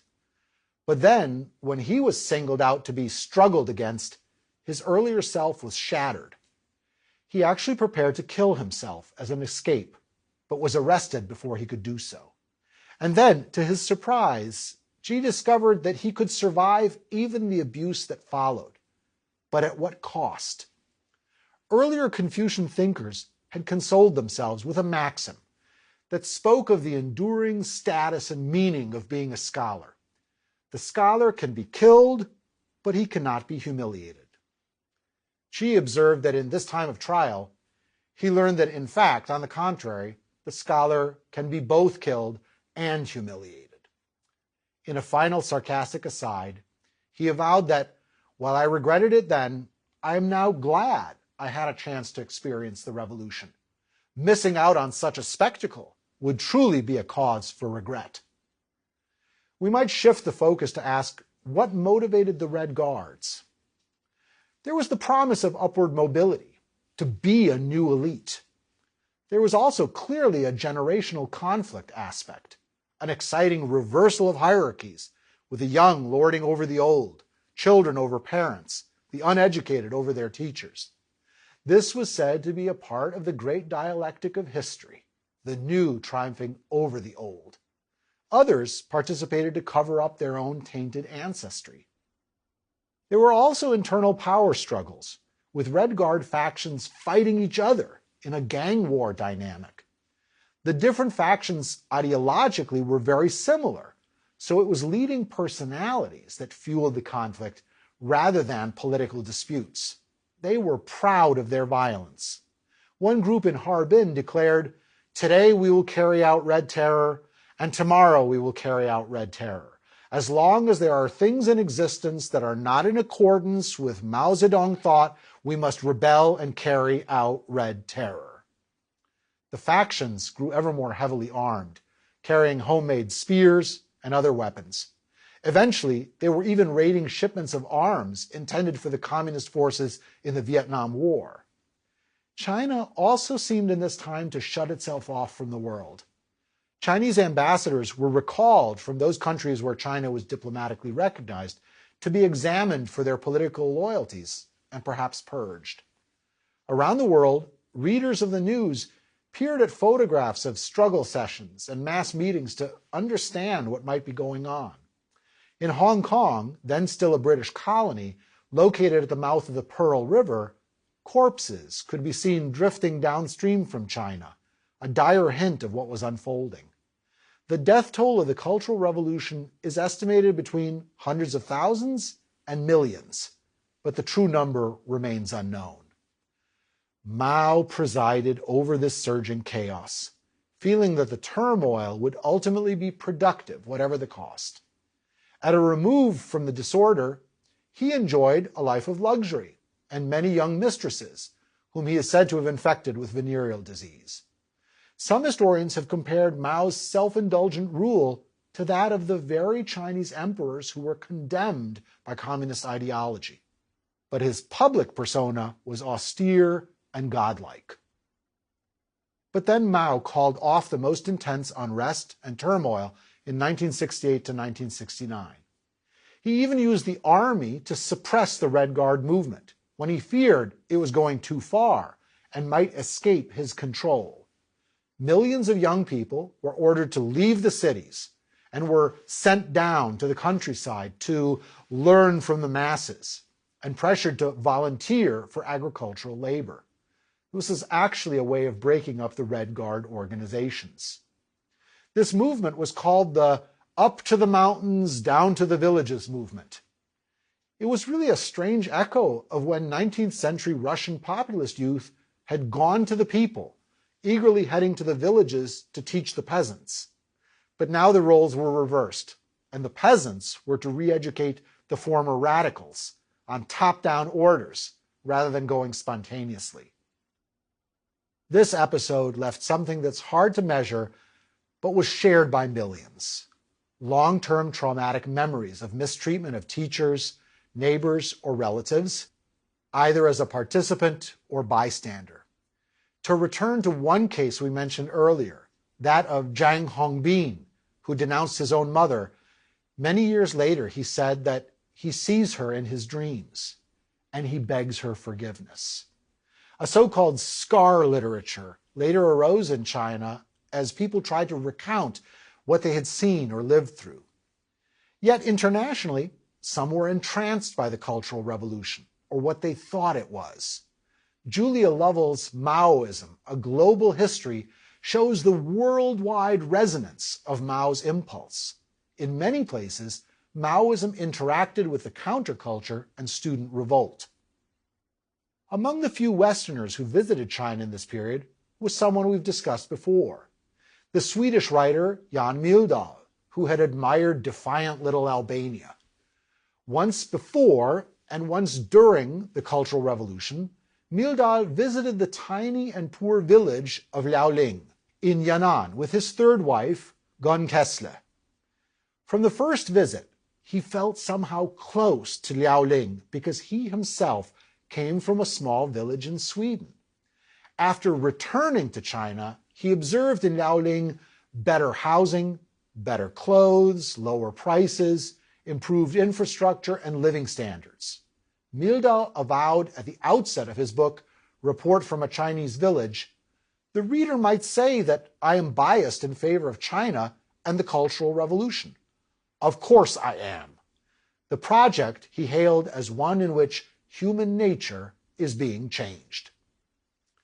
But then, in a bizarre turn of events, even as the second or consolidation phase of the Cultural Revolution was unfolding, international developments rendered obsolete some of the crisis atmosphere that had fired the movement.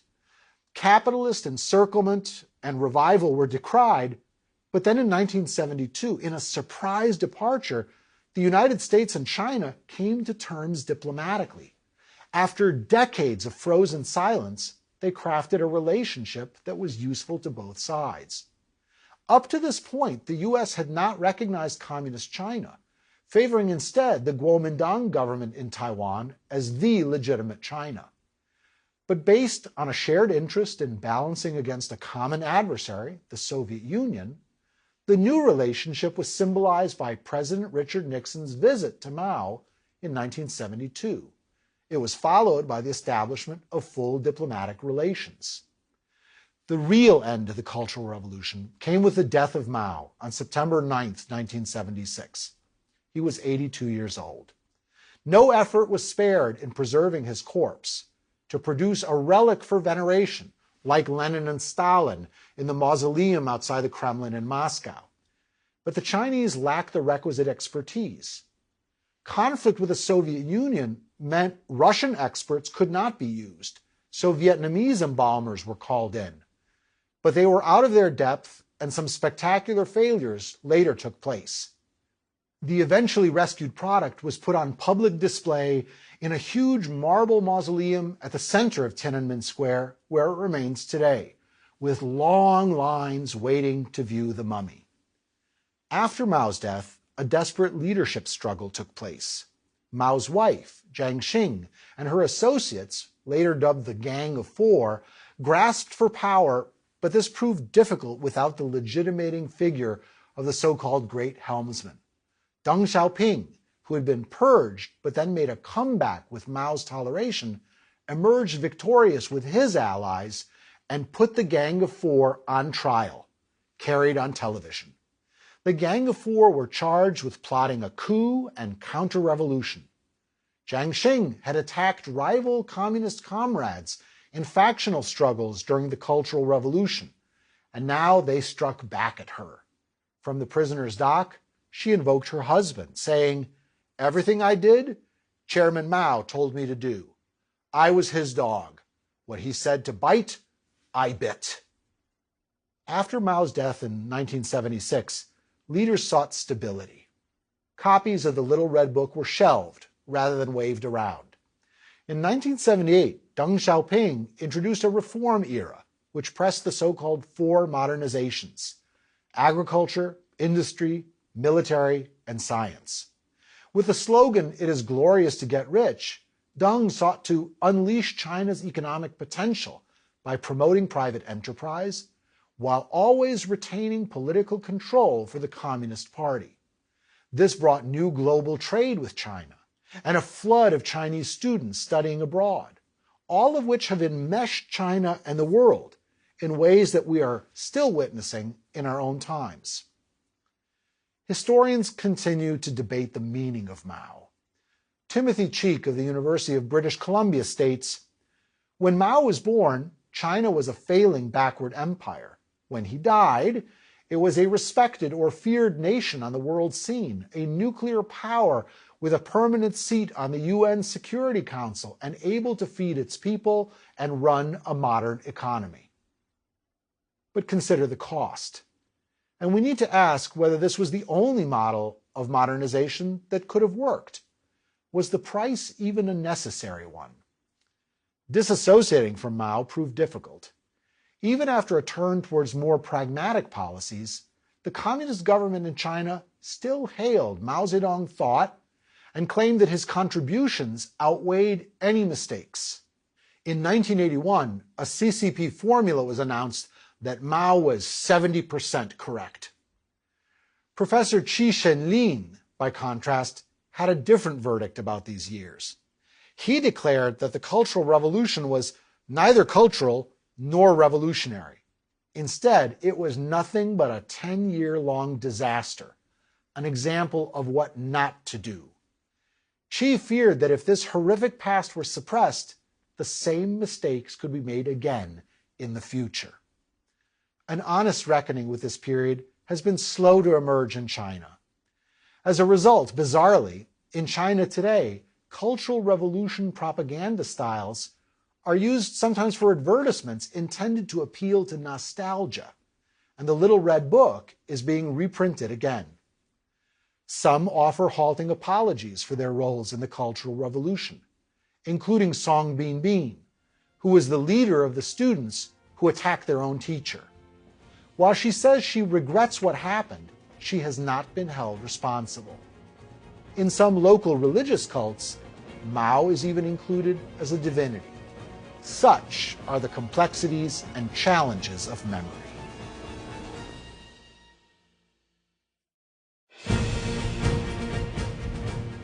Lecture 10. Dynastic Communism in North Korea. We stand on one of the most dangerous and heavily armed places on our planet, with the absurdly inaccurate name the Demilitarized Zone between North and South Korea. 2.5 miles wide, demarcated by barbed wire and patrol roads and guards on both sides, the zone is dotted with some million landmines. The DMZ is a relic of the Korean War, which erupted in 1950 and was suspended by a ceasefire in 1953, but with no peace settlement. Even today, the DMZ teeters between renewed war and peace.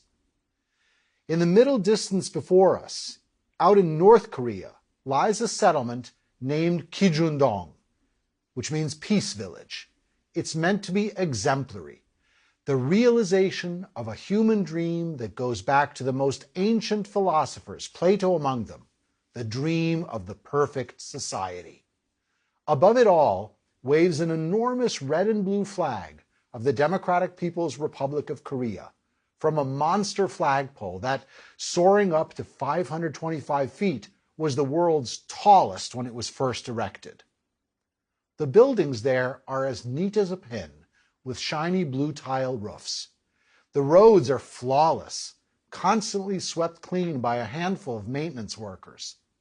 Only a bustling population is lacking in this perfect scene. It is meant to testify to the modernity of North Korea, the state that owns the future, and to lure potential defectors from the South. As darkness falls, lights appear all at once in the tower blocks in the distance. It seems they have been timed to come on automatically. A keen observer would notice also that light streams from windows at the top of high-rise buildings, but the bottom windows are darker, suggesting that there are no floors inside, but only hollow space. Windows on some buildings appear to have no glass in them. Kijundong was built by communist North Korea directly opposite a real, pre-existing South Korean farming village, Daesondong, or Freedom Village, set among rice fields in this very dangerous real estate. The villages are a mile apart. Each village is an ideological reproach to the other, a showcase for propaganda. The flagpole in the north was built to outdo one in the south. For many years, loudspeakers on either side have blasted sounds across the DMZ. The North Koreans' amplified message invites defectors to the north, telling them they are most welcome to come to the perfect peace village. At other times, it plays communist operas and marching music. The South Koreans respond with weather reports and slickly produced K-pop, perhaps even Gangnam Style. In times of diplomatic détente, the loudspeakers are turned off, but when tensions rise, they get cranked up again. In this lecture on communism in Asia, we focus on a unique case, that of the last remaining Stalinist state in the world. Though other regimes still avow communism, they have substantially moved away from earlier practices, even if the vocabulary remains. Also, bizarrely, this is the first instance of the establishment of a communist dynasty, with rule passing down over 3 succeeding generations in the Kim family. The final aspect of special note here is that, like the inevitable competition between East Germany and West Germany during the Cold War, this case is also a laboratory for comparison.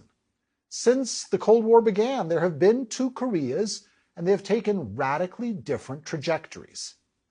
This is evidenced in a famous satellite photo of the peninsula by night, which shows different levels of access to electricity. And by another statistic, after World War II, all of Korea was devastated, but only in South Korea did prosperity take off dramatically. In fact, estimates from 2019 to 2020 suggest that North Korea has only 5% or less of the GDP of the South, which by contrast, according to the IMF, was the world's 10th richest economy, with companies like Hyundai, Kia, and Samsung. From the same starting point, South Korea ended up one of the richest countries in the world, North Korea one of the poorest. South Korea began with an authoritarian system and moved towards democracy, while North Korea settled into brutal repression and isolation, becoming the hermit kingdom. How did that happen? Korea was formed in the pre-modern period from a band of contending states. In earlier periods, it had often been in China's cultural orbit, from which it got its Confucian philosophical background. Korea was annexed by Japan in 1910 as part of Japan's foray into modern imperialism. Brutal occupation was followed by war and liberation. After World War II, Korea was to become again a united independent country, but with the Cold War came division along the 38th parallel. As in the German lands in Europe, two separate states were declared. In 1948, South Korea emerged under American patronage. North Korea was established with Soviet guidance, with the official title Democratic People's Republic of Korea, with its capital in Pyongyang. Then, with Stalin's go-ahead, North Korean leader Kim Il-sung invaded the South on June 25, 1950, to forcibly unify the country. When U.S. and United Nations troops repelled the invasion and advanced northward, China intervened. To this day, the Korean conflict is unjustly called the Forgotten War in the U.S. Before the ceasefire in 1953, the war claimed 3 million dead, left untold devastation, and left the border again at the 38th parallel as before the conflict. But without a formal peace treaty, a tense standoff has endured for more than half a century now. That 148-mile demarcation strip called the DMZ runs between the Koreas, and over 28,000 U.S. troops are stationed there as a tripwire to deter invasion from the north. Inside the strip is what amounts to a nature preserve. The standoff continues. Today, North Korea remains a massively militarized state, spending an estimated 30% of GDP on one of the world's largest armies. In fact, estimated to be the fourth largest, with 1 million men under arms. That is out of a population of around 26 million in a country the size of Mississippi. It also has nuclear weapons, which it rattles periodically to be a factor in world politics. There are anxieties about those nukes and whether North Korea might pass them to other international groups or countries. In a dysfunctional economy, North Korean missiles and weapons are some of the few things it can export. While vast outlays were spent on the military, the civilian population's needs were relegated to a lesser role, at least for ordinary people without party privileges or higher military rank. Medical care was declared free, but it was not available. Indeed, with natural disasters and the breakdown of the government-controlled economy and distribution system in the mid-1990s, famine racked the land, killing an estimated 2 to 3 million. Let us turn to discuss leaders and ideology. It has been said that what was crafted in North Korea is the most extreme example of personality cult on record.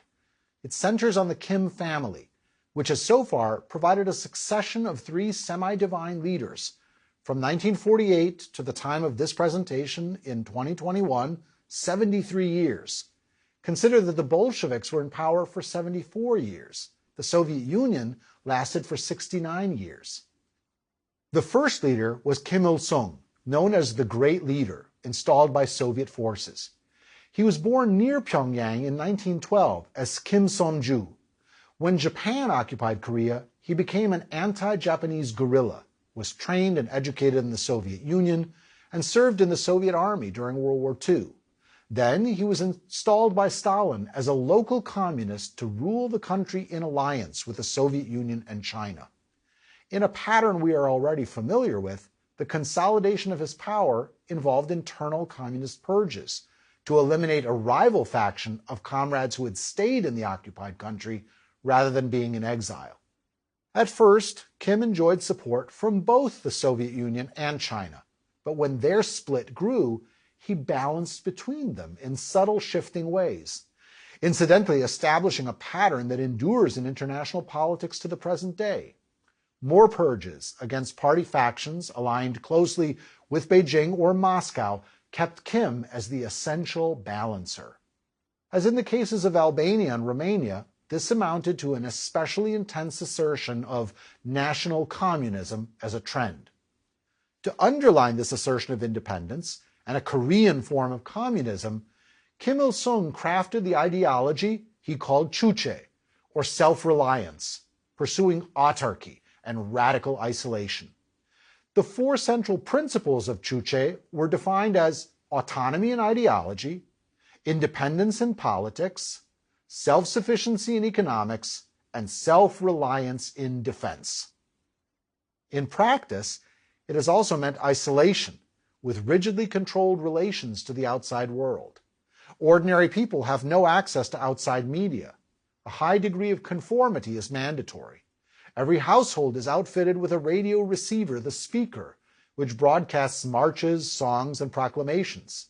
Speakers cannot be turned off or stations changed. The streets of towns and cities have blaring loudspeakers for official announcements. Settlements feature special study rooms dedicated to the leader and Juche thought, and one needs to wear special socks to enter these study rooms, highlighting their almost religious aura of veneration. Adopted from Mao's China, the self-criticism ritual features prominently in social life. Being contrite about failings and pledging to correct them is a sign of continuing loyalty, pledged again and again. Above all, life in North Korea is oriented toward the cult of personality, or perhaps cults, because a sequence of leaders has been enshrined one after the other. One defector, Kang Chu-ran, author of The Aquariums of Pyongyang, relates from his childhood an astonishing detail. Kang recalls that children like him were convinced their leaders were like gods, and that as higher beings, they did not urinate or defecate. He called them perfect beings, untarnished by any base human function. In his daily routine as a child, in the portraits of their paternal faces, I found comfort and all that was protecting, kindly, and self-assured. On the obverse, those who did not obey authority and conform would be sent to concentration camps, along with their extended families, ostensibly to be re-educated through hard labor and suffering. A dozen prison camps resembling the Soviet Gulag were established, holding up to an estimated 1 million. The inmates were subjected to awful abuse. "Your hands are handcuffed behind your back," said one survivor, "and then they hang you so you would not be able to stand or sit for up to 4 days. There are no people watching you. There is nobody. And you can't stand, you can't sleep. If you are hung like that for 3 days, you urinate, you defecate, you are totally dehydrated." This torture was the most painful of all tortures. It was so painful that I felt it was better to die. The existence of these camps itself is a huge factor in creating fear, because they are family camps. This intense repression also emphasized family with the concept of familial responsibility for the behavior of relatives, their guilt tainting 3 generations. In The Aquariums of Pyongyang, Kang also relates his 10-year ordeal in the camps, a boy imprisoned together with his family from 1977 to 1987. Even in these camps, the self-criticism ritual, resembling those of Mao's Cultural Revolution, was the order of the day. Kang describes it. The wrongdoer would step onto the platform, his head bowed, and launch into his self-criticism with a foolproof formula such as, "Our great leader commanded us," or "Our dear leader has taught us." The offender then cited one of the head of state's great thoughts, relating either to culture, youth, work, or study, depending on the offense committed. A typical criticism went something like this. At the famous conference of March 28, 1949, our great leader stated that our youth must always be the most energetic in the world, in terms of both work and study. But instead of heeding the wise reflections of our respected comrade, Kim Il-sung, I twice arrived late for roll call. I alone was responsible for this tardiness, which demonstrated neglect for the luminous reflection of our great leader. From now on, I will wake up a half hour earlier and make myself equal to the task of fulfilling his orders. I will renew myself and become a faithful warrior in the revolution of Kim Il-sung and Kim Jong-il. Then, having finished self-criticism, the targeted individual next criticizes someone else, and they have to respond with self-criticism. Even this closed society sought to project outward an appealing image of ideological promise and modernity.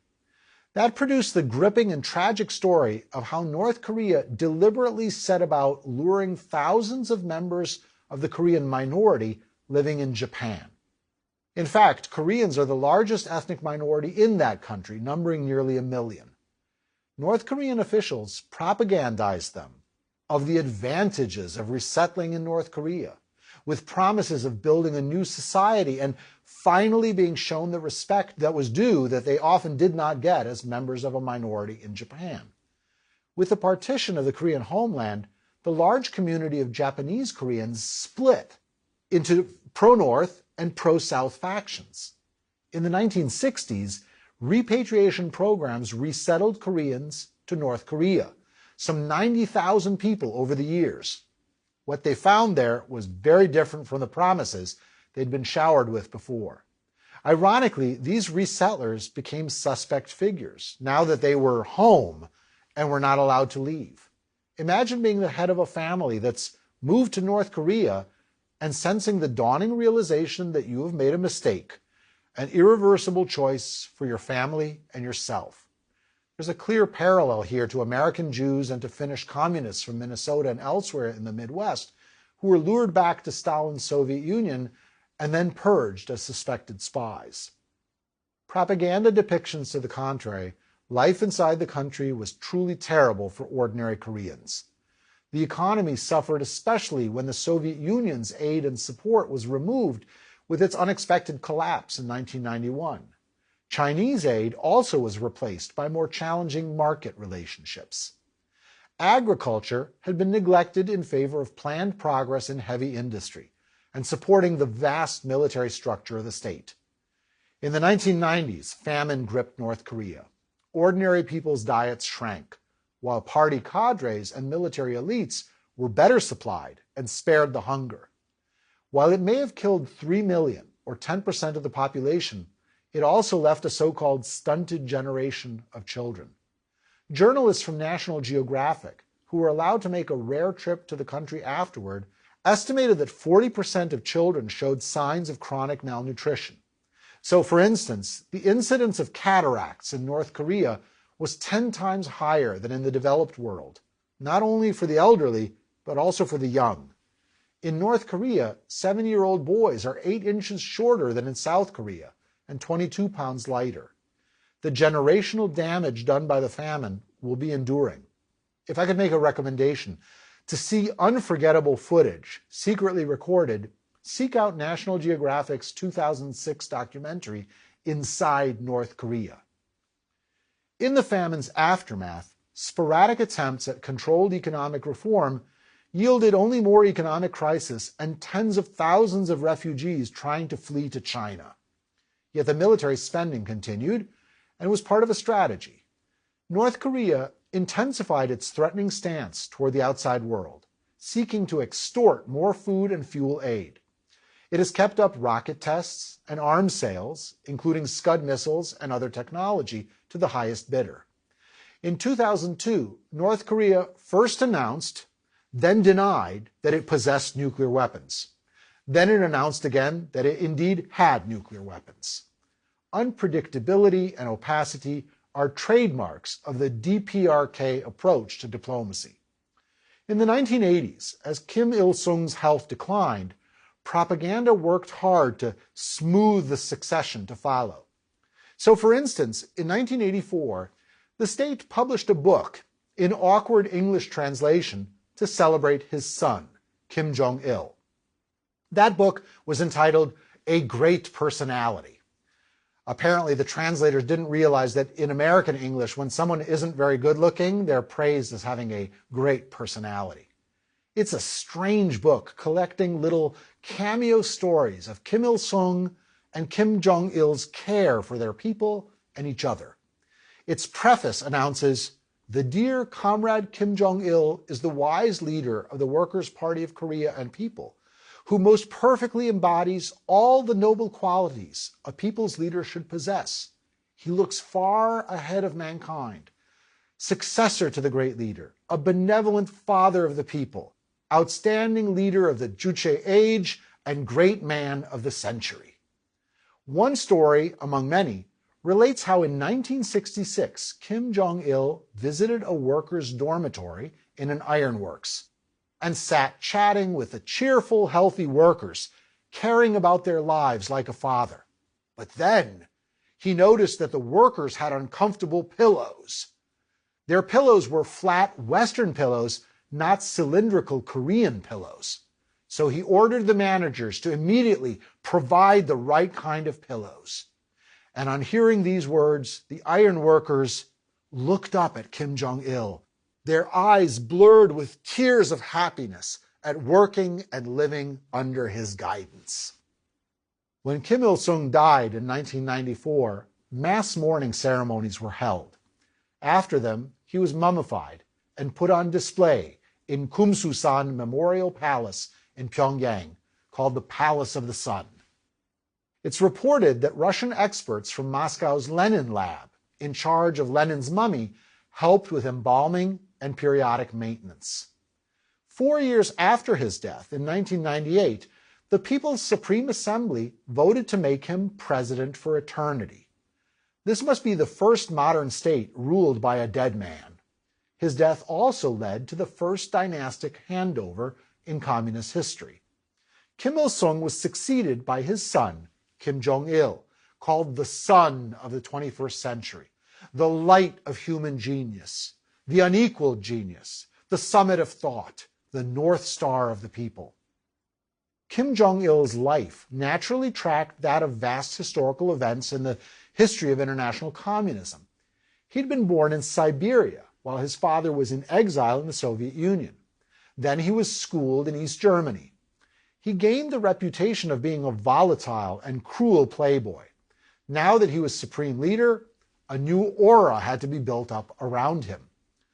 Elaborate cults of leadership were built up around both leaders, father and son, dead and living. The posthumous veneration of Kim Il-sung expressed itself in omnipresent statues, mass parades, and calisthenics displays. The new leader was celebrated in flower shows of specially cultivated blooms called Kim Jong-ilia. Out of nowhere, Kim Jong-il and a government camera crew might descend on a factory or a film studio to offer unsolicited, on-the-spot advice, a ritual meant to showcase his universal genius. A severe image of command and self-sacrifice hid a private life of lush self-indulgence. Like many other dictators in history, Kim Jong-il was an avid film enthusiast. In fact, he styled himself a talented, inspired director, and even ordered the kidnapping of a South Korean actress and a film director for his own entertainment. His love of film contained a cruel paradox. In a country where viewing a foreign video could be punished with 4 years of hard labor, he was said to have a private movie collection of 20,000 titles. His luxurious living included a fleet of 100 imported limousines, and for a time, he was said to be the world's largest customer of Hennessy cognac. Then, in 2011, Kim Jong-il died. Vivid media reports showed mass grief and hysterics among crowds in Pyongyang.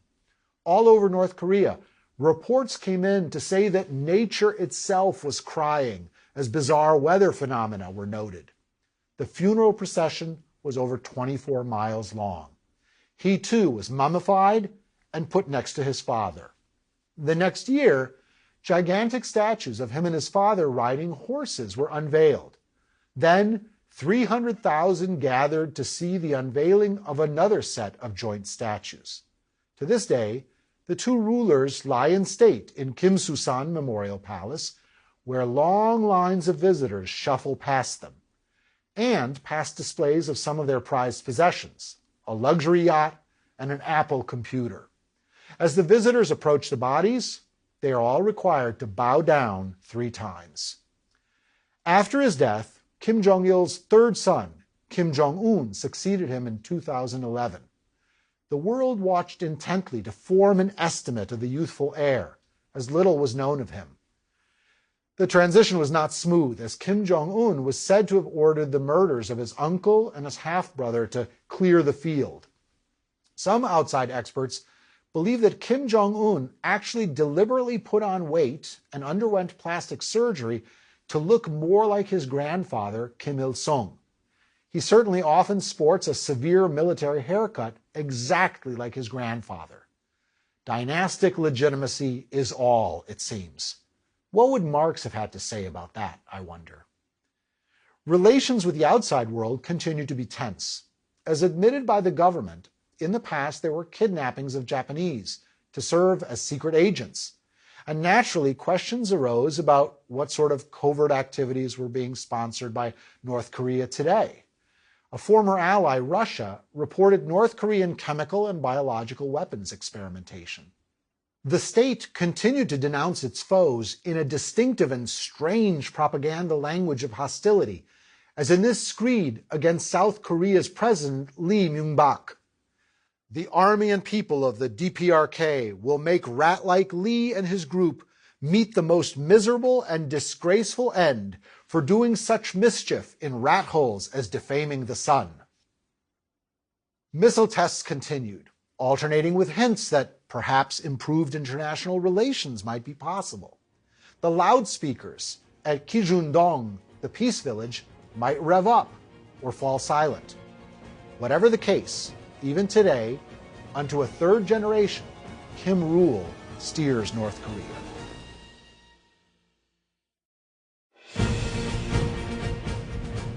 Lecture 11. Ho Chi Minh and Vietnamese Nationalism. We were in Paris in 1920, a city that still bears the scars and sorrow of the recently ended First World War.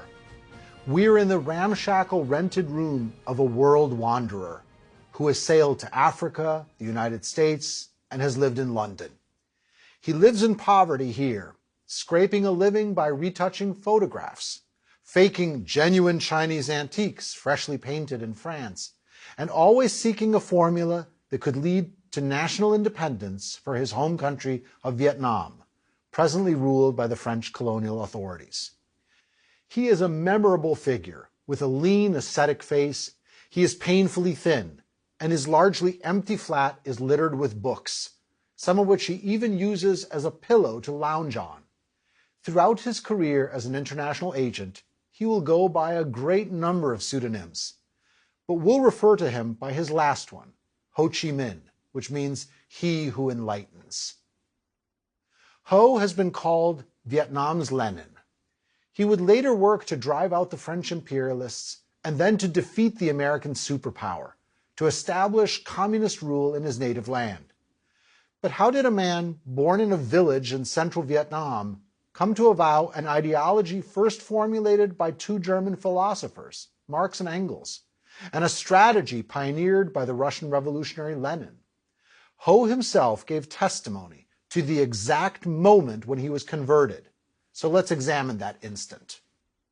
He knew of the Bolshevik seizure of power, but remembered, "I supported the October Revolution only instinctively, not yet grasping all its historical importance.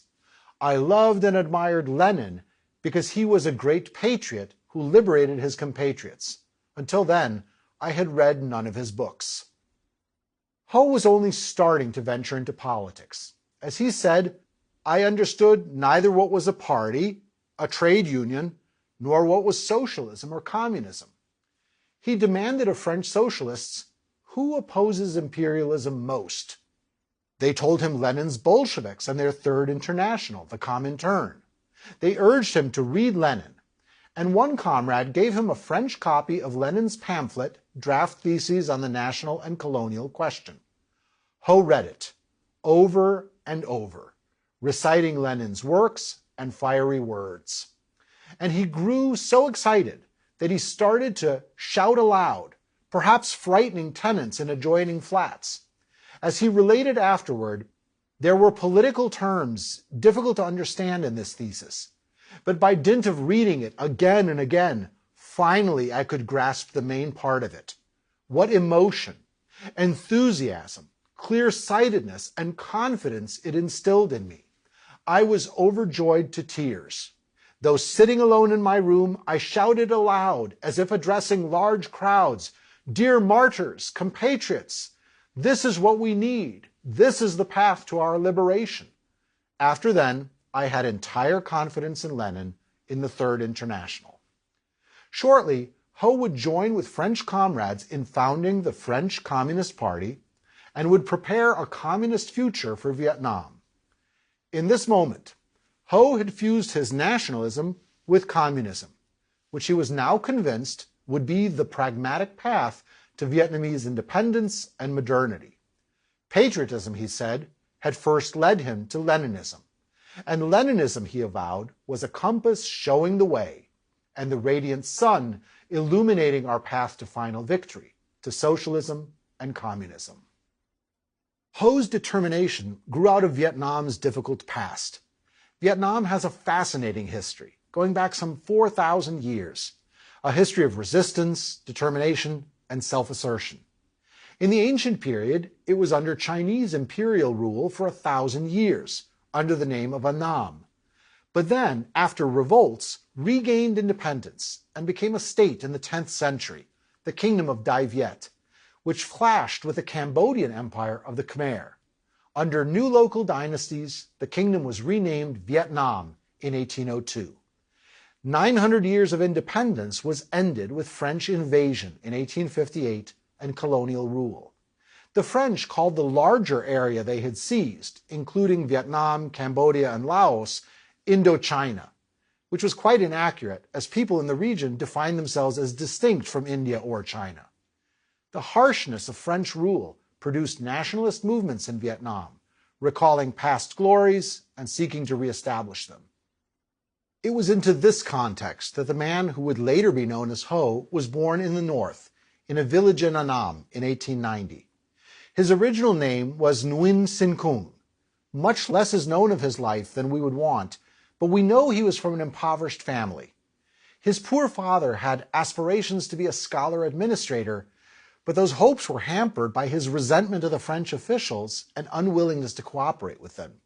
Kung became a school teacher, and then, seemingly on the spur of the moment, in 1911, at the age of 21, he took a job as a cook on a French ship to see the world, escaping his imprisoned homeland, which he would not see again for 30 years. And see the world he did, in the process learning French, English, Russian, Thai, Cantonese, and several other Chinese dialects. For 3 years, he sailed around the coasts of Africa and then to North America, visiting Boston and New York. It's unclear whether he visited San Francisco, as some sources hint. New York impressed him greatly. The subways and skyscrapers, the sheer modernity of the place. After Ho's ship docked in Hoboken, New Jersey, he trekked into Manhattan, to Chinatown, where he could talk with locals in Cantonese. In 1913, he gave up the sea and went ashore to London. There he worked in the kitchens of the famous Carlton Hotel, where the renowned chef Auguste Escoffier was impressed with the young man and promoted him to pastry-making duties. What an alternative history beckons here, where the future ruler of Vietnam instead becomes the celebrated creator of delicate eclairs and madeleines. But that was not to be. While the First World War raged, the restless young man moved to Paris, where he might agitate among Vietnamese who had been drafted for military service. There, while working odd jobs, he took yet another pseudonym, Nguyen Al Quoc, or Nguyen the Patriot. When peace came, he petitioned the Treaty of Versailles negotiators for reforms in Indochina, but was entirely ignored. How much of what followed could have turned out differently if U.S. President Woodrow Wilson and his colleagues had taken note and applied self-determination more evenly and broadly? We opened this lecture with Ho's conversion to Leninism. In 1920, when radical socialists split from their moderate colleagues, Ho was among them, voting to found the French Communist Party, and he gave impassioned, impassioned speeches demanding independence for Vietnam. Increasingly, he was treated by comrades as an expert on Asia and a leading communist. Then, in 1923, Ho was ready to travel to the Soviet Union to meet his idol, Lenin. But it seems that Lenin died in January 1924 before Ho had a chance to encounter him in person.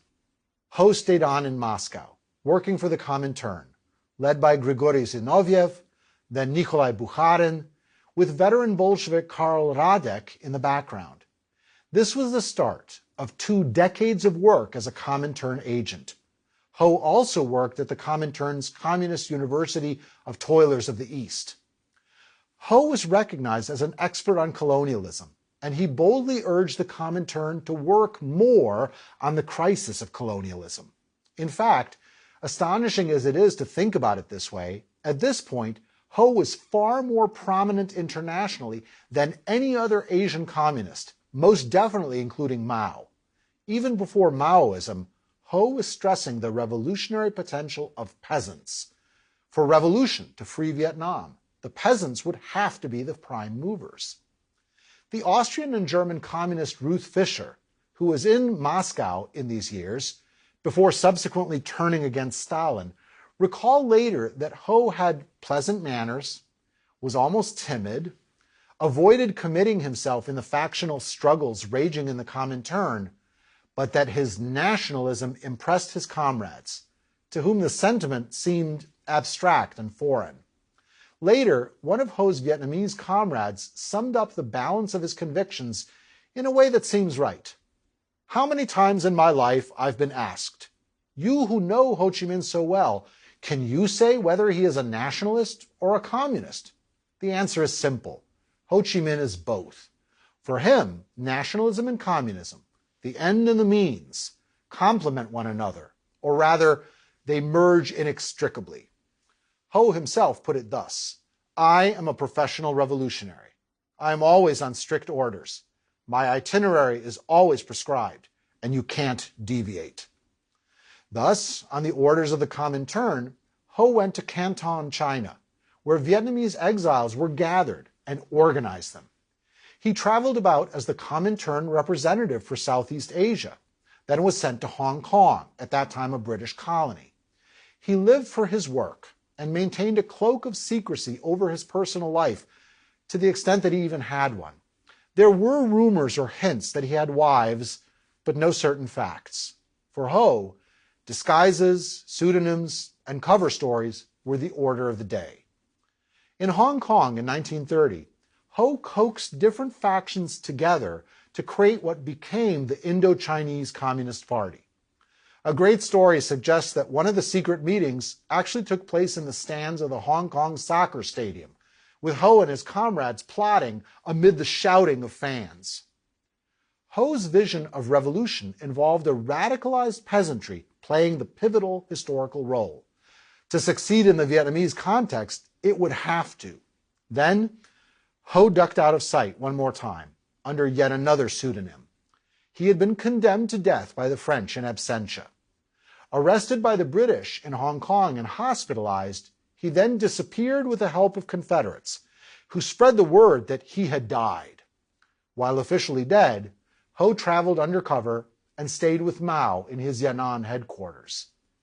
With the chaos of the Second World War, Ho was ready to re-emerge. This time, around 1941, he would go by his most famous revolutionary pseudonym, Ho Chi Minh, he who enlightens. In short order, Japan conquered Vietnam and undermined French colonial rule. Vietnamese communists rallied a guerrilla movement called the Viet Minh, short for a Vietnamese phrase meaning League for the Independence of Vietnam.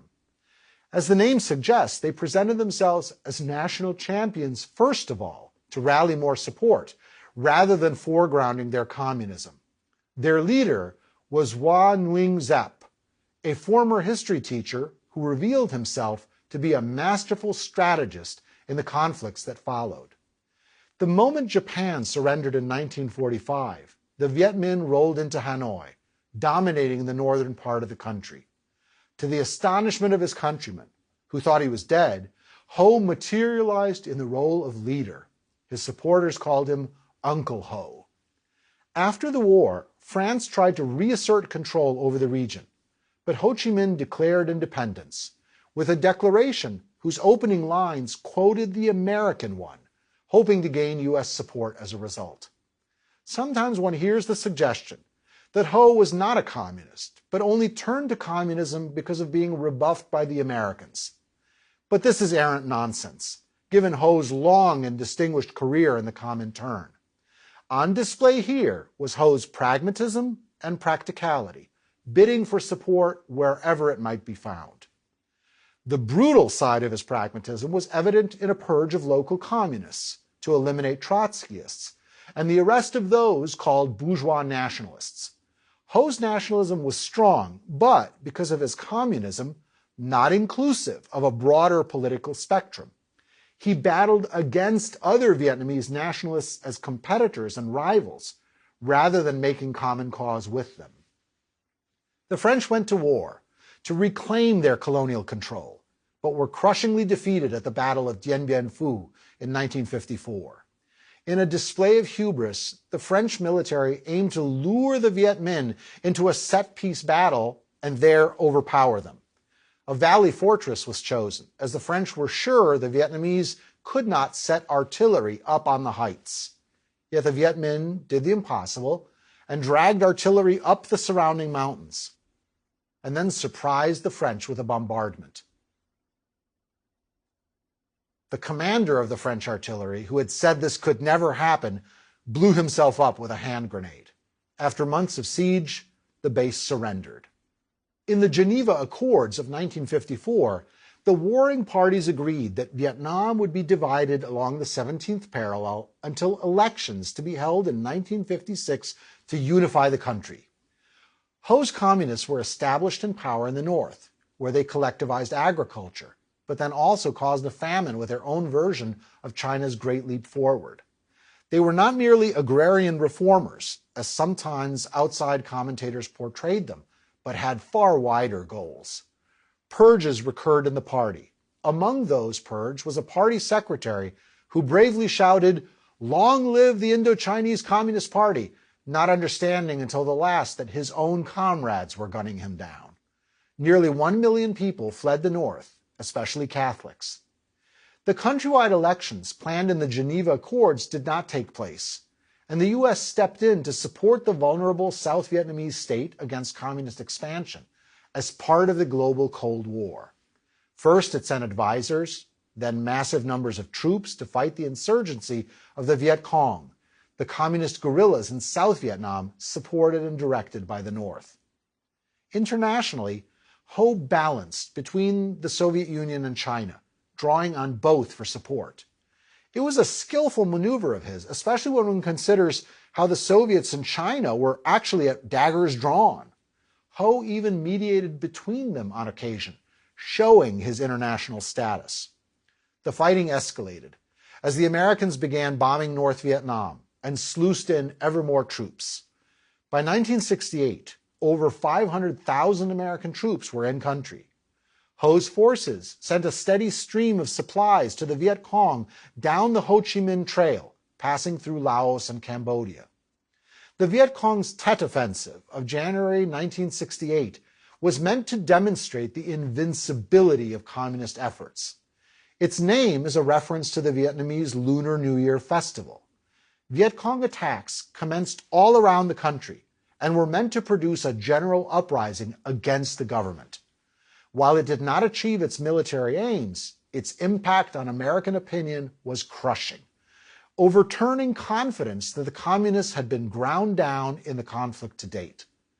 It intensified an American internal domestic rift, undercutting support for the intervention, which seemed to have no end. In worldwide protests, some demonstrators even openly sided with Ho's regime, chanting, "Ho, ho, Ho Chi Minh, Viet Cong is going to win," and waving Viet Cong flags. A breaking point had been reached.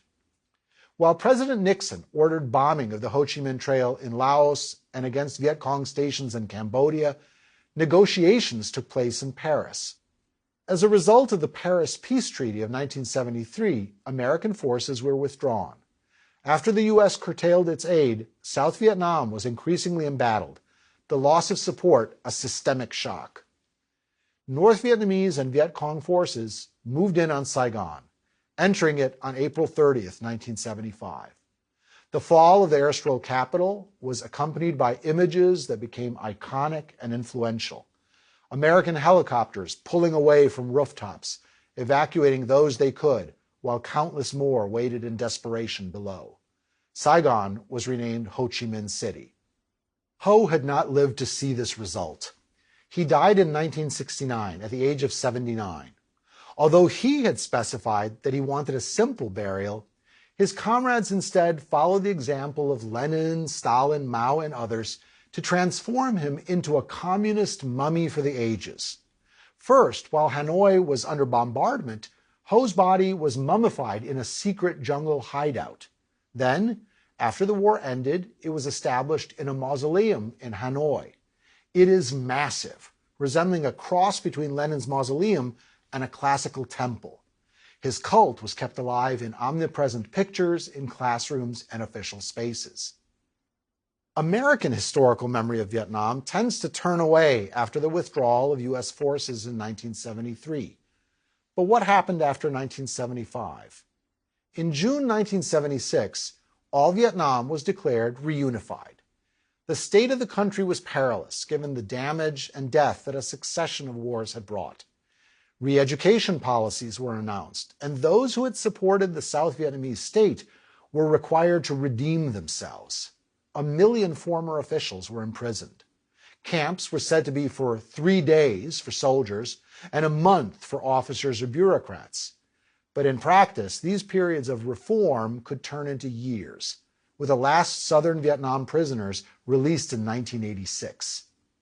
Out of a population of 20 million, between 500,000 and 1 million were re-educated. Rituals of self-criticism were instituted as a routine social practice. Segments of the population were ordered to move to new economic zones as part of the new planned economy.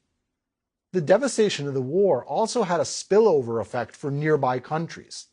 After 1975, 10% of all the people of Laos fled, some to Thailand, some elsewhere, including to the U.S. A third of the Hmong people fled Laos, many of whom had been recruited by the Americans to participate in the fighting.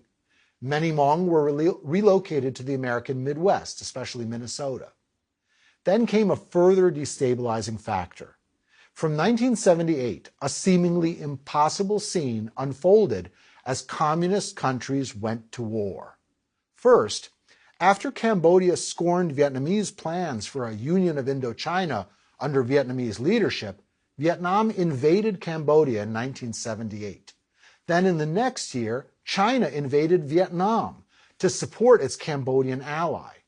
This showed the breakdown of internationalism and the revival of nationalism. It was a bizarre sight of internationalist communists fighting each other. I want to defer a full discussion of the intricacies of those linked wars to our next lecture on Cambodia. Here, let me just say that the fighting between China and Vietnam lasted for 3 weeks at the borders before it died down.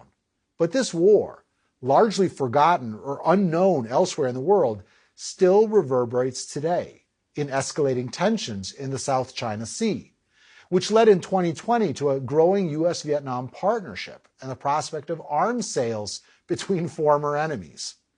From Vietnam itself, the communist victory in 1975 led to a mass exodus of refugees, estimated at 2 million. Best known were those called the boat people, who fled by sea, numbering over 1 million. In fact, great numbers also fled by land and ended up in refugee camps in Southeast Asia. More than 1 million took to the water, and more than half of them died. Some drowned as their vessels fell apart. Others were devoured by sharks. Many were brutalized and murdered by the pirates who roamed the Gulf of Thailand.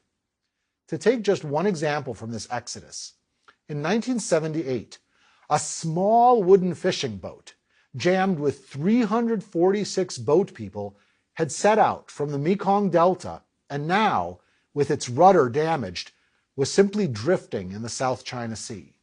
Weighed down and rickety, it was taking on water fast. And the men of the boat had just given up on trying to bail any further. They went up on deck to sit with their families, who seemed certain to drown together. Some men quietly and uselessly talked of their regret at having dragged their families out to meet such a terrible fate. And then a ship appeared on the horizon. While other ships had either not seen them or decided to ignore them, this British ship, the Wellpark, rescued all the refugees, who then found safety in Britain. Today, the survivors and their descendants number in the thousands. International relief efforts were organized to aid the boat people, including attempts to charter vessels to pick up those floating in peril. Surprisingly, given his support for communist states, but to his credit, the French philosopher Jean-Paul Sartre joined in those efforts toward the end of his life, seeing this as a humanitarian obligation. France, Australia, and Canada accepted many refugees. The majority went to the US, which admitted 250,000 refugees. Many of them settled in Louisiana, finding there a hot, humid, rice-growing environment that reminded them of home. Others settled in Houston or Orange County, south of Los Angeles, in the community called Little Saigon. Within Vietnam, a collective leadership replaced Ho. Economic reforms were tried in the 1980s to deal with persistent problems. The collapse of the Soviet Union and the loss of its earlier support for the state forced a movement toward market reforms, while the Communist Party doggedly retained political control. The goal was a managed capitalism and continued central power for the party elite. Reforms were to include foreign investment and decollectivizing agriculture. A new constitution in 1992 retained the formal leading role of the party in state and society. Rapprochement with the US also was welcomed as a balance against growing Chinese power in the region. Full diplomatic relations with the Americans were reestablished in 1995. Vietnam joined the World Trade Organization in 2007. The results produced epic transformations in psychology and policy. In 2014, Pew Research polls found 95% of Vietnamese approved of their more capitalist economy, even if inequalities should result. Vietnam now is marked by bustling and unregulated street capitalism, and the urban landscape features a proliferation of Kentucky Fried Chicken franchises. Even more bizarre is this evidence of change. By 2008, a new complex of luxury golf courses in Vietnam was opened, with the name Ho Chi Minh Golf Trail. They stretch from Hanoi to Da Nang, Dalat, Nha Trang to Saigon. Package tours are available for foreign tourists from around the world. The ascetic leader for whom it's named would have been horrified.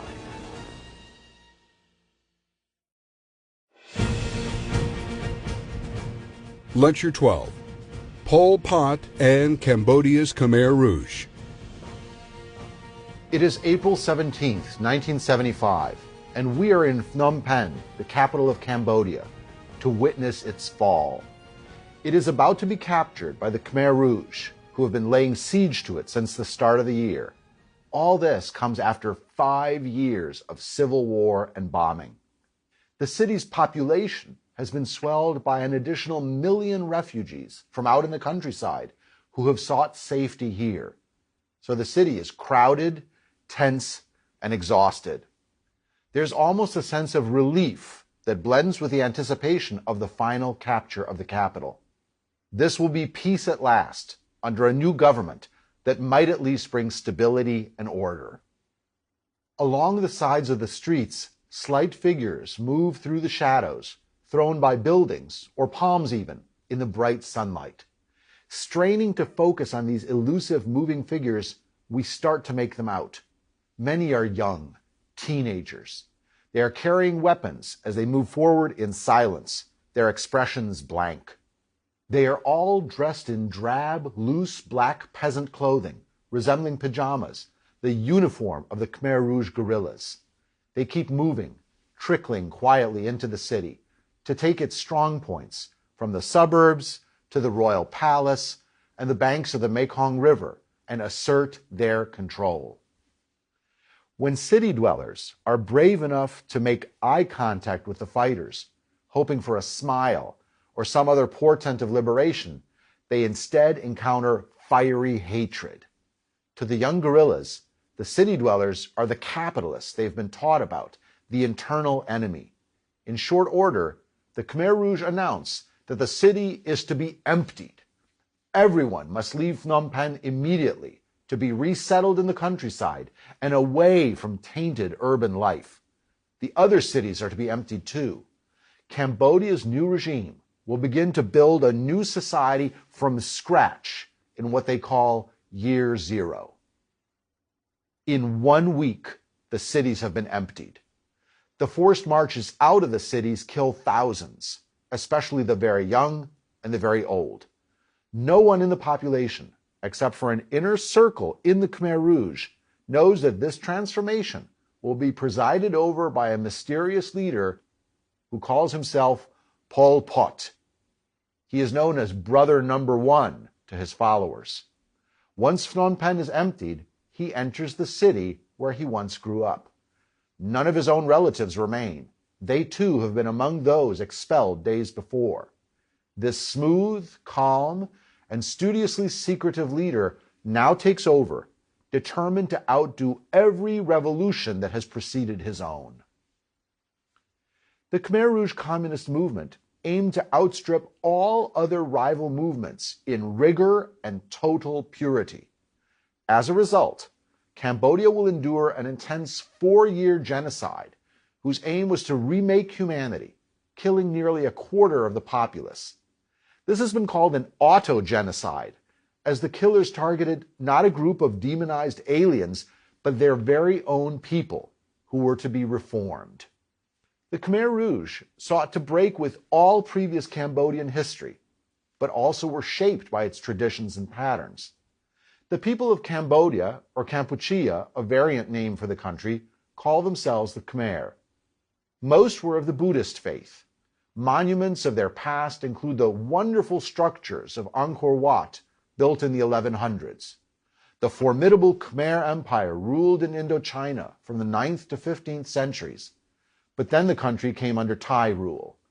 Cambodia became a French colonial protectorate in the 19th century, then was occupied by Japan in World War II. Afterwards, it became an independent kingdom in 1953 under Prince Norodom Sihanouk. From neighboring Vietnam, communists encouraged the establishment of the Communist Party of Kampuchea, which had been founded in 1951. The relationship between Vietnamese patrons and Cambodian radicals under their mentorship was not friction-free. A revolutionary might very well value patronage and also come to resent it as a slight. There's a fascinating parallel here to the way in which the Yugoslav communists had cultivated the Albanians, but then were resented by them in turn, leading to the break between those states. Given that Cambodia was still quite underdeveloped, communist hopes focused on radicalizing the peasantry. The communist guerrilla movement came to be called the Khmer Rouge, that is, Red Khmer in French. From the late 1950s, they tried to wage guerrilla campaigns against the royal government of Prince Sihanouk, but the royalty remained popular with the peasants. By a certain grim inevitability, Cambodia was drawn into the Cold War. Though Cambodia declared neutrality in the Vietnam conflict, it was infiltrated by the Vietnamese Viet Cong, with sections of the Ho Chi Minh Trail running through its territory. The Khmer Rouge also received substantial aid from North Vietnam. On the other side, American and South Vietnamese forces intervened secretly. Instability grew. In 1970, the monarchy was overthrown by an army coup led by Lon Nol, a general. Incidentally, Lon Nol's brother had been a close friend of the future Pol Pot, so this shows how interconnected Cambodian elite society was. Where earlier Sihanouk had tried to keep Cambodia neutral in the Vietnam War raging just next door, Lon Nol turned to the Americans for help. As a result, the Khmer Rouge aligned themselves with Prince Sihanouk against the new military government in a truly strange alliance of royalty with communists. From the early 1970s, American bombing raids directed against communist forces in Cambodia also took a toll on civilians and destabilized the society. When the U.S. withdrew from Vietnam in 1973, and South Vietnam collapsed in 1975, the Khmer Rouge moved to take control in Cambodia. Lon Nol fled the country and died in exile in California a decade later.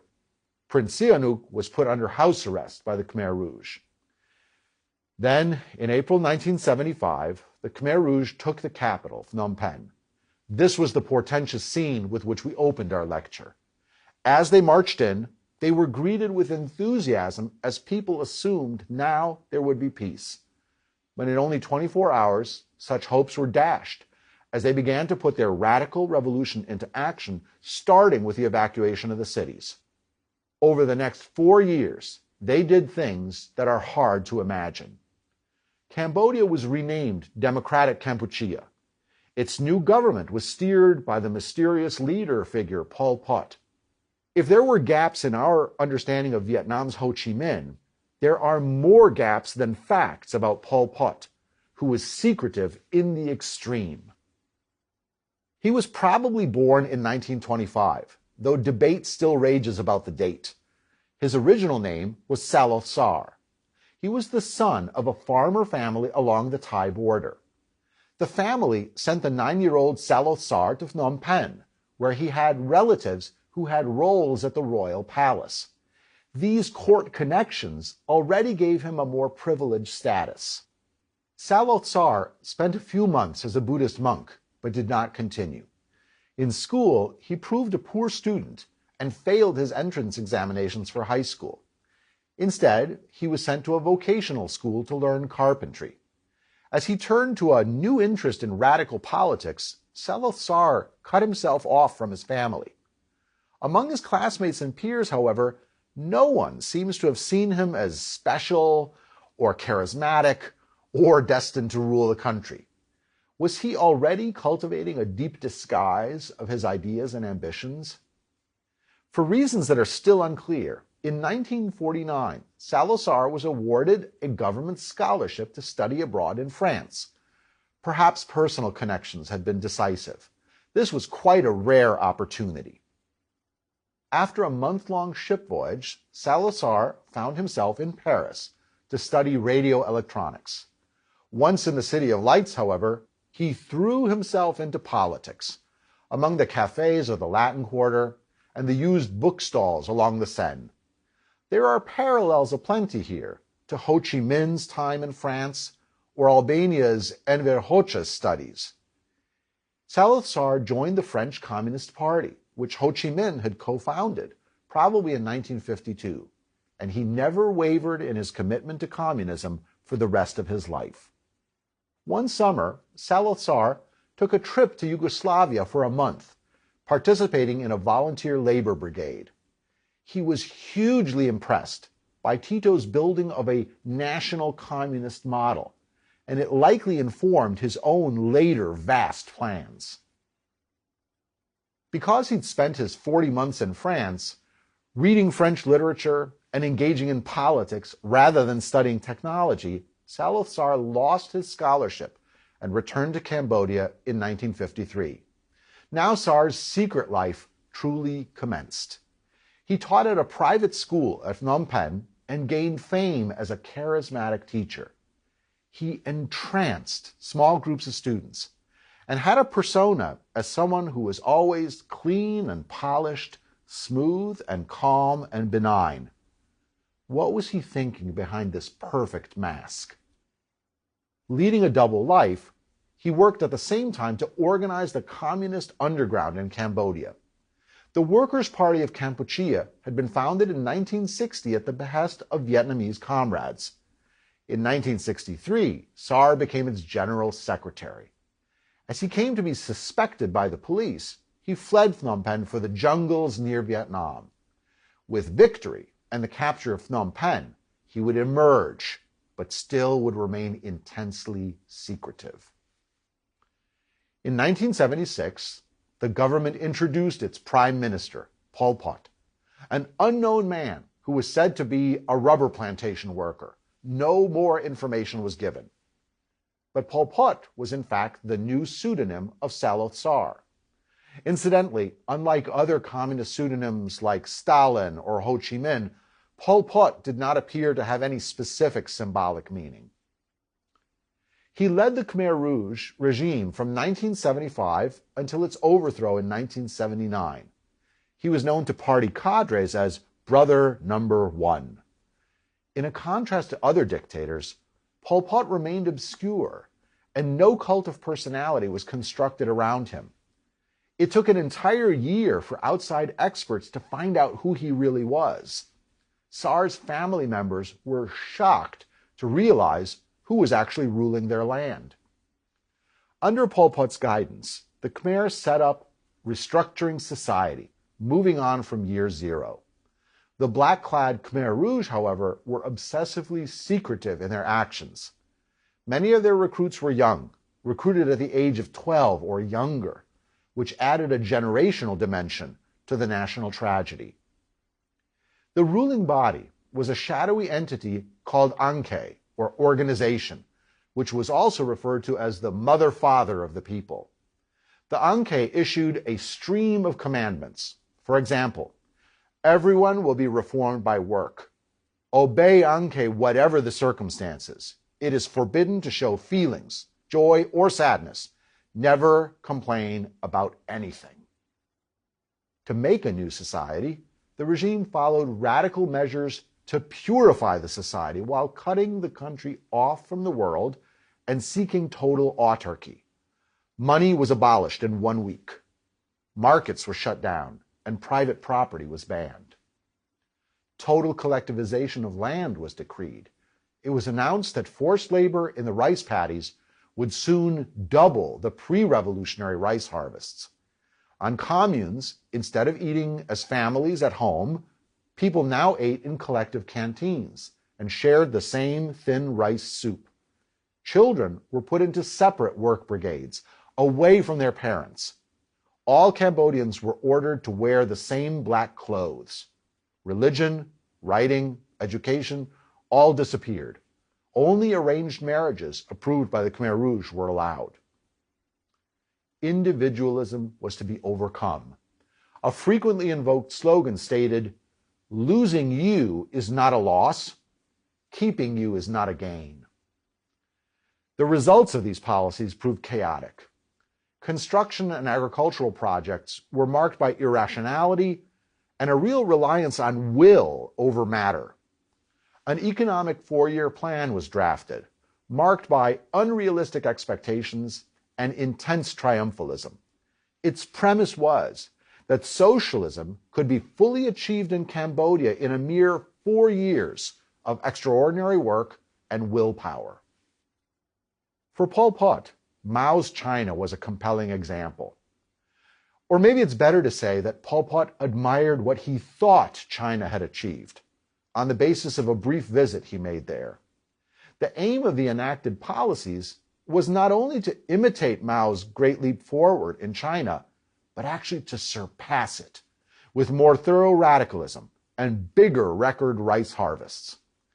In fact, the collapse of agriculture led to famine and cases of cannibalism. Suspecting sabotage, the Khmer Rouge movement began to purge itself of alleged enemies and prisons filled with former members. This was also meant to be a perfected national communism, with Kampuchea outdoing all other revolutions to date. Especially, the Khmer aimed to outdo the Vietnamese, who had earlier been their patrons. Even the capture of Phnom Penh had been a race against Vietnam, as the Khmer wanted to take Phnom Penh before the Vietnamese communists captured Saigon in South Vietnam. From the first, all of this was marked by frenzied revolutionary violence, which then accelerated. In the opening campaign for ruralization, cities were ordered emptied out in 24 hours, seen as cesspits of capitalism and decadence. With urbanization repealed and the population shifted to rural areas, this was actually a reversal of Marx's theoretical predictions about the countryside becoming ever more like the factory cities of modernity. 60% of the population was exiled. Thousands of the displaced died in the forced marches. Former city dwellers were labeled new people. which was not a good thing to be. New people in their new locations were segregated from the peasantry, who were seen as the new elite, called the base or base people. Through repeated deportations, the new people were decimated. Schools, monasteries, and hospitals were all shut down. Those who were educated, or spoke foreign languages, or wore glasses, were slated for execution as enemies of the people. Buddhist monks, as well as members of minority religions like Muslims and Catholics, and ethnic minorities like Chinese and Vietnamese, were also eliminated. At least 100,000 executions took place, likely many more, as there were too many of them to be methodically recorded. Many executions used the blade of a hoe, reminiscent of the French guillotine, which incidentally also saved a precious bullet. Khmer Rouge functionaries prided themselves on polite, courteous killing. The search for internal enemies continued. In a chilling speech to party cadre, Pol Pot diagnosed the sickness in the party. He warned, "We cannot locate it precisely. The sickness must emerge to be examined. Because the heat of the People's Revolution and the heat of the Democratic Revolution were insufficient. We search for the microbes within the party without success. They are buried. As our socialist revolution advances, however, seeping into every corner of the party, the army, and among the people, we can locate the ugly microbes. They will be pushed out by the socialist revolution. If we wait any longer, the microbes can do real damage." In Phnom Penh, the main prison called S21 was said to be the site of more than 15,000 executions. Its director was Doi, who became expert at the process of bringing suspects in for interrogation and then smashing them, as the Khmer slang went. Thousands of confessions, elicited by torture, are preserved as a harrowing documentary base that shows how paranoid the worldview of the rulers was, suspecting conspiracies and treason everywhere. Even 60 of the prison staff were purged and killed. Bodies of victims were thrown into so-called killing fields, and that's also the name of a compelling 1984 movie on the era. Hundreds of mass graves, large and small, were scattered throughout the land. An estimated 1.7 million out of a total population of 7 million or more, or nearly a quarter of Cambodians, died as a result of the Khmer Rouge's policies through killing, hunger, and abuse. Some recent estimates range higher due to new evidence. The conservative figure works out to 1,250 deaths every day they were in power. Late in the regime's short life, in 1978, Pol Pot actually unveiled some of the secrecy which had been imposed on the government. To gain more international support, invitations went out. The Romanian dictator, Nicolae Ceausescu, visited Phnom Penh. Then, a few delegations of journalists and scholars from abroad were hosted in Phnom Penh. But even the case of one admiring and sympathetic visitor ended in a strange disaster.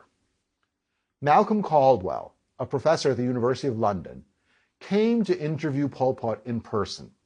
He apparently had a very cordial interview with Pol Pot and then returned to the guest bungalow. That night, the guest house was attacked, and Caldwell and one of the attackers was killed. The death of an honored academic visitor who was considered an international friend of the regime remains a mystery. Was this a plan by a rival meant to undermine Pol Pot? Was it an eruption of madness by lower-ranking henchmen? We may never know for sure. In the end, Pol Pot and his comrades provoked their own collapse by clashing with neighboring Vietnam and even raiding into that country. Pol Pot and his regime were carried away with triumphalism, believing their revolution was so successful that it would inspire international support and emulation. In short order, Vietnam invaded Cambodia in 1978 in a refutation of communist solidarity, and the Khmer Rouge government was overthrown by January of 1979. The Vietnamese now set up a puppet regime friendly to Vietnam. A squalid sequel was to follow. Even after their overthrow, Khmer Rouge forces continued to fight in border areas and from within Thailand. They got aid from China to continue their struggle, which had nuisance value to irritate Vietnam. So Khmer Rouge activity continued from deep in the jungles. In 1992, a UN-brokered plan sought to include them in Cambodian elections. They opposed the 1993 elections and continued the fight against the new government that was elected, which restored the monarchy and reinstalled Sihanouk as king. He died in 2012. The Khmer Rouge relied on smuggling of gems to gain funds and were increasingly hard-pressed in the distant western areas of Cambodia. Factionalism and desertions were common. When the government announced an amnesty, many surviving Khmer officials accepted it and came out of the jungles, signing a peace agreement with the government. Then, in 1997, Pol Pot was arrested by his own associates and condemned for treason, sentenced to life imprisonment. In April 1998, he died in the jungle, in mysterious circumstances, never having been brought to public trial. In part because of the secrecy of the regime, news of Khmer Rouge activities filtered out only slowly. As part of Cold War politics, Thailand, China, and the United States supported the Khmer Rouge after they had been overthrown by Vietnam. And far afield, they found unlikely admirers. In Peru, the Shining Path movement idolized the Khmer Rouge as totally consistent radical revolutionaries and sought to imitate them. Within Cambodia today, memory of the tragedies is contested. The skeletons of the killing fields are displayed in open-air museums. Documentation of executions, including haunting photographs of the condemned, are preserved as eloquent witness to the tragedy. But resistance to trials of surviving Khmer Rouge leaders has continued from different quarters in Cambodia and abroad, especially China. Some Cambodian politicians have suggested simply burying the past. Today, the majority of Cambodians were born after the ouster of the Khmer Rouge. It was only in 2006, almost a decade after the end of the movement, that special courts were established in Cambodia in cooperation with the UN to put surviving leaders on trial. Indictments were announced in 2007, and in 2010, Comrade Doi, the commander of the terrible S-21 prison, was judged guilty of war crimes and crimes against humanity, and in 2020, he died while serving a life sentence. Here, as we conclude this discussion of communism in Asia, I want to finish by shedding more light on the highly significant tangle of events and actions that finally deposed the Khmer Rouge government and then had bigger ramifications. The 1978 Vietnamese invasion of Cambodia, which was then followed by China invading Vietnam in 1979. In early 1979, China and Vietnam clashed in a war that lasted for several weeks. The Chinese state called this the punitive war, to take Vietnam to task, in particular for its actions against Cambodia, which was aligned with China. 100,000 Chinese troops poured across the Vietnamese border, but there encountered formidable resistance. After advancing up to 40 miles into Vietnam, the Chinese forces declared that they had reached their goal. They then withdrew, leaving scorched earth in the territories they evacuated. Both sides claimed they had won and released dubious statistics concerning the casualties they had inflicted. What was most important in this strange interlude was the very fact of the war between former allies. To state the formula succinctly, one communist country had invaded another communist state, leading in turn to a third communist country's armed intervention. This was a pivotal turning point. Inter-communist war undermined a key promise of communist internationalism and fraternity within a global movement. Despite sharing an ideological inspiration, communist governments, in relating to one another, often recreated balance of power patterns instead of the brotherhood of man. Thus, as a part of the Sino-Soviet clash, Mao's China supported the Khmer Rouge, while the Soviet Union supported the rival Vietnamese, so the field of conflict was very large. Internecine struggle between communists had global effects and refuted their declared internationalism. One is reminded here of that ominous remark that the Yugoslav revolutionary Milovan Djilas had heard in Moscow at Stalin's court after the Second World War. A Soviet general warned that after communism triumphed totally worldwide, wars would then acquire their final bitter character, becoming more total than ever before. The historian of Cambodia, Ben Kiernan, even claims for Cambodia the role of detonator of communism's implosion in the decades that followed. He says that the Cambodia-Vietnam War signaled a final collapse of the global communist vision. This inter-communist conflict revealed a key fact about the history of communism at a time when different models of national communism were being championed and now were coming into conflict. In essence, as communism became ever more global, it became more variegated, with different incarnations. The movement had wanted to be monolithic and all of one piece, and presented itself as a solid and unified vanguard on the progress of history, but it failed in that aspiration of being truly monolithic. Rather, fissures and cracks had started to appear. They were as yet microscopic in scale, but would expand over time and under pressure. We shall trace that larger world historical process of communism in decline in a future series of lectures.